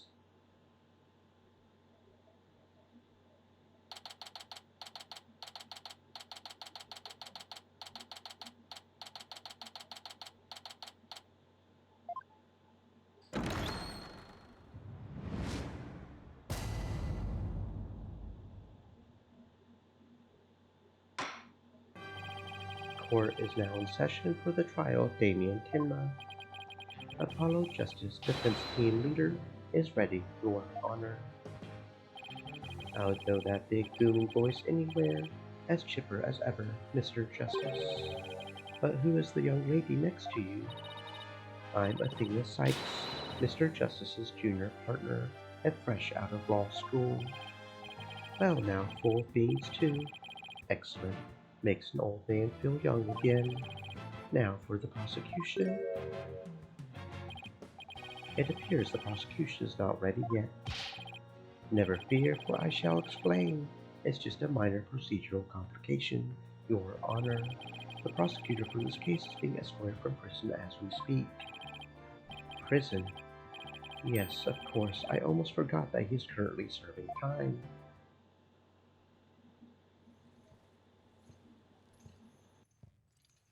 Yup, Prosecutor Blackquill's an inmate.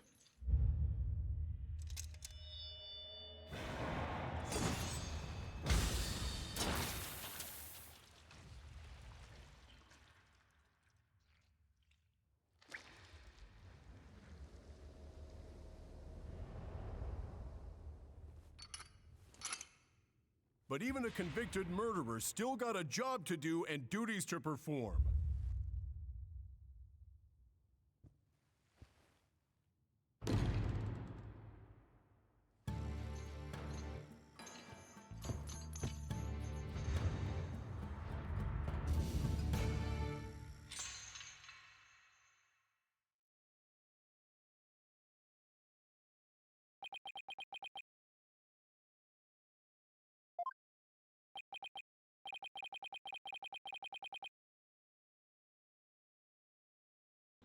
Who's that with his back to us over there? That's him. I'm sure of it. Prosecutor Blackquill. Is the prosecution ready?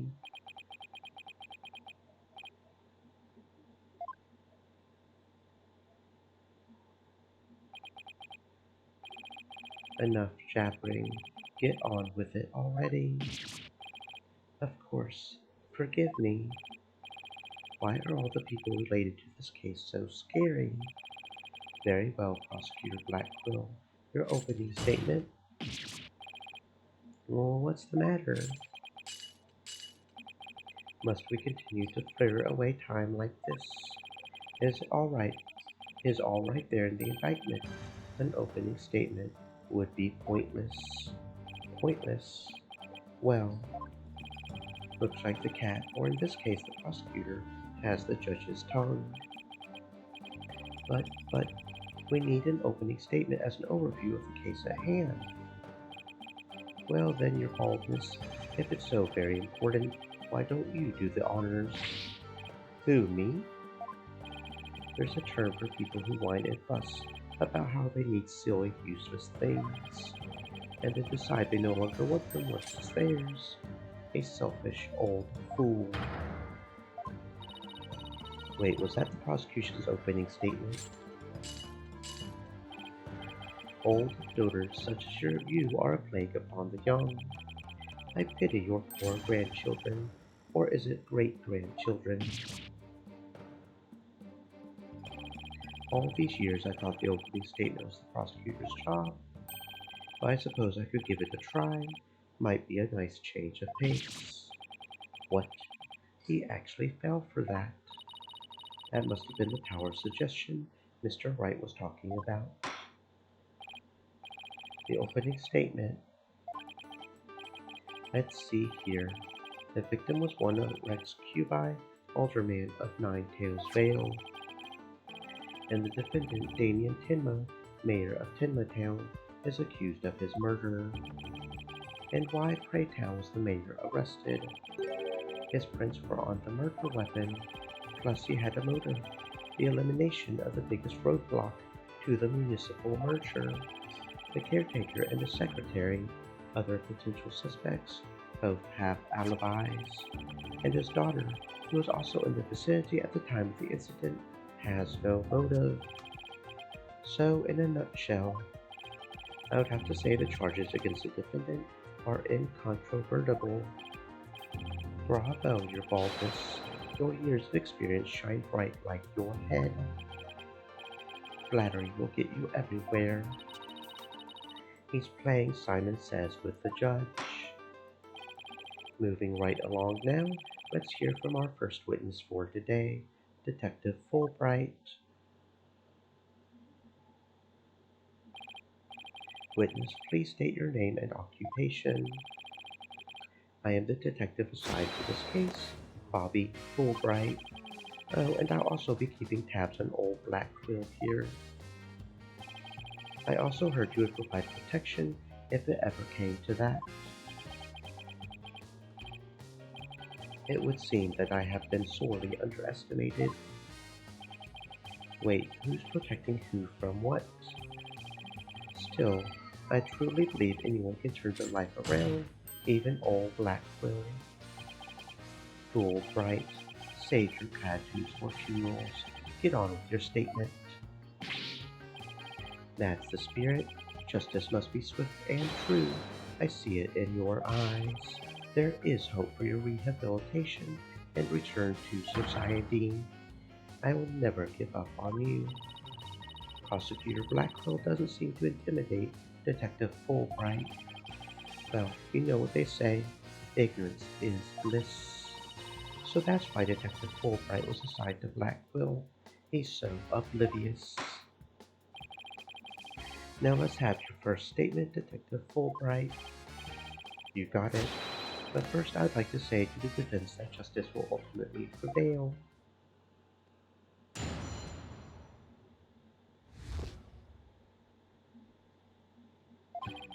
Alderman Cubi was murdered with a spear that had been on the wall.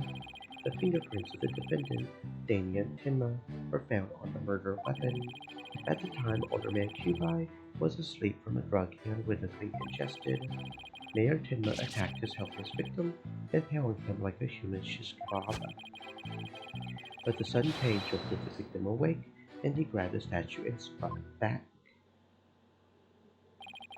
Alderman Cubi had been slipped some kind of sleep-inducing drug.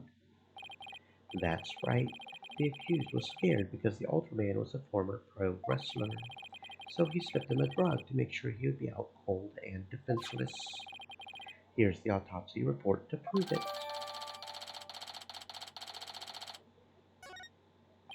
And the victim managed to attack his attacker despite being impaled by a spear. That sounds almost superhuman. Is it even possible? Well, he was a former pro wrestler after all. That spear was probably Stream nothing more than a Elements mosquito bite to said, him. Stay moist, my friends. Hydrate. Objection! Not so fast. Don't try to brush it all off by saying the Alderman had been a pro wrestler. Do you really expect us to believe he could fight back after being skewered by a spear? Never heard of the incredible feats of which a man is capable of in a pinch, have you? Like the samurai of yore, wrestlers can battle through intense pain. It sharpens their senses. I used to talk about it with the former wrestlers I met in the clink. I dunno, it still sounds a little far-fetched. Does it now? Then perhaps we should test the theory out on you with the edge of my blade. I didn't sign up for this.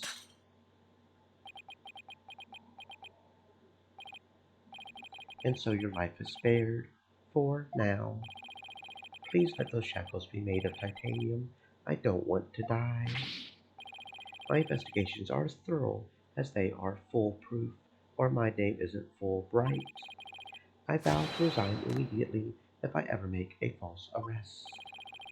The accused prints were on the weapon, and he's the only one person without an alibi. Quite decisive evidence, wouldn't you agree, Your Baldness? The defendant is sounding guiltier by the minute. He has the judge leaning toward a guilty verdict, and the trial's just barely begun. What's more, a curious rumor about the accused is making the rounds. They say he seeks the merger for the purpose of freeing Tenma Taro from his imprisonment. Truth be told, I can think of no real reason to show interest in that backwards bird. Perhaps he's a complete nutter and really does seek to release an imaginary demon. Either way, he is raving mad and more than capable of murdering the Alderman. That mayor is a strange one, all right. I heard he went to a blood drive, but instead of donating, he tried to make a withdrawal. Wait, what? There will be no gossiping in my court. Your Baldness, please take a gander at those charms plastered across his cranium. I hear they're meant to keep him safe from possession by the demon Tenma Taro. Then again, Perhaps he's already under the demon's spell. Behold, the lunatic appears poised to lunge at you at any moment. Hold it! The rumors and quirks of Mayor Tenma have no relevance to this case. Besides those charms on his head, they're just a fashion statement, I think. Come to think of it, such things don't seem relevant to the case, do they? The prosecution will refrain from dragging our client's reputation through the mud. What a dreadfully fearsome lass we have here. Thanks for that lifeline, Athena. Careful, Apollo. He has a judge dancing in the palm of his hand. The power of suggestion is one of the more powerful tools in Simon Blackquill's arsenal. He's trying to manipulate everyone's impressions to suit his objectives. This guy really is bad news. In any case, it seems the victim did manage to defend himself, despite being impaled. What sort of weapon did he use against his attacker? None other than the statue right here. It appears to be a statue of two strange creatures locked in battle. Two yokai, to be exact. On one side is a nine-tailed fox, and on the other, Tenma Taro. Quite interesting if you think about it. It's as though this very case were rendered in art.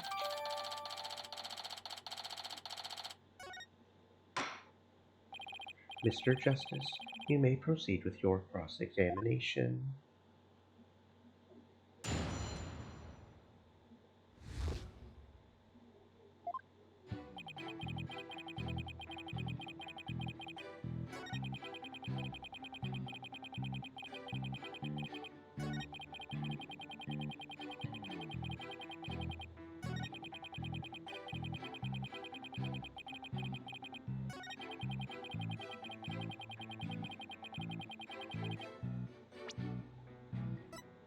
Objection!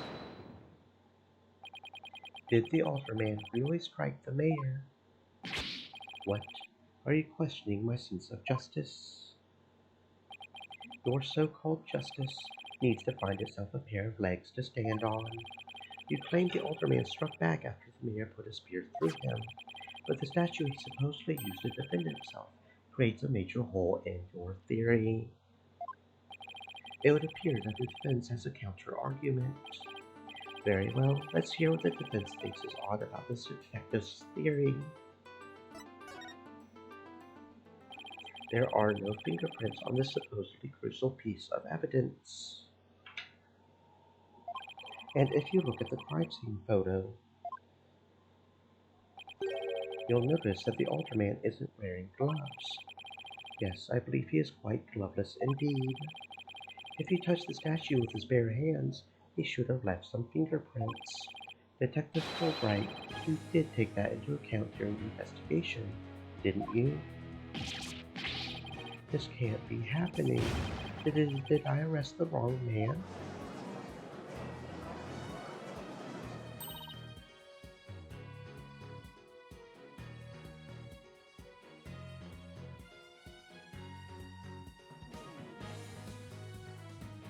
You did it, Apollo. You knocked Detective Fulbright off his high horse. Well, it's just 1 point in our favor. Who do you suppose killed the mayor if it wasn't the alderman? Well, if it wasn't the alderman, that means someone else must have clubbed the mayor. You mean there was a third party there in the Fox Chamber? Exactly. And this could be the big break we've been looking for. There does seem to be a hole in the prosecution's argument. Prosecutor Blackquill, would you care to respond to the defense's assertion?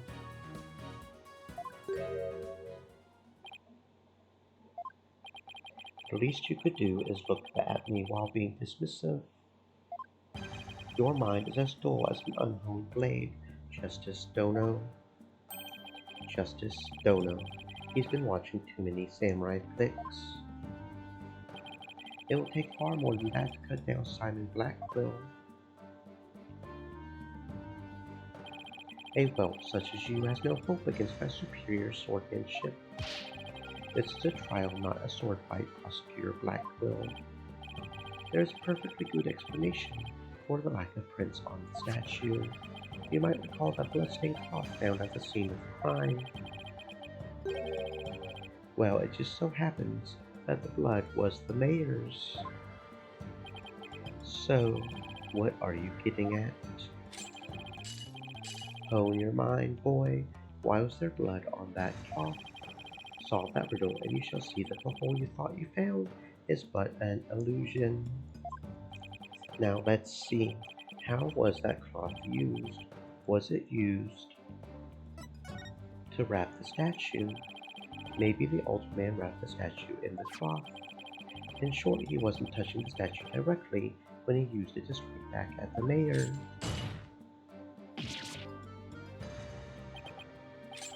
Precisely. Bully for you, boy. It was nothing. Apollo, don't let him start manipulating you, too. You just closed the hole for the prosecution. I did. Right. That a statue wrapped in cloth would leave no fingerprints is as plain as day. But this also proves there are no holes in our theory of the older man striking back.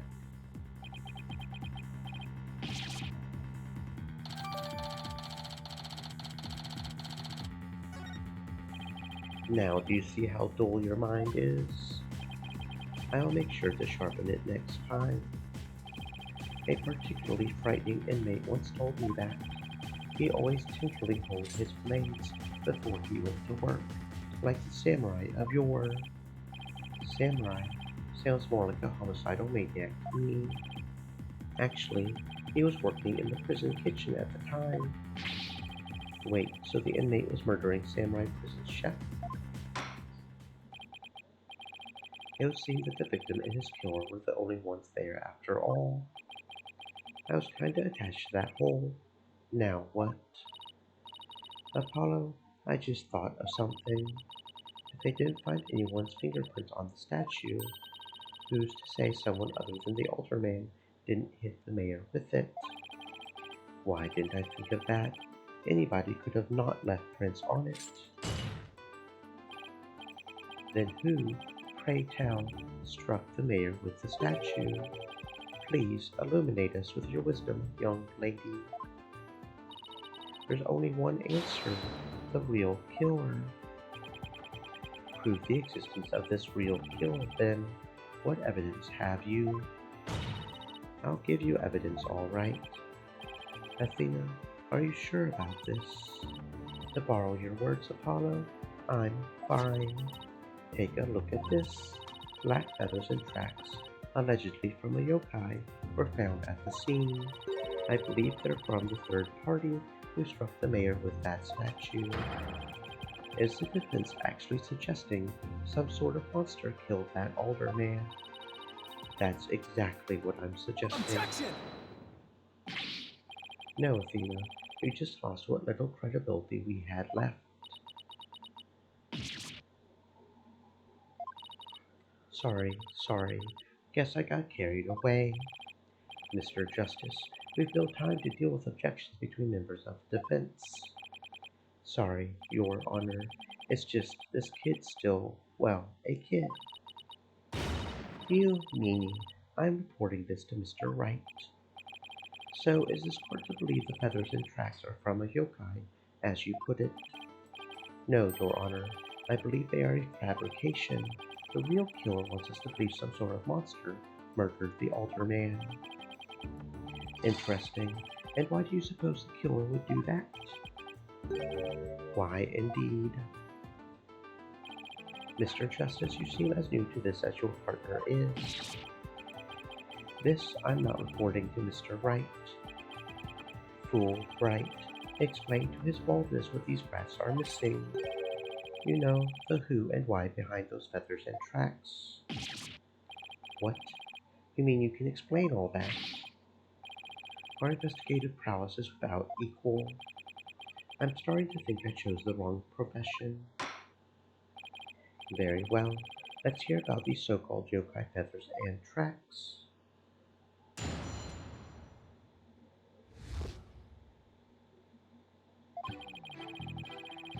This entire case centers on one man's attempt to crush opposition to the municipal merger.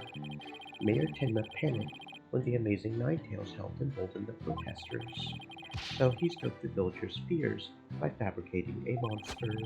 The strange feathers and tracks he planted made it look like a yokai was the cure. Those feathers and tracks stoked the villagers' fears. Absolutely, he knew exactly how to prey on their superstitious minds.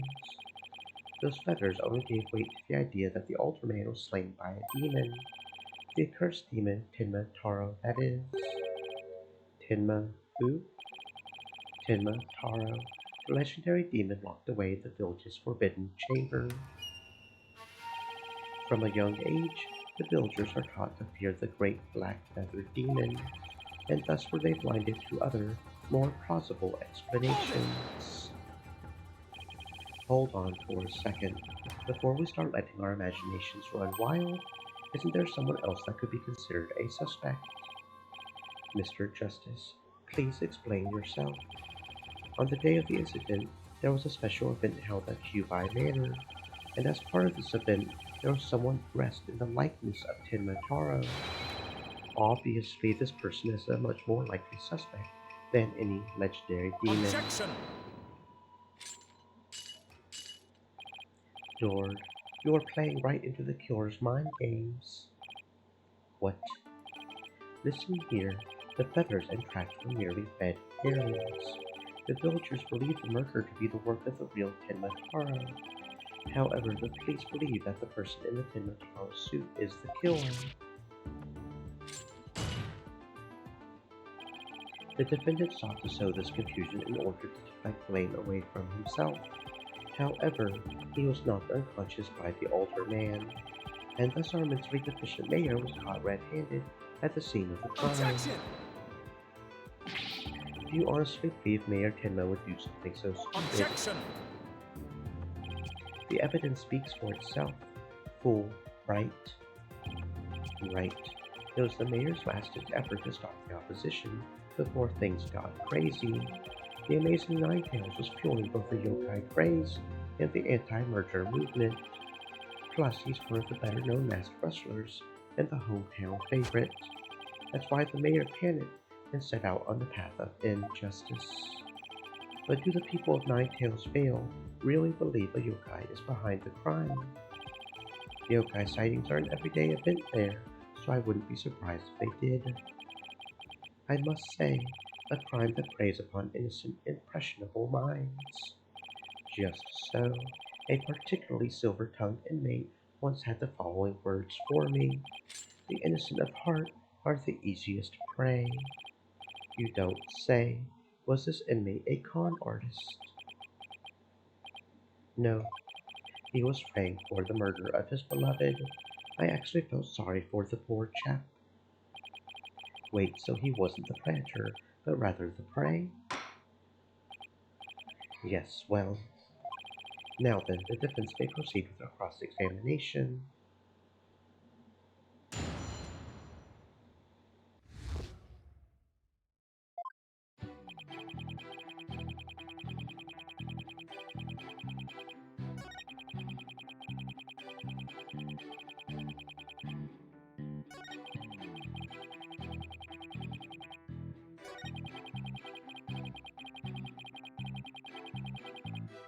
Hold it! But it doesn't add up. If what you say is true, why top it off with murder? What do you mean? You claim that our client planted the yokai evidence to stoke the villagers' fears. If so, then why not stop there? Why murder Alderman Cubai? Excellent point. It is, isn't it? So, Your Honor agrees there is no reason for the murder, correct? Objection! Perhaps the killing was on the spur of the moment. You're saying it wasn't premeditated. From the outset, I had no intention of paying heed to any of your babble. However, the fact is, the mayor made a startling discovery. A startling discovery. Why don't I like the sound of that? Alderman Cubai's secret identity. Apollo, I think Prosecutor Blackville has figured out the Alderman's secret identity. But even if he has, why would it be a motive for the mayor to commit murder? This is not good. This patch of fur was discovered at the crime scene. It's from the mask worn by the amazing Ninetales. Therefore, we can conclude that this mask was at the crime scene. Why would it have been there? The victim was a former pro wrestler and a member of the anti-merger movement. Need I say more? Well, could it really be? Your baldness has had an epiphany, I see. Our victim, Rex Cubi, was the amazing Ninetales, and the mayor's discovery of this fact was his motive for murder.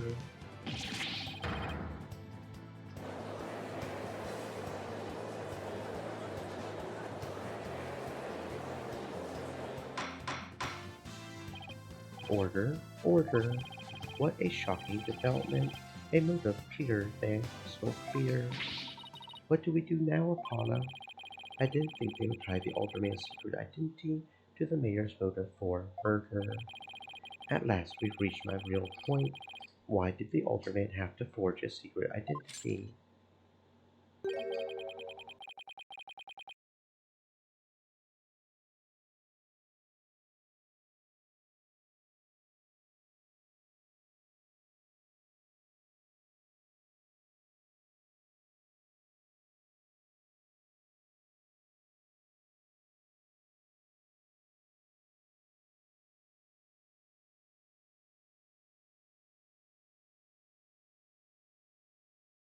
Does it not pique your interest, your baldness?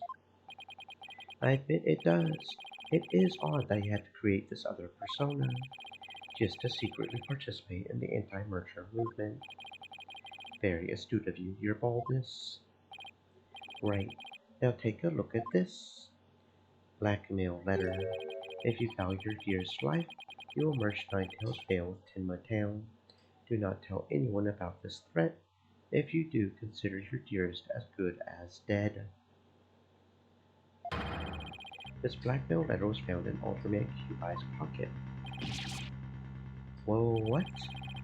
At present, the Alderman's wife is in the hospital, and that letter is clear evidence why the mayor was blackmailing him by threatening her life.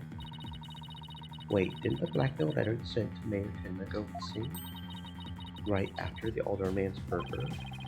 You think maybe the killer took the letter from the mayor after the murder and planted it into the Alderman's pocket? Or they both got a letter. It's possible, though we don't have any proof that that's what happened. Talk about being up the creek without a paddle. Mayor Tenma would have made a clean getaway if he had just left after planting the yokai things, but he was knocked out cold by a sudden decision to kill the amazing Ninetales. So, it was the amazing Ninetales counterattack that brought the entire crime to light. Wait a sec. Fulbright's claiming that the mayor killed the Alderman after planting the yokai evidence, and that the mayor was knocked out cold immediately after that. Detective Fulbright, please add your previous statement to your testimony.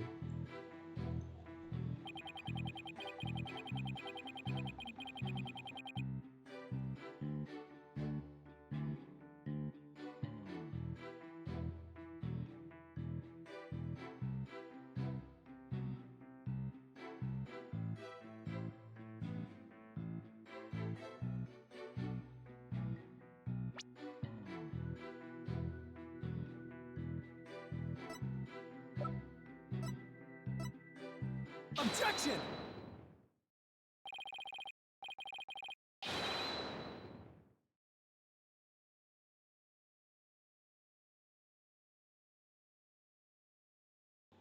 Detective Fulbright, your sense of justice is anything but fair.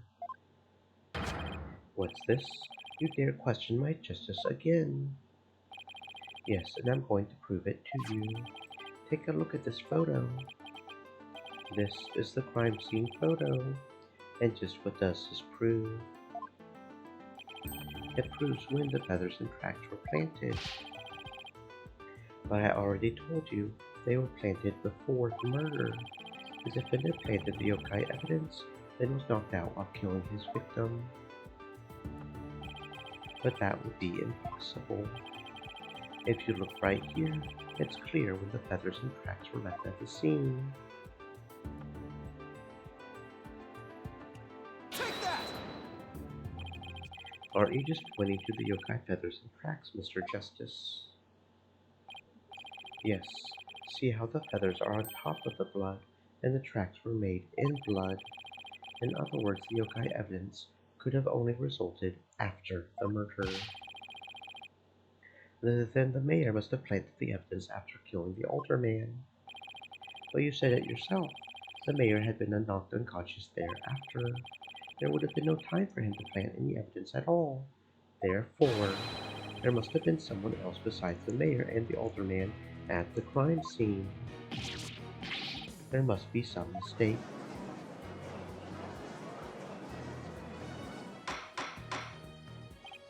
Order, order. Oh, where's your evidence? You can't possibly have any, can you? Evidence. I have evidence.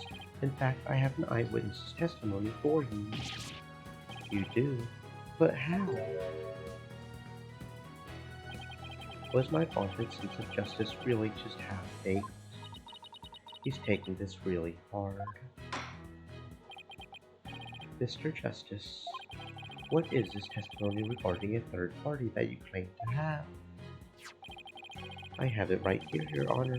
It's a sworn testimony of Mr. Tenma's daughter. The witness, Jinxie Tenma, you saw a yokai in the hallway after stumbling upon the scene. It was the demon Tenma Taro. He's the source of those feathers and tracks.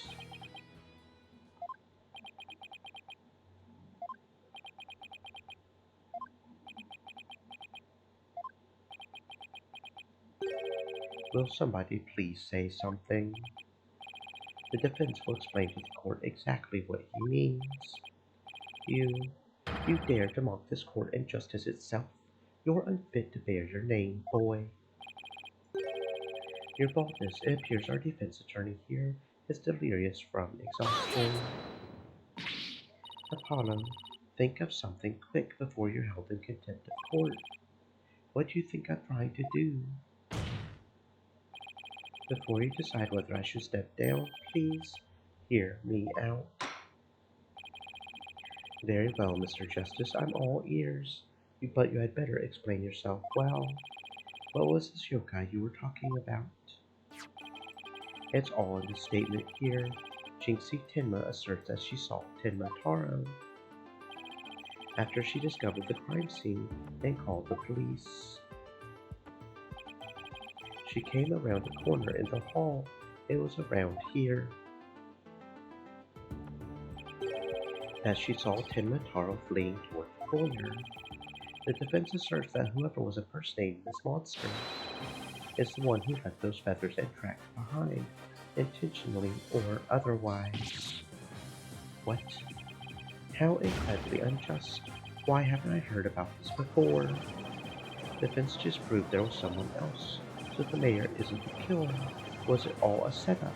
The prosecutor is a convicted felon after all. Apollo, the momentum has shifted in our favor. Good. Now let's keep it that way.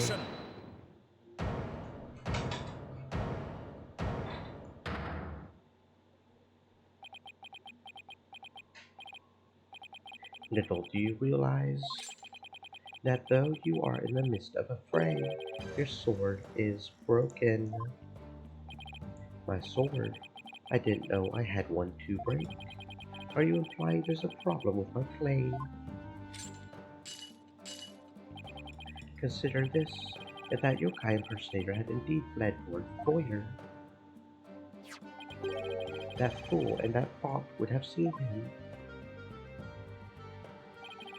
Fool and fop. You mean Filch and LaBelle, now that you mention it. Both Phineas Filch and Laurent LaBelle were in the foyer at the time, but they haven't stated that they saw yokai, have they? Did you ever consider that yokai was but a figment of a scared little girl's imagination? Why didn't those two see the Tenmataro impersonator pass by? Why don't we ask them ourselves? I was just about to say that myself. No, really, I was. The defense would like to call Mr. Phineas Filch, caretaker of Cubi Manor, to the stand. I just know he must have seen something. I suppose we can't ignore the fact that the little girl believes she saw a monster. I trust you have no objections to Mr. Justice's request, Prosecutor Black Quill. I understand that Mr. Filch is enjoying a nap out in the lobby. I knew that Tanuki was a rare find, but when we captured him, I didn't think he would end up a witness. Do with him as you will.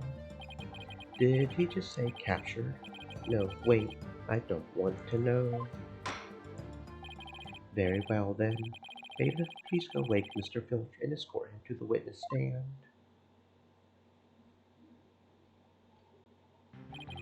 Will the witness state his name and occupation, please? The name's Filch, Phineas Filch, caretaker of Cubi Mansion. Oh, and this is for you, your lordship. Just a little something I thought you might like. Oh my, what a fabulous pair of shoes. And your honor will do just fine, Mr. Filch. It's those shoes again. Don't they belong to Detective Fulbright? Don't tell me Filch stole them again. They're all yours, your honorship, sir. What? But they seem awfully expensive. Yep, too expensive for me. I reckon they would be perfect for someone like your honorship. It's a kind gesture, but legal ethics dictate I can't accept such gifts.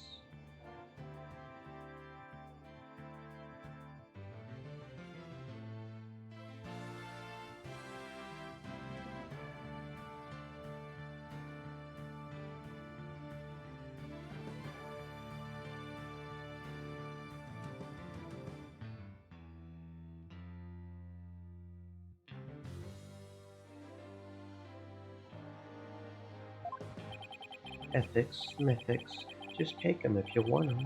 Polish them up real nice for you too.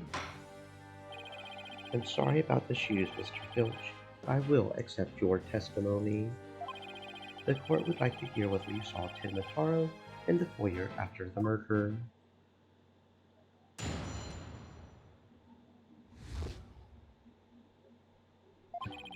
At the time of the murder, I was on guard duty in the foyer, just like Mr. Cubi asked. I was making sure no one, fair, foul, fishy, or otherwise, could get to our guest. I was still in my office, keeping a good watch when the murder happened after 3. I didn't see nothing out of the ordinary, no sir-ee. That yokai you keep jabbering on about was but a phantom of a little girl's dreams. So you're telling this court you never saw anyone dressed up like Tenmataro? Was guarding the whole time? That's the truth, the holy truth, and nutter butter to the truth. And Tenmataro? You don't really believe in all that yokai mumbo jumbo, do you? I certainly don't. My bracelet, it's something the matter, Apollo? My bracelet keeps squeezing my arm. Really? So you think Mr. Filch has been lying to us? I wouldn't rule it out. Now, if I could just zero in on a tell. Some sort of nervous habit. What in the... Oh, what's a hawk doing in here? Allow me to introduce my trusty cohort, Taka. He seems to have taken quite a liking to the courthouse, made it his new home, in fact. He doesn't live with you, you know, in jail. Who's ever heard of a courthouse bird? Taka simply loathes trickery and fraud, and that queer power of yours seems to have offended my dear bosom buzzard. This isn't some sort of trick or... I won't be able to spot squat like this. Oh, what the heck's going on around here? Run for the hills. I mean, that's assault, guys. That is assault. This game is so full shit. No pets or other animals allowed in the courtroom. Somebody help. He's merely having a bit of sport. He won't harm you, save when truly famished.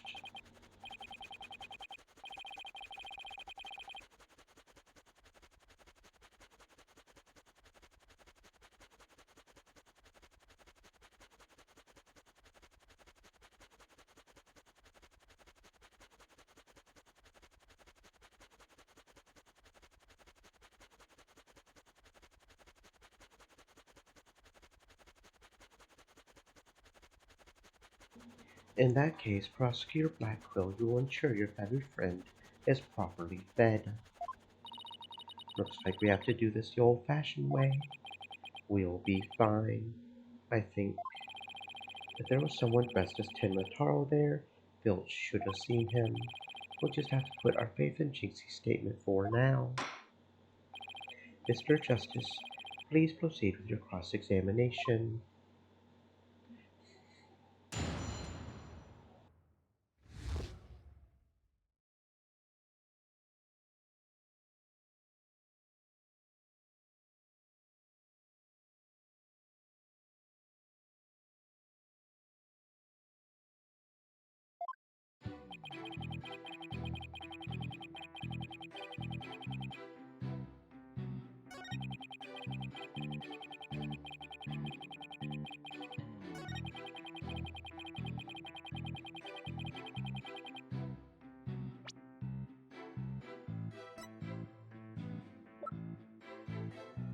Objection!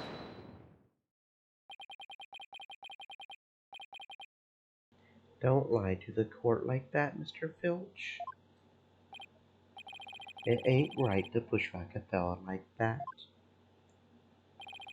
Unfortunately for you, I have evidence that proves you're lying. If you look at this TV listing here, you'll see that at the time of the crime, there was a pro wrestling match scheduled, something you would never miss. I didn't watch that one, no siree. I was doing my job just like I was supposed to. This guy doesn't know when to give up. Mr. Filch, someone even circled the match. It was you, right? Not only that, you even told me you watched it. You said, and I quote, it was a complete disaster. So, do you admit to slacking off? You can't trick me with your ruddy poo while you're talking. I'm one of them professional types too. I can do double duty, watching TV in the foyer at the same time. The only thing Filch can claim to be a professional of is professional thief. Mr. Justice, you would have this court believe the witness was slacking off. That's correct.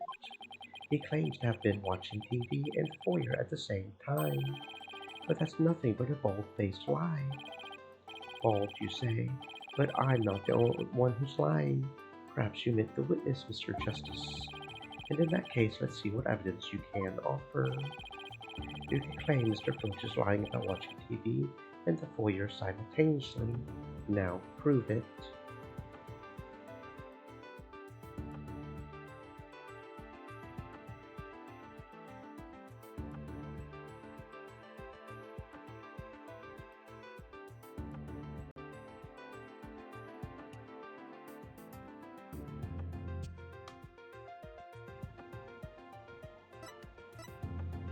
Take that! Please take a look at the direction the TV is facing in this diagram. Now, unless Mr. Filch has eyes where his right ear should be, I would think it would be impossible to watch the foyer entrance and the TV at the same time. Why yes, someone was watching TV there couldn't possibly see the entrance. Exactly, and that means Mr. Filch, you were slacking off and were not watching the foyer as you claimed. The bag's out of the cat. I mean, other way round. Oh no. Look at that. Did you guys see that? I just noticed. He's standing on an orange crate. He is too short to even be on the witness stand. Order. But Mr. Justice, is Mr. Filch's lesson stellar work ethic relevant to this case? It's very relevant because while he was slacking off watching TV, there really could have been a Ten Mataro in the foyer. Objection! What now? Granted, this Tanuki was lax in his duties, but he still had the foyer entrance covered. What are you talking about?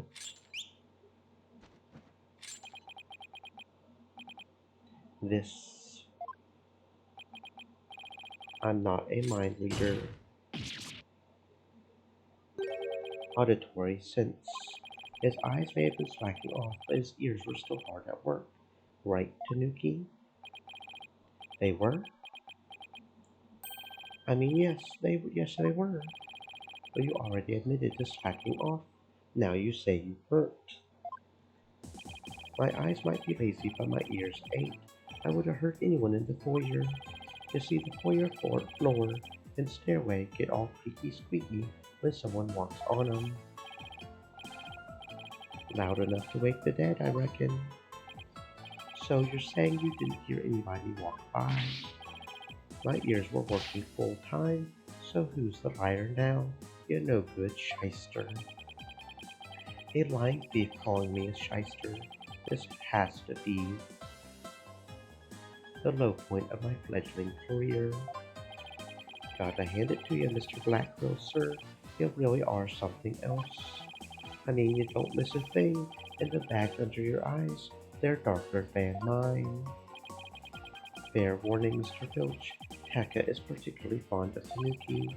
Should you lie to this court again, you may suddenly find yourself on the menu. Please don't eat me, Mr. Taka, sir. The witness will henceforth testify truthfully under penalty of painful bird attacks. And with that in mind, the court requests that the witness revise his testimony accordingly.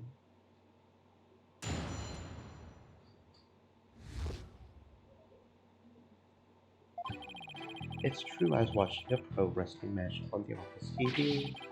My eyes might have been slacking off, but my ears, they were working overtime. The floor there's all creaky squeaky like. No way I would have missed someone walking by. So you see, there weren't no Ten Mataro in the foyer. Superstition is the religion of feeble minds. Understand?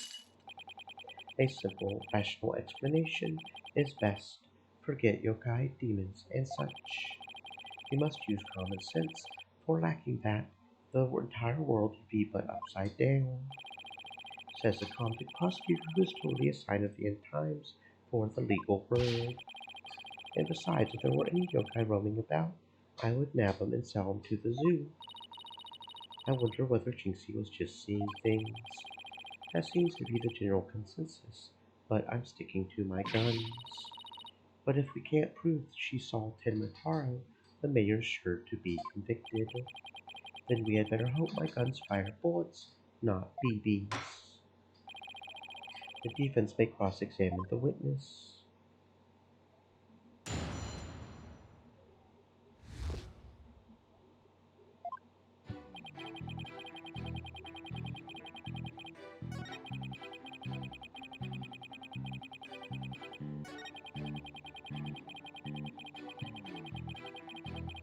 Hold it! So you have pretty good ears, Mr. Filch. As good as they come, I would say. Ain't nothing to hear a creaky floor. Plus, that Ten Mataro makes a sound when he goes by. It's like a jingle jangle. Jingle jangle. How does he do that? It's that staff of his. That's what jingle jangles. What's he talking about, Apollo? Beats me. I guess Ten Mataro has a staff that makes noise.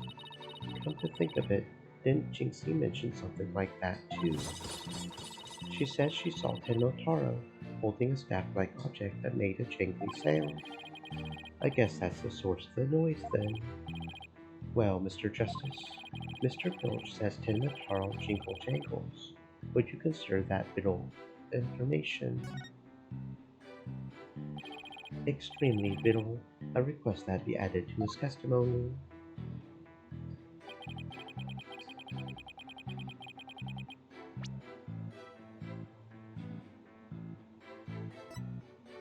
Objection! Tinmataro's staff would make a jangly sound, you say? Well, I'm going to say that your story doesn't add up.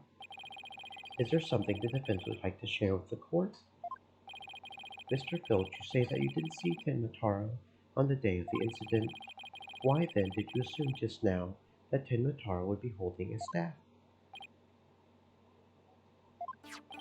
You see, the Tinmataro Jinxie saw held a staff in his hands, and she described its sound just like you did, as a kind of jangly sound. Yeah, so he was holding a staff. What's your point? Objection! The point is that Tinmataro doesn't use a staff. Not normally. What are you talking about? You see, this is the only known document depicting Tinmataro. Is there a staff in that picture, Mr. Filch? You're right. There's no staff. Not even a cane or a walking stick. So the question is, why does the witness think Tinmataro uses a staff? I believe the answer will overturn the prosecution's case on the most basic level. Well now, this is getting interesting. Alright, Mr. Justice, it's time to show the court where you're going with this. Please tell the court why Mr. Filch believes Tinmataro carries a staff.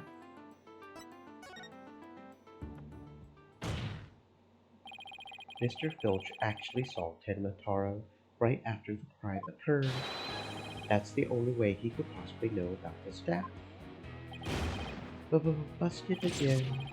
Bloody hell, you duplicitous little... Yes, how did that feel, Black Quill? Not so fun when you're on the receiving end of the blade, is it? Admit it, Mr. Filch. You did see Tinmataro that day, didn't you? Well, I'm begging you, please don't make me say it. But clearly you did see Tinmataro. Stop stalling and testify to that fact. No can do, no way, no how. You ain't got no idea how terrifying he can be. He, Mr. Filch, still won't admit to seeing Tinmataro, even though everyone knows he did. The question now is why? Mr. Filch is scared to death. Is that why he can't admit the truth? Come to think of it,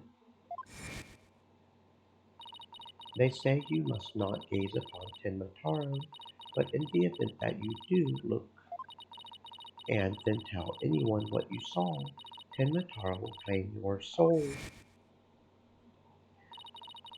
Jinxie wouldn't admit to seeing Tinmataro after hearing about the village superstitions. She said that if she told anyone that she had seen Tinmataro, he would claim her soul. Wait, you think Filch believes that too? So Mr. Big Time City Slicker Lawyer has heard about him. Them old village superstitions. Will the defense please explain what the witness is talking about? The people of Nine Tails Vale believe some pretty strange things, and their superstitions may be the reason our witness here can't admit the truth. The truth that he really did see Tinmataro. The darn straight, that's why. It's all right here. Village superstitions. Do not gaze upon Tinmataro. Do not tell others if you see him. Ignoring the superstitions will cost you your soul. There is, however, one way to save it. Your immediate departure from the village. Freeing him will bring ruin upon the village. Ignoring the superstitions will cost you your soul. See, that's why us folks in Nine Tails Vale can't talk about seeing Tinmataro.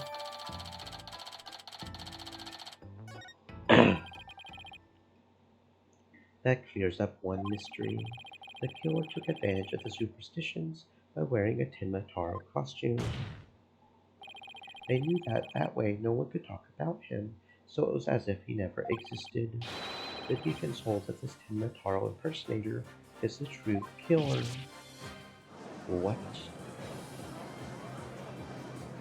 Objection! Superstitions, you say? What kind of a fool would actually believe such rubbish? And what would that using some silly fairy tale could so easily expose the culprit? You'll need to come up with a more rational, common sense explanation than that. Objection! Your common sense seems awfully narrow-minded to me, Prosecutor Blackwell. Objection! Try living in my world of narrow cells, mortal danger, and dark sleepless nights. There is no lack of superstitions in the Clink, but few are those who truly believe in them. Objection! Well, the village superstitions are real enough to the people of Nine Tails Vale. A life or death superstition might even make you a believer.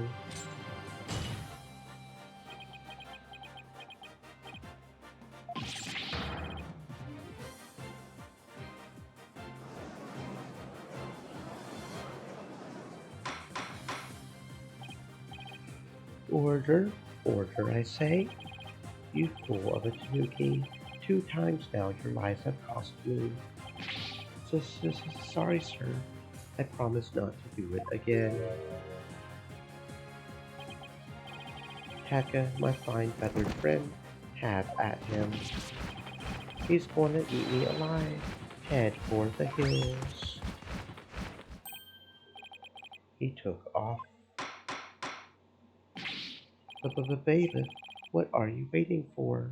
After him, and with your fastest men. That's certainly not something you see every day.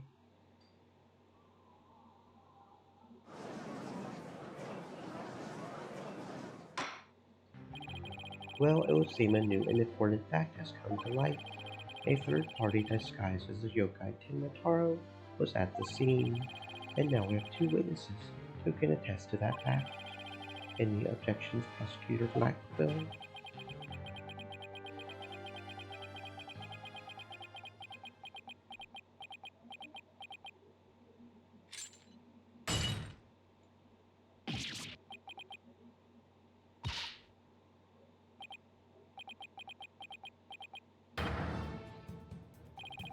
His shackles.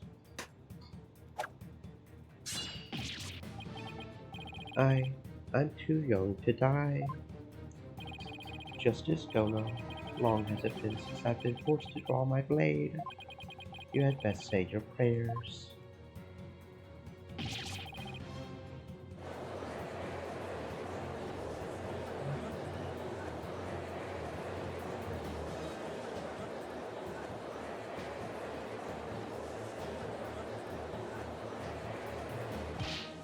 The detective, do something.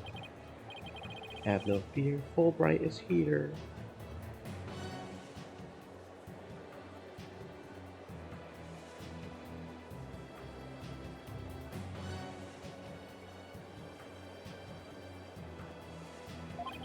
When the going gets tough, the champion of justice gets going. Objection! Then get going already before he kills us. But I stand in awe of Simon Blackwell, for his sense of justice has set him free. Objection. Objection. I object to Detective Fulbright's definition of justice. Silence!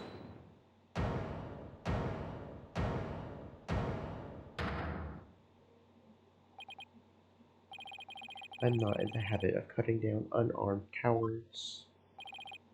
Oh, well, in that case, Prosecutor Blackwell, can I ask you to, I think the judge forgot he's in charge here.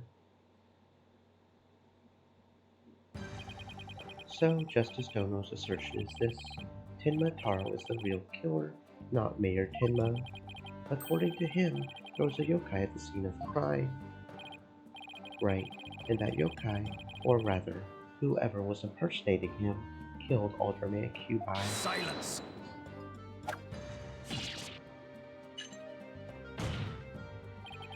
Care to explain why, GC? being the first to discover the murder, did not see your alleged killer yokai there in the Fox Chamber. What? He's right. She said nothing about Tenma Taro being in the Fox Chamber. Let me enlighten you. That little scamp heard a dying scream right before she opened the chamber door. And your point is, upon opening the door, she found a freshly skewed murder victim, and the homicidal maniac who had killed him, the mayor. No, there must have been someone dressed up like Tenma. Then why does that little scamp claim not to have seen a yokai in the Fox Chamber? Considering her father is accused of murder, surely she would have mentioned any third party that might have been in the room. I don't understand. Why didn't she see Tenma Taro inside the Fox Chamber? There is but one way to find out. Ask Jinxie Tenma whether she saw you kill yokai at the scene of the crime. The final battle draws nigh. Only one of us will leave here alive. Long has my blade thirsted for blood. At long last it shall be sated. Wait, this is still a trial, right? Show me what you're truly capable of. Justice Dono. Very well then. Both parties no doubt need some time to regroup. So the court will take a 10-minute recess in order to...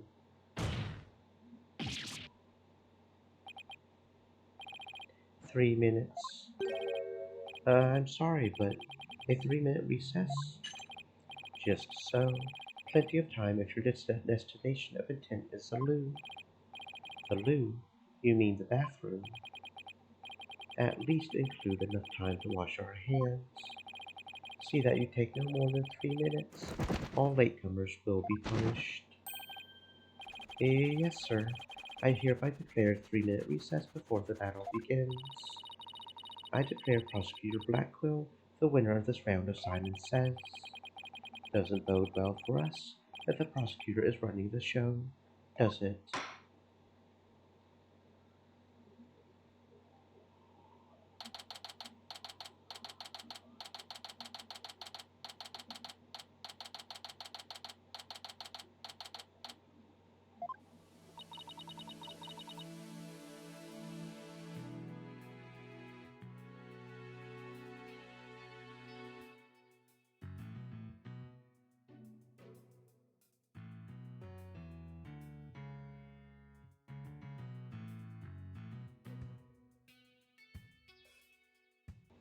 He busted out of his shackles.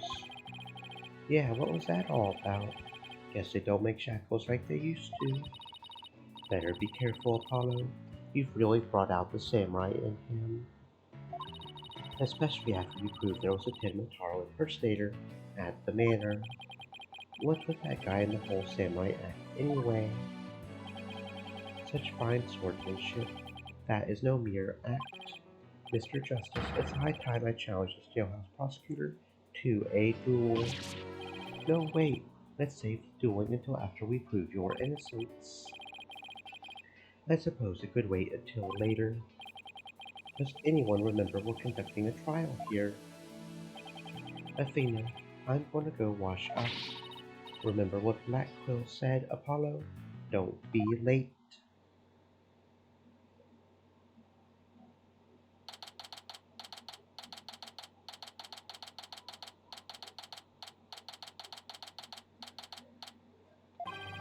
Now then, I believe our next witness is Miss Jinxie Tenma, a maid at Hubai Manor.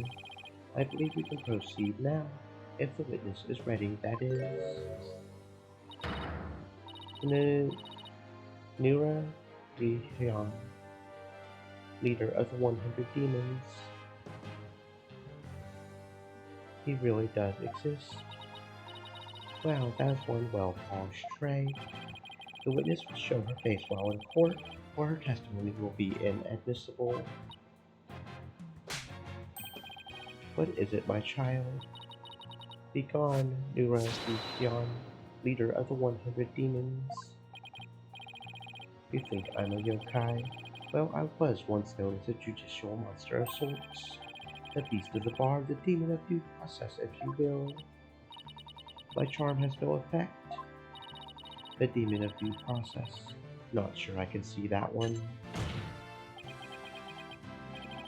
Now, you little scamp. Yes. I trust you know why you're here. Bags. Bags. That Trixie is too tanuki. Try the noodle stand, and go enjoy a big bowl of tanuki tail noodles while you're at it. Everyone's a comedian. No, I meant your bags, the ones under your eyes. You must have trouble sleeping. Here, this charm will keep Azuki-Rai away. Azuki-Rai, yeah, that sounds right. Azuki-Rai, the yokai that washes Azuki beans. The only thing needing washing will be your father's neck before I take his head clean off. Azuki-Rai often keeps people up at night with the noise he makes washing beans. But if you stick this charm on your forehead, you won't hear him anymore. Is that so? Well, thank you. Looks like Prosecutor Blackquill got more than he bargained for. They're bad enough alone, but together, those two are just plain creepy. Your testimony, if you please, Miss Tenma. Specifically, whether or not you saw Tenma Taro when you discovered the crime scene.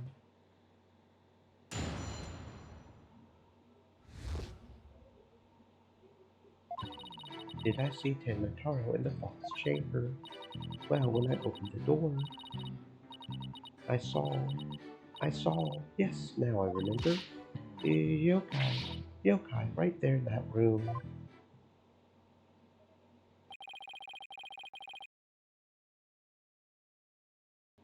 So there was a yokai at the scene of the crime. Lots and lots of them. Wait, more than one Stream yokai? Elements said, "Stay moist, my friends. Hydrate." Did Tenma Taro happen to be among them? I don't know. I just don't know. All I know is the room is swimming in yokai.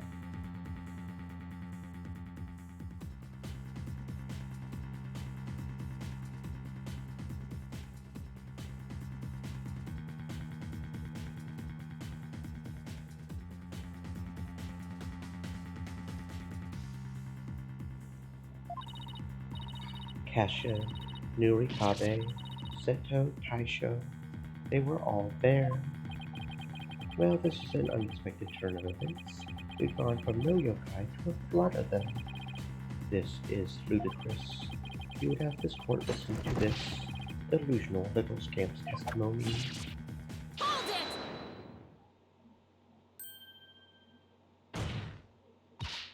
Your Honor, I believe her memory is simply clouded by fear, but a quick therapy session should ease her mind.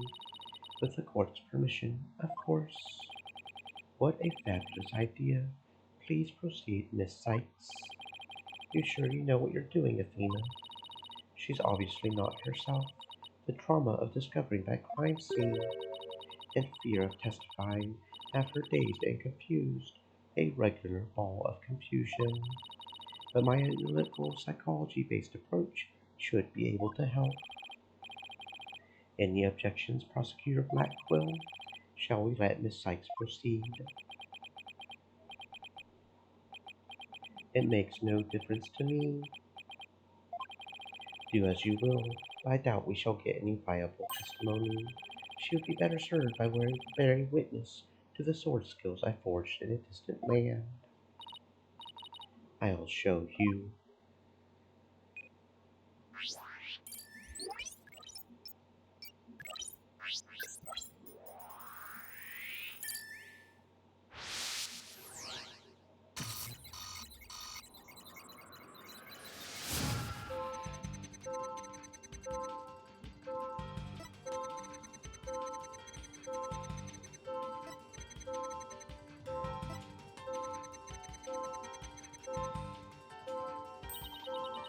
Then something looks like an out of control emotion. Athena, what exactly are we looking at here? This is one of Widget's functions. Right here you can see images and emotions extracted from the witness's voice. You mean that little thing can do all this? Pretty cool. And here I thought it was just some kid's toy.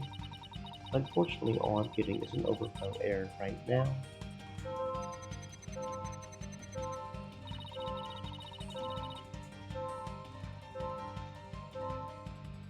See how sad is brightly lit there at the bottom left.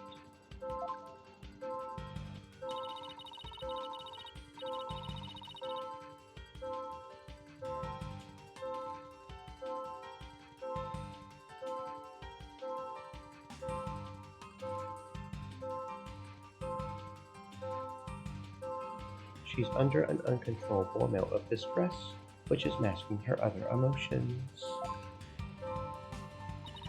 It seems the sheer terror she experienced has made her a confused mess. So all those yokai she thinks she saw are a product of rampant emotions. Yes, that's right. Her fear has instilled in her hallucinations and false memories. She's seeing normal everyday objects as monsters in her mind. It's a form of schizophrenic hallucination brought on by emotional trauma, and the trauma in Jinxie's case is fear. So she was and still is seeing ordinary objects as yokai. We'll have to find the root cause of her extreme fear before I can treat it. Now let's see.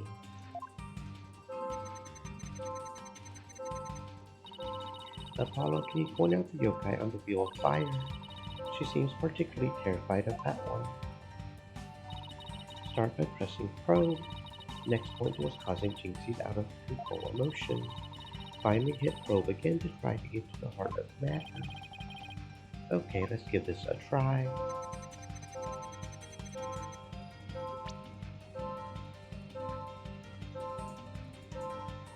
Got it!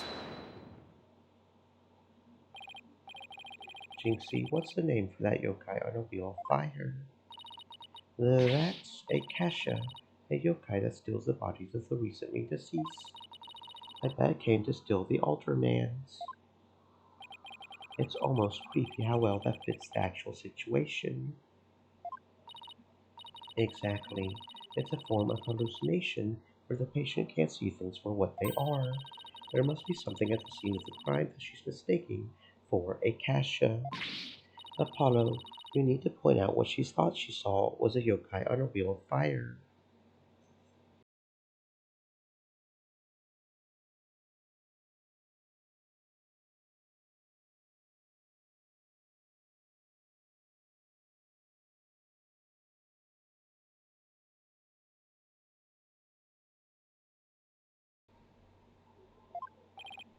I think I know the answer now. Jinxie, that wasn't a Kasha you saw. Could you have possibly mistaken this for a Kasha?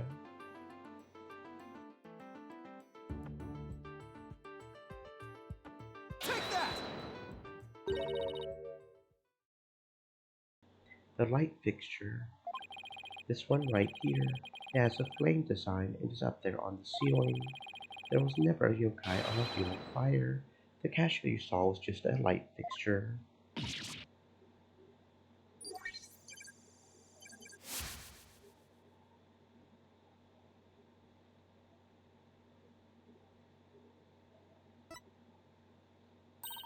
That's one memory back to normal. Nice job. Now that you've got the hang of it, it should be a cinch to point out the rest. Jinxie, what about this white wall-like monster? That's Nurikabe. It's a wall monster that blocks your way or leads you astray. That's no yokai, Jinxie. It's a folding screen. And this raccoon dog isn't a sneaky monster. It's just the statue of one. And look, these are just coffee cups. And this right here is nothing more than a fox statue. I don't know what I was thinking.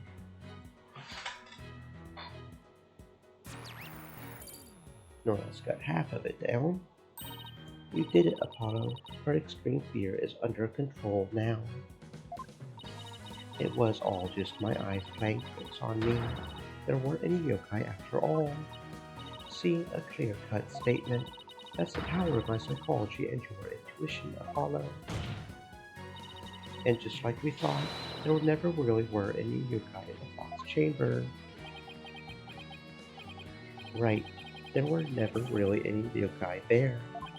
So the defense is asserting the exact opposite of their original assertion. Wait, Jinxie, what about Tenma Taro? There wasn't anyone there dressed up as Tenma Taro or any other yokai either. I remember it clearly now. You gotta be joking.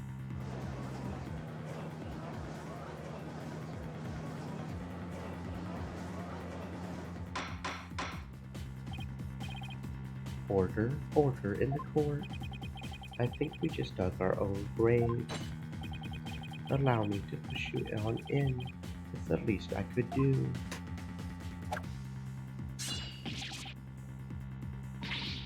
Apollo, can I interrupt your freak out for just a minute? I'm still picking up some noise. It's an unexpected emotion. Does that mean Jinxie hasn't remembered everything yet? Exactly. We should be able to get something else out of her. I'll enter the new information we have and run an update.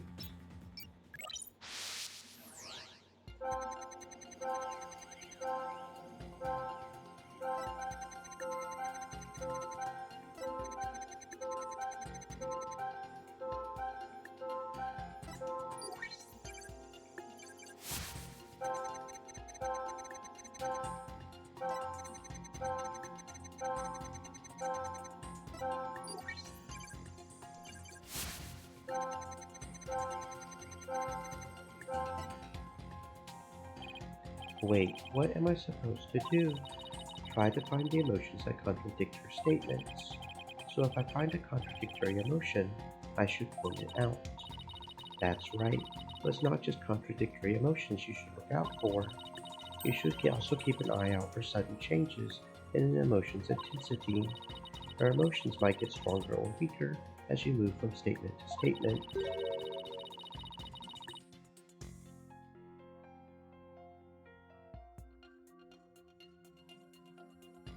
It's important to compare how the same emotion changes throughout the testimony. Contradictory emotions and changes in intensity. Okay, I'll give it a shot.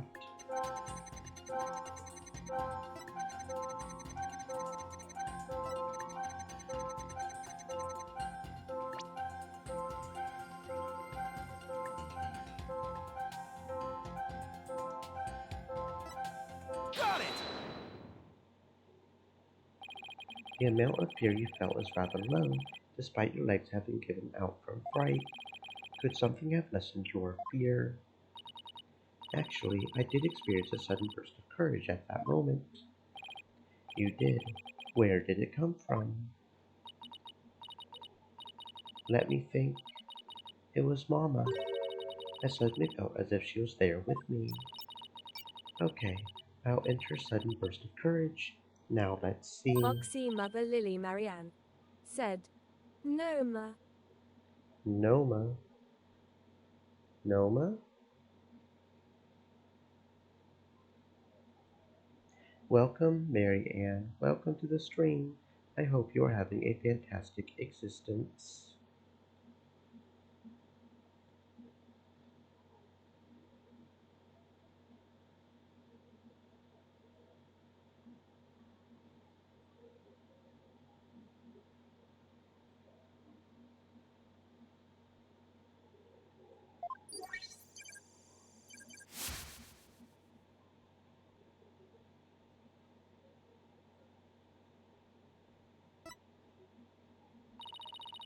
Apollo, the noise is all gone.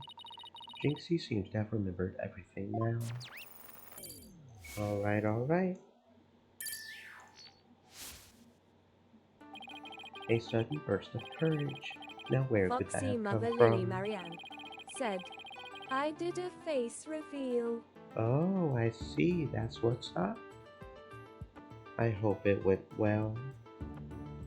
Jinxie, was there something that gave you a sudden burst of courage? Yes, there was. But I realized I had done something naughty when I thought about it later.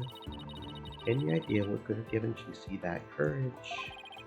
Well, there is one piece of evidence that comes to mind. I wonder if she saw something like it at the scene of the crime. Jinxie, did your sudden burst of courage have anything to do with this?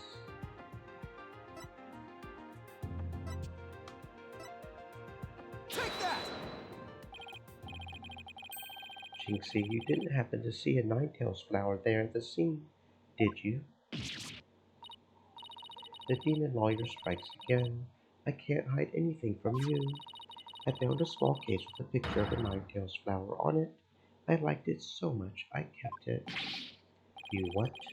You can't remove evidence from a crime Foxy scene. Mother Lily Marianne said, if you have Discord, I could send you a picture.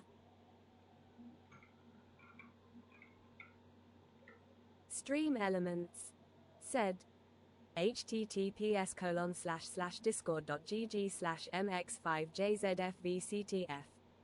I do have a specific section specifically for cute pictures, so if you want to, then I would certainly not say no.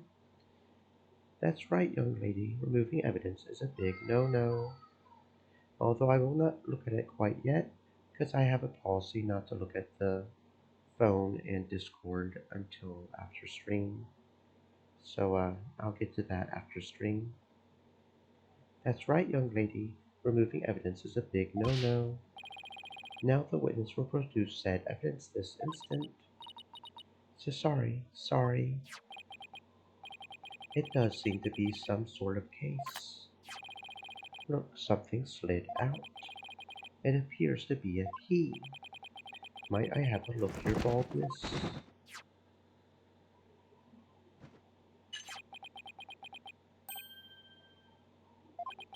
This is none other than the master key to Cubi Manor.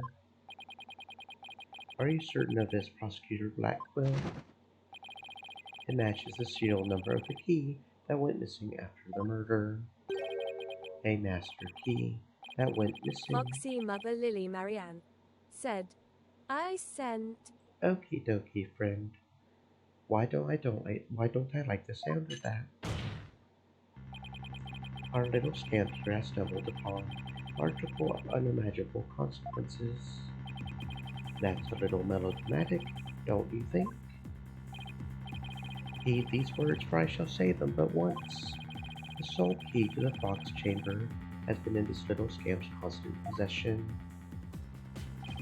Ergo, she was the sole person who could use it before, during, and after the murder, which leaves the master key as the only other key that could have opened the chamber. But this master key was found in a room that had been locked by this girl. And your point is, until Jinxie Tenma opened the Fox Chamber with her key, the room had been locked tight from the outside world, and there was no one else in there save the victim and his killer. I trust you have figured it out for yourself by now. A killer other than Mayor Tenma himself would be utterly inconceivable.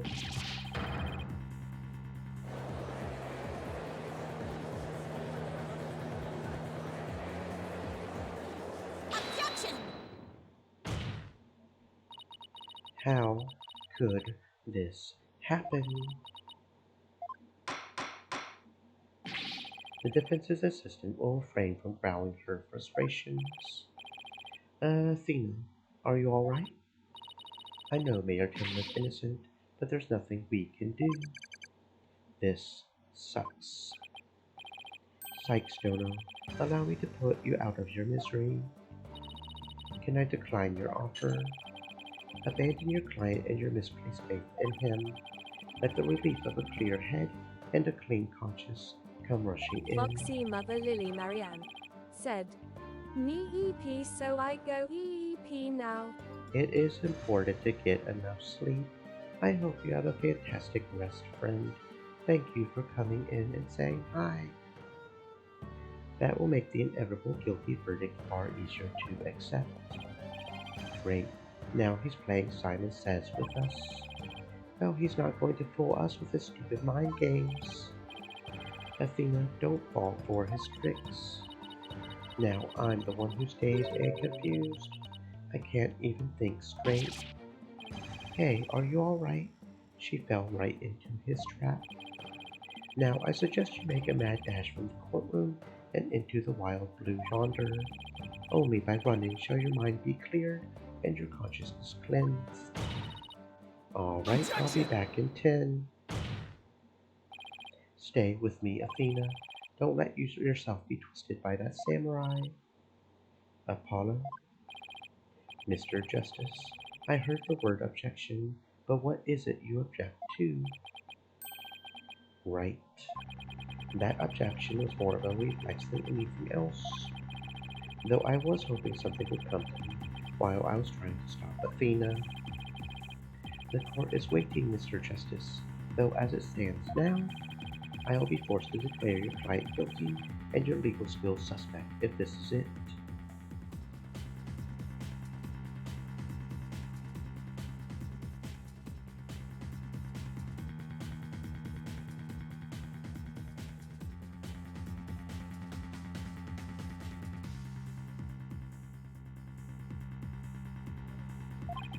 Now, do you have anything that could overturn the prosecution's case?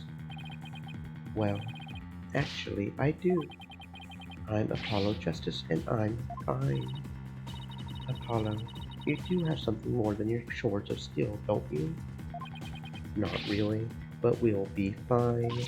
But I've got absolutely nothing, but that's never stopped me before. I have to explain how the real killer could have escaped that locked room, because it's all over if I don't. Apollo, this calls for a new approach. Try to think outside the box, or in this case, inside the box, and what a doozy that locked room is too.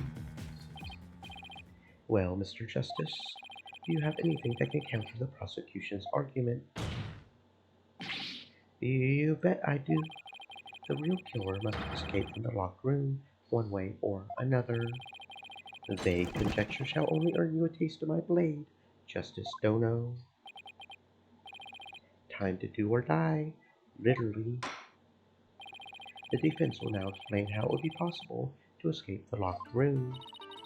You sure about this, Apollo? Can you really explain what happened? I'm fine. We just need to think this whole escaping the locked room thing over from the beginning. Let's see. If the killer had escaped, how could they have done so? The choices are pretty limited. The room has a window, but it doesn't open wide enough for anyone to get through, and there's a sheer cliff outside. As for the air vent, it's up too high, and there's nothing you could stand on to reach it. And needless to say, the forbidden chamber wouldn't open no matter what we did, so that's out. Yeah, that's why we gotta keep the solution simple. Like they say, simple is best. We need to rule out all the absolutely impossible escape routes. Then whatever's left just might lead us to how the box chamber was compromised. Your Honor, the defense proposes that the killer escaped through here.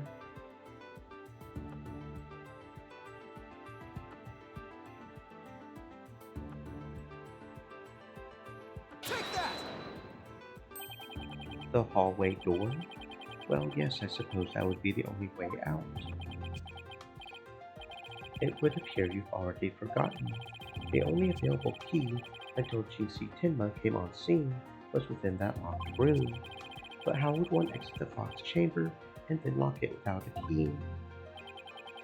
I should have seen this one coming. Remember, Apollo, keep it simple. Simple. Right.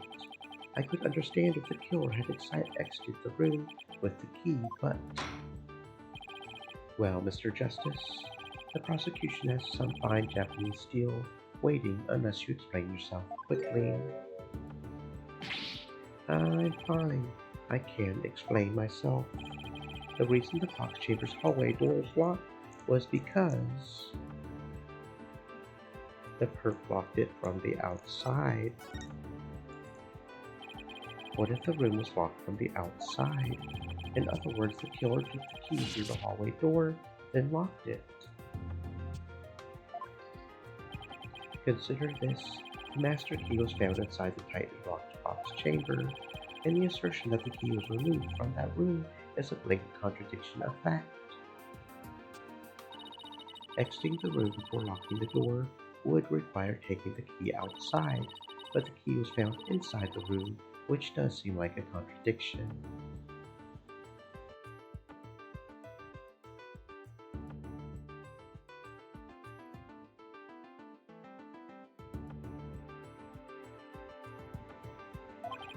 If only we could explain both, like how the key could be inside the room and be used to lock the door from outside. Well, let's see if the defense can respond before Prosecutor Blackville draws his sword. How could the master key be at the crime scene despite the room being locked tight?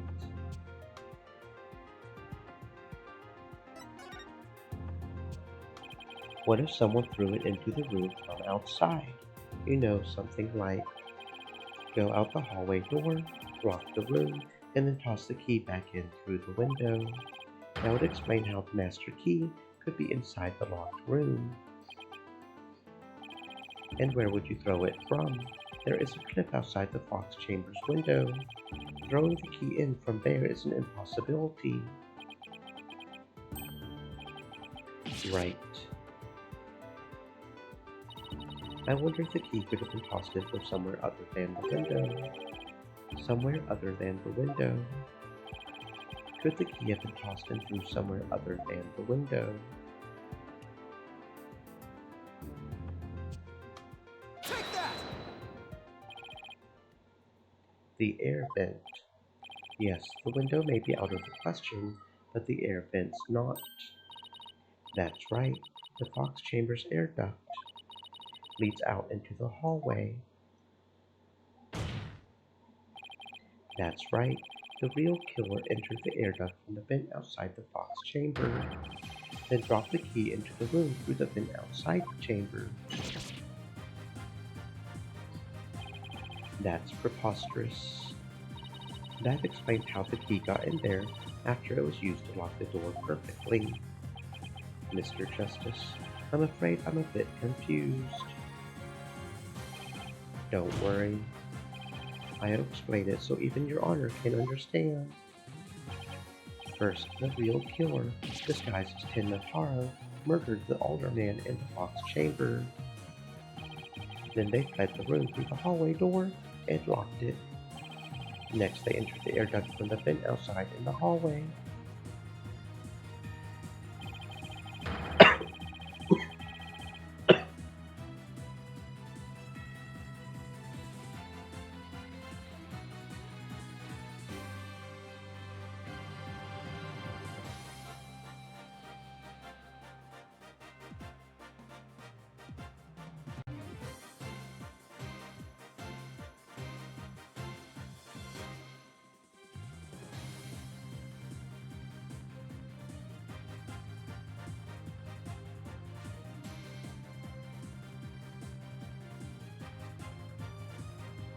Finally, the killer tossed the key into the room, through the air vent in the ceiling there.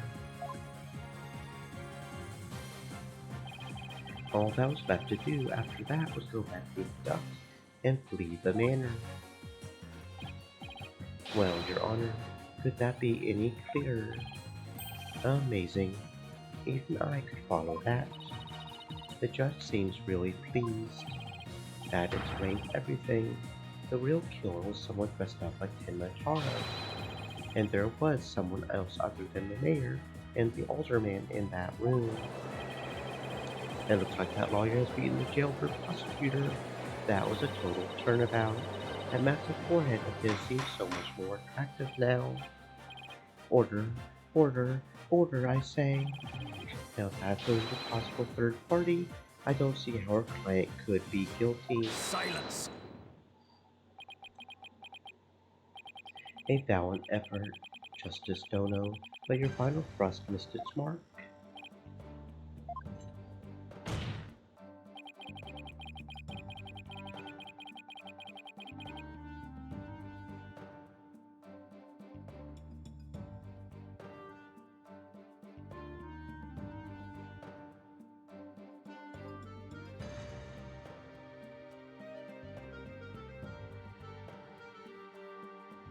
Both that little scamp and the tricksy Tanuki saw the yokai after it left the room. But then what?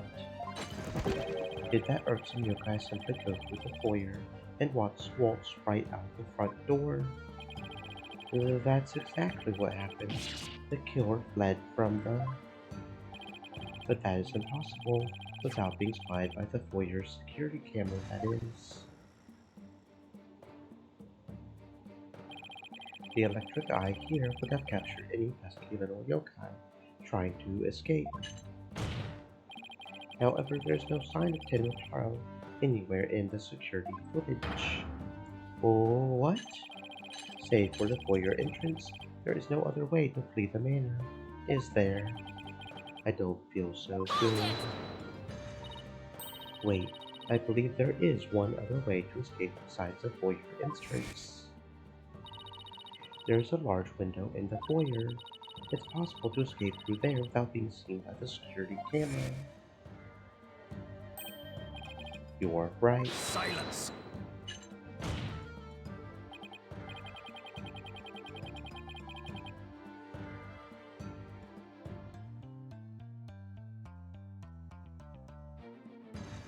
Must I point out every crucial detail to the defense? It seems you lack not only brains, but investigative prowess to boot. That is the cliffside of the manor. The only killer escaping that way would be a dead one. Wait, so the killer didn't escape out the foyer window? What the heck, right? I suppose your next proposal is a killer sprouted wings and flew off into the sunset. That would mean the killer really was a yokai. If only we had some sort of evidence that could point to a flying killer. Who's saying we don't, as completely far-fetched as it might be? What? You're saying you can prove the killer could fly?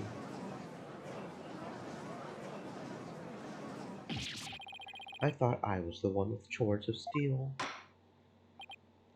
I can't wait to hear this. Your Honor. What evidence do you have that the killer flew away? Take that! Take a look at the special edition paper. Tenmataro, real or flight of fancy? What does this article prove, Mr. Justice? The photo in that article was taken shortly after the murder. Maybe the yokai in that photo is the killer shortly after they fled out of the window. Mr. Justice, you're not seriously suggesting...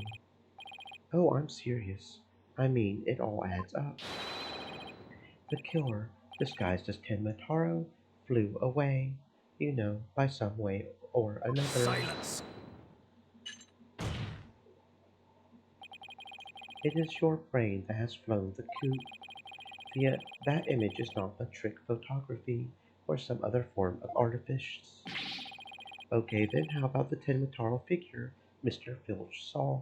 It just vanished into thin air. No, there's a rational, common-sense explanation for that. That infernal yokai, our tricksy Tanuki witness, never reached the entrance.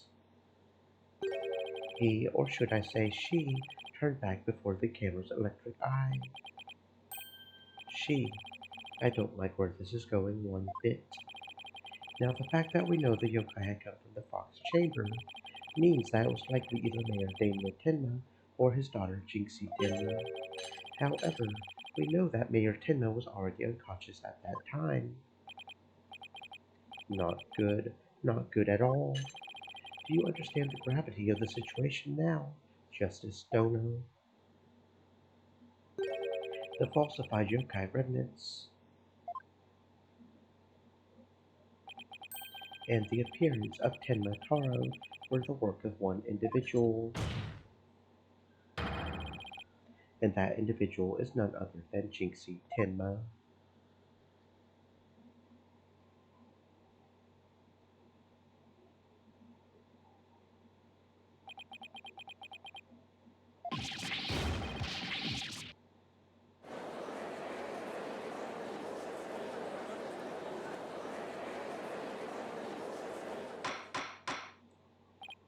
Order, order.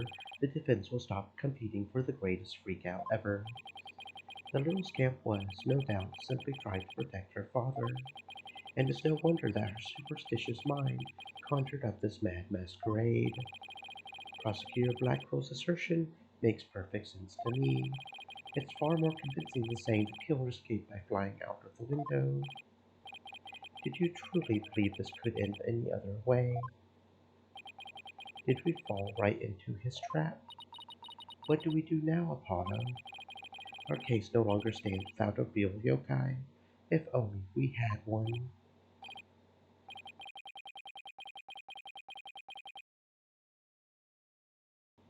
Bailiff seized her. It is time I interrogated her as a samurai of yore would.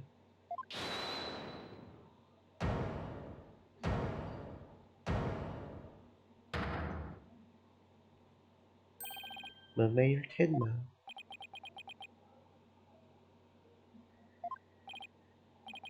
This farce is over. How does it feel seeing your own daughter accused of a cover-up most foul? Tenma Taro's true identity is... Now, Mr. Mayor, it would be futile at this point to claim you were the yokai. After all, you had been knocked out cold by a blow to the skull. Slipping into a yokai costume and roaming about the manor would be all but impossible. Consider this well. As it stands, your daughter will be arrested for obstruction of justice. But if you confess, the prosecution would be willing to overlook her little yokai farce. Confess? The defendant intends to confess. Wait. Apollo, Prosecutor Blackwell's up to his mind games again. Mayor Tenma, no, don't fall for his twisted words. If you're sent away for murder, Jinxie will be left all alone.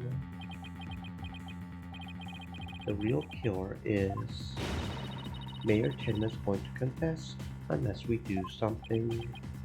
But I can't prove how the real killer could have run away.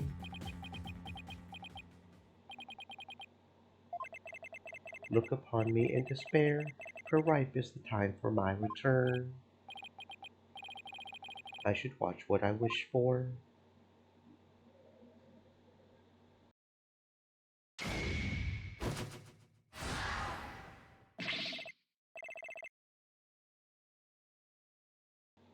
Foolish mortals. I am Tenma Taro, the yokai you seek. Mayor Tenma. Silence. I am Tenma Taro, freed from the bonds binding me to the Forbidden Chamber. Behold, the return of the Demon King. Oh, what the? Demon King.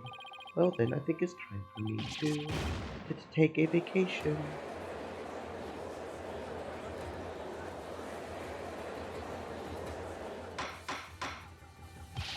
The witness will... He will explain himself. Are you saying you're Tenma Taro, the yokai we've been chasing this whole time? Indeed, it is I, Tenma Taro, the one whom you seek, come to reveal the truth. This child is Tenma Taro, you say? What nonsense. So Mayor Tenma is a yokai now. His body is now mine. So you're saying that Mayor Tenma is being possessed by you, and that the yokai that Jinxie Tenma and Phineas Filch saw? and the one captured in the newspaper photo. Those were all you. The accused power of these warding charms prevents me from revealing my true form.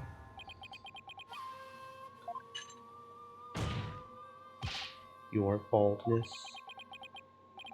Can this not be interpreted as an admission of guilt? Well, confession by a yokai would be quite unprecedented. Be that as it may, the defense's case has been overturned. What? You claimed the yokai that Little Scamp saw was some third party, the true killer, the one who escaped from the locked fox chamber, but it was the accused all along. Ironic, is it not? Your yokai turned out to be real in a manner of speaking, for the Ultraman's killer is none other than Mayor Tenma, and the yokai at the scene? That too was Mayor Tenma, or should I say, our dear Tenma Taro. The pieces have all fallen into place. How so, Prosecutor Blackquill? It seems I must spell it all out for you. Mayor Tenma killed the Ultraman in the Fox Chamber, which was locked at the time. He then removed the warding charms from the Forbidden Chamber's door, but then fell unconscious from the blow the Ultraman had delivered to his head. That's when his daughter, Jinxie Tenma, stumbled on the scene of the crime. The little scamp fled in terror, whereupon the spirit of Tenma Taro,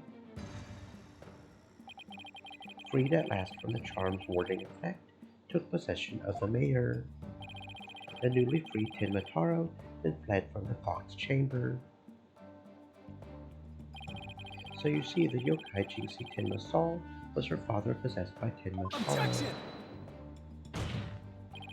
But when we arrived on scene, the mayor was found unconscious. How's that possible if he was supposed to have thrown out the foyer window? Then what? Do you mean to say the maid of Kubai Manor, Jinxie Tenma, was Tenma Taro?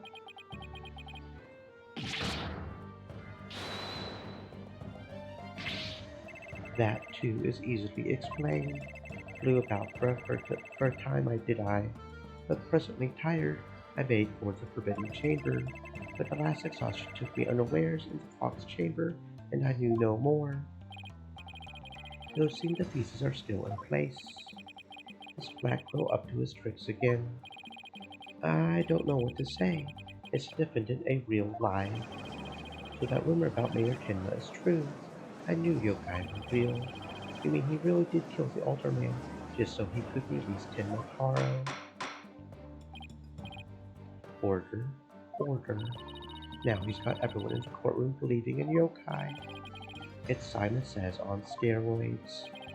He wants to convict our client any way he can, even if it means blaming a yokai. The proverbial ducks are all in a row. You should now have no qualms about finding the accused guilty. Your baldness. This is one of the most bizarre cases in my entire career. Otherworldly, in fact. Can yokai even be prosecuted under our legal system? Objection!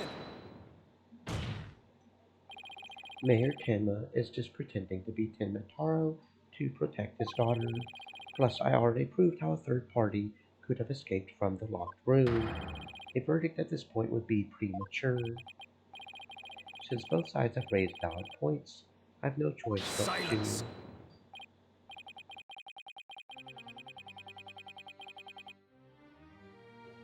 This is the dark age of law where defense attorneys are not to be trusted.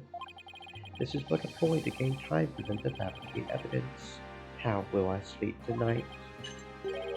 Knowing you will not let the sun rise on the mayor's day of reckoning, Justice Dono. Objection! I won't fabricate any evidence. Then prove it by joining me. A night in the clink will ensure you will not succumb to the temptation. How about I just promise not to succumb to anything? We have both evidence and a confession. The killer is this yokai before us. It is beyond dispute. A guilty verdict is all but. What's wrong with him? Prosecutor Blackquill, we've had enough of your hijinks. The foundation of justice is fair play, and you are in serious violation of that. What in the devil was that? Fool, Bright, have you tampered with my shackles in some manner? It seems you found that quite shocking. It's my special Jolt of Justice device. Each press is a shocking reminder to behave. You shall pay for this. I, Simon Blackwell, will. Your Honor, you need not fear now. I believe Prosecutor Blackwell will remain on his best behavior.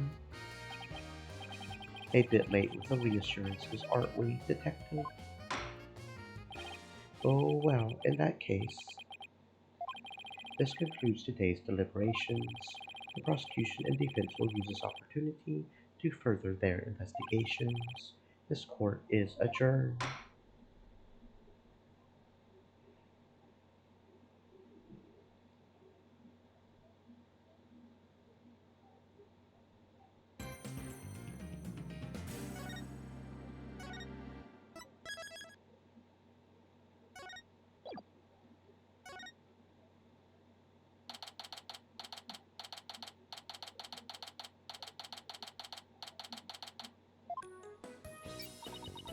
Having a yokai testify in court is unprecedented to say the least. I am Tenma, the yokai you seek. How could such a straight-laced man like Mr. Tenma suddenly become a demon? Yeah, it's strange. Even worse, Prosecutor Blackquill is playing along. I can't even think straight anymore. I need to go out for a run. See you in a bit. Wait. What about the investigation? Back? Trucy, welcome back. You're in your stage outfit, back from work.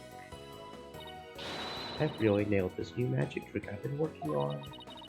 I also heard about these tricks that were conjured up in court earlier today. You know, the demon out of nowhere trick and Polly's tightrope style defense trick. I was seriously considering a disappearing act of my own after all that craziness. Anyway, our next trick is to find a suspect other than the mayor. I know the killer must have used the air duct in their escape.